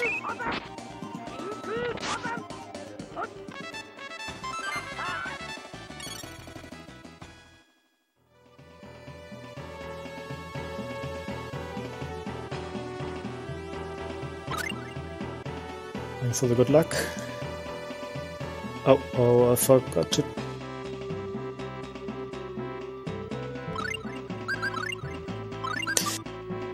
Oh, this sucks. I'm in the wrong. Take equipped it here. Oh no. And kill them. Come on, kill them. Okay, good. I didn't lose too much time. That's one. You just have to forget one thing and then it's time. This is fine.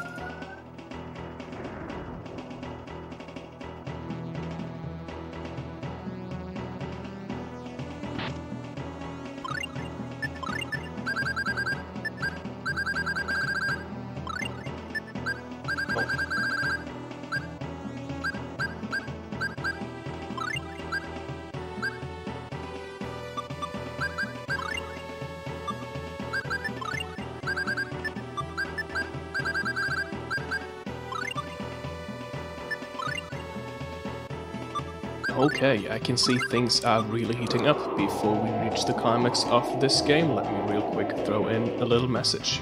Here at SpeedCon 2021 we raise money for Save the Children. Save the Children does whatever it takes to ensure all children are safe, can learn and are protected. In 2019 alone, they reached 144 million children through their comprehensive programming and emergency response. Every dollar you donate helps to make the world a better place. Thank you. Thank you. Okay, now I need to focus a little bit. Yes, this So is that don't super get- scary. When I'm in counters.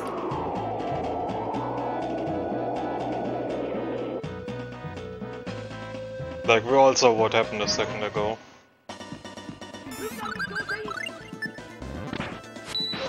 Good.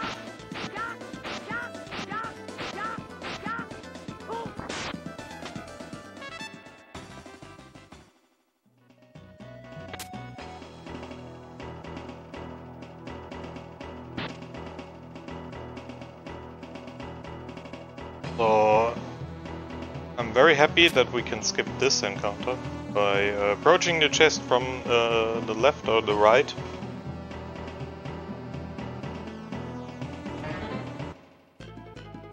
Oh.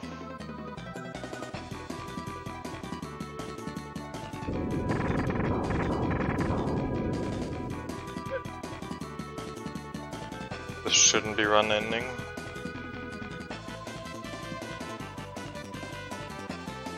No. Have to focus.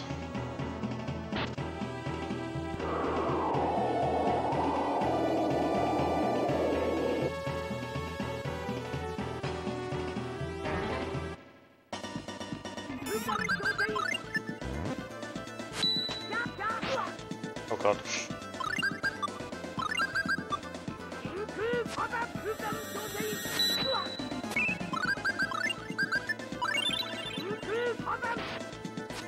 This guy is outplaying me. Me too.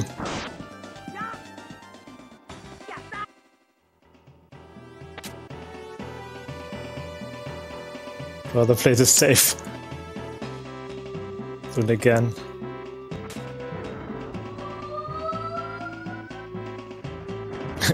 Not the best RNG with the Hansas today, I must say. Not at all.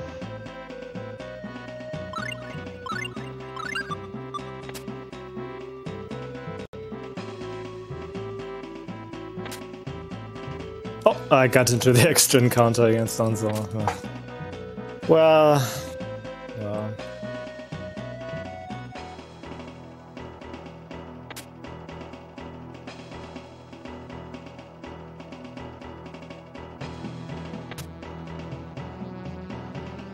you want to see a single normal fight. It's insane.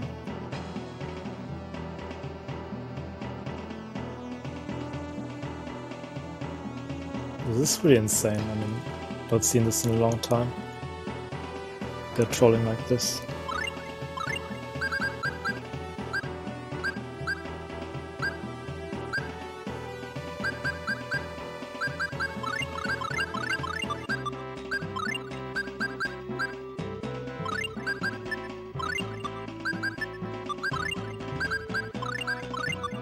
Okay, maybe now, a single good Hansa fight, please, game.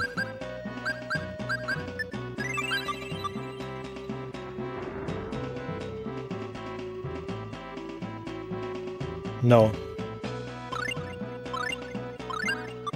Again, no. Not And possible. again, not possible. It's impossible to get a good Hansa fight today.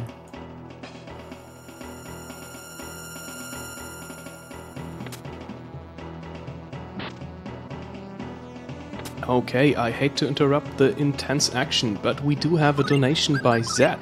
$4. Hello SpeedCon smiley. Let's push the Rainbow Miser, shall we? And I say yes we shall. Thank you very much, Zed. Thank you so much for the donation. Thank you so much. Okay, then good luck for the seal eyes. Skipsy. Yes, they will be probably the major decider here now.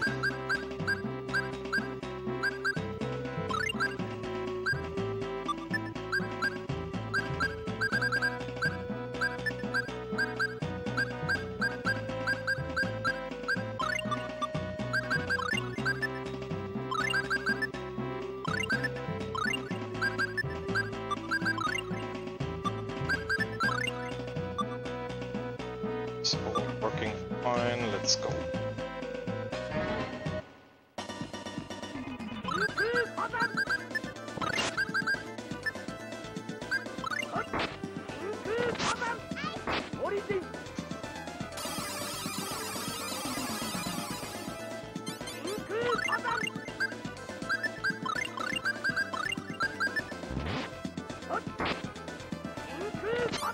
It's good. It's very good so far.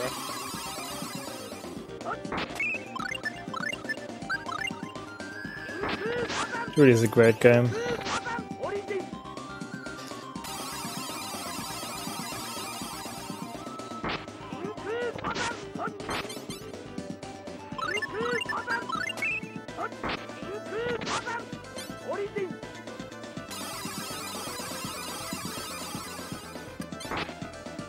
Nice. Very good. Very good.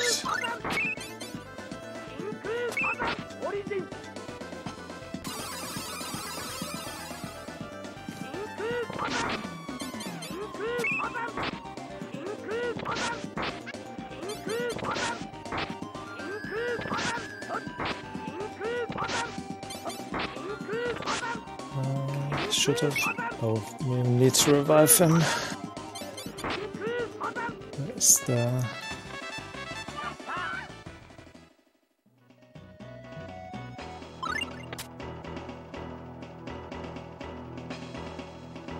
Nice, good job. Onwards to estimate.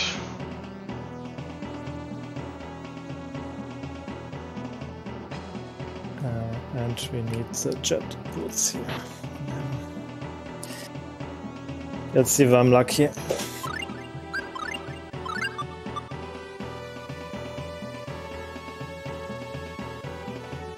Good luck.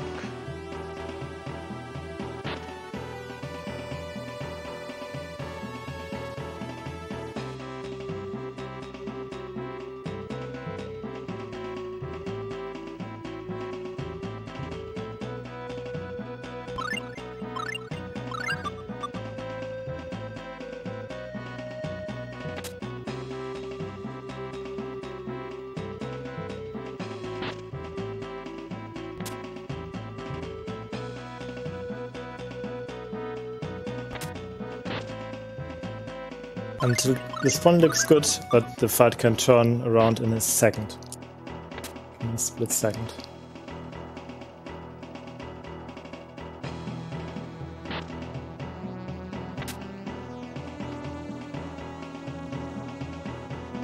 Okay, first seal eye is down. Still not safe.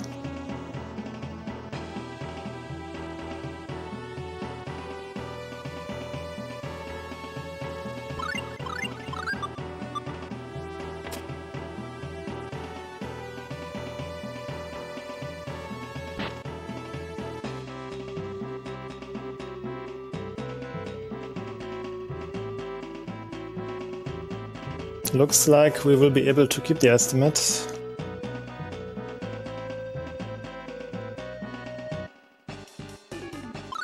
Oh, that was close. He started to spin. Ah, that was close, but we managed to do it.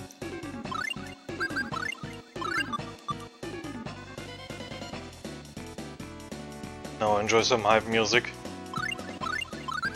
The last few splits are very consistent. Yes. If you don't misstep. Yes, don't make a misstep.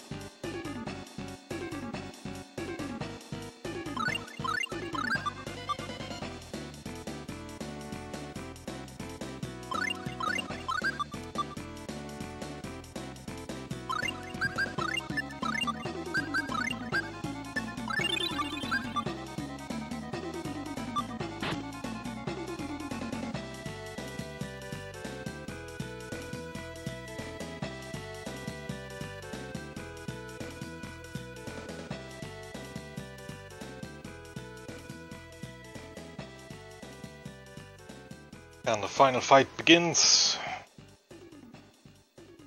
Good luck.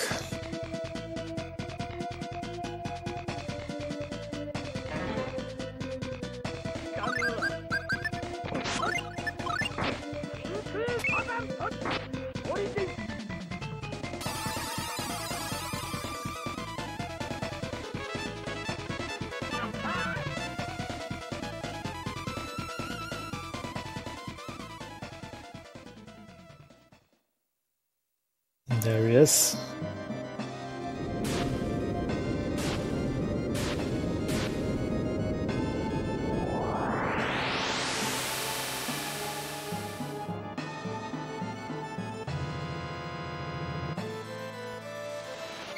So, fun fact about this would be a very hard boss fight, yes.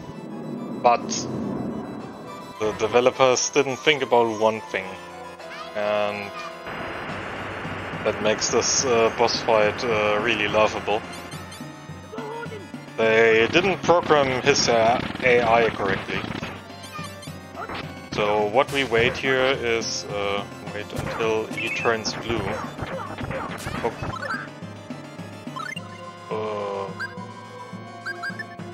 That can take a while.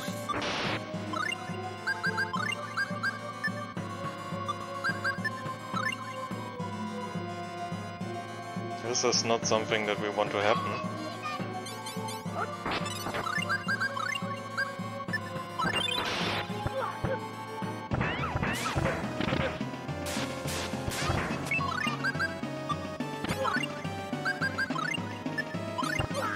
Oh god. Troll RNG. I've never seen this before. How do we salvage this?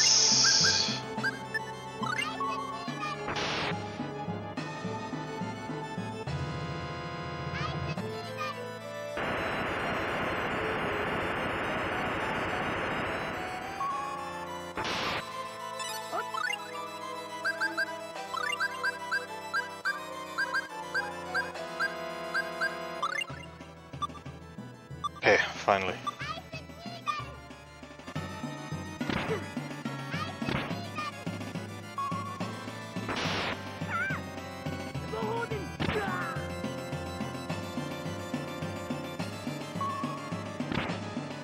That was the scariest Deus final form I've ever seen. That was beyond scary. What we want to do is use an hourglass and get behind him, and now the AI doesn't know what to do, because there is no enemies in front of him, what he can do. Okay, my Deus 3 was not less scary. He attacked right away. Let's see how my final fight goes. Time is coming up. When the green screen fades out. When the screen fades out and we finish him.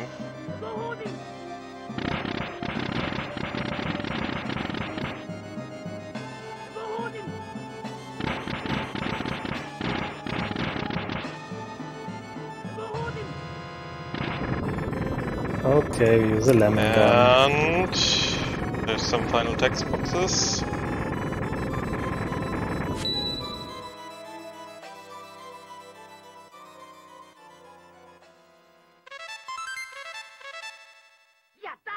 Time! Oh! That was very close to the estimate. I've calculated perfectly, right? Yes, we did. Okay, now I'm getting...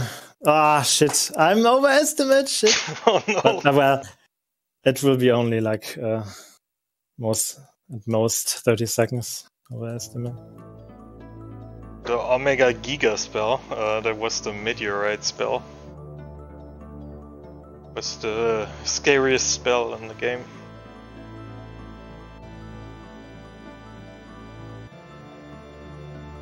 Okay, time is coming up here too.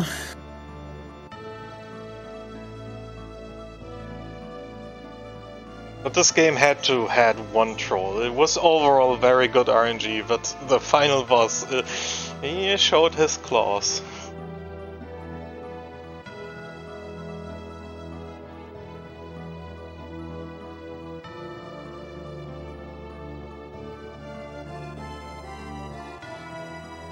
And now he's dead. GG. GG's. Time is coming up on Heiner as well.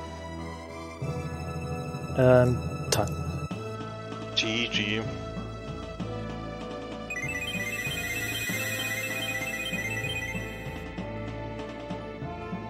Yo, so... Killed Deus. Finally! We did it a few times, but now he's dead finally. Yeah. Like, can't escape anymore. And,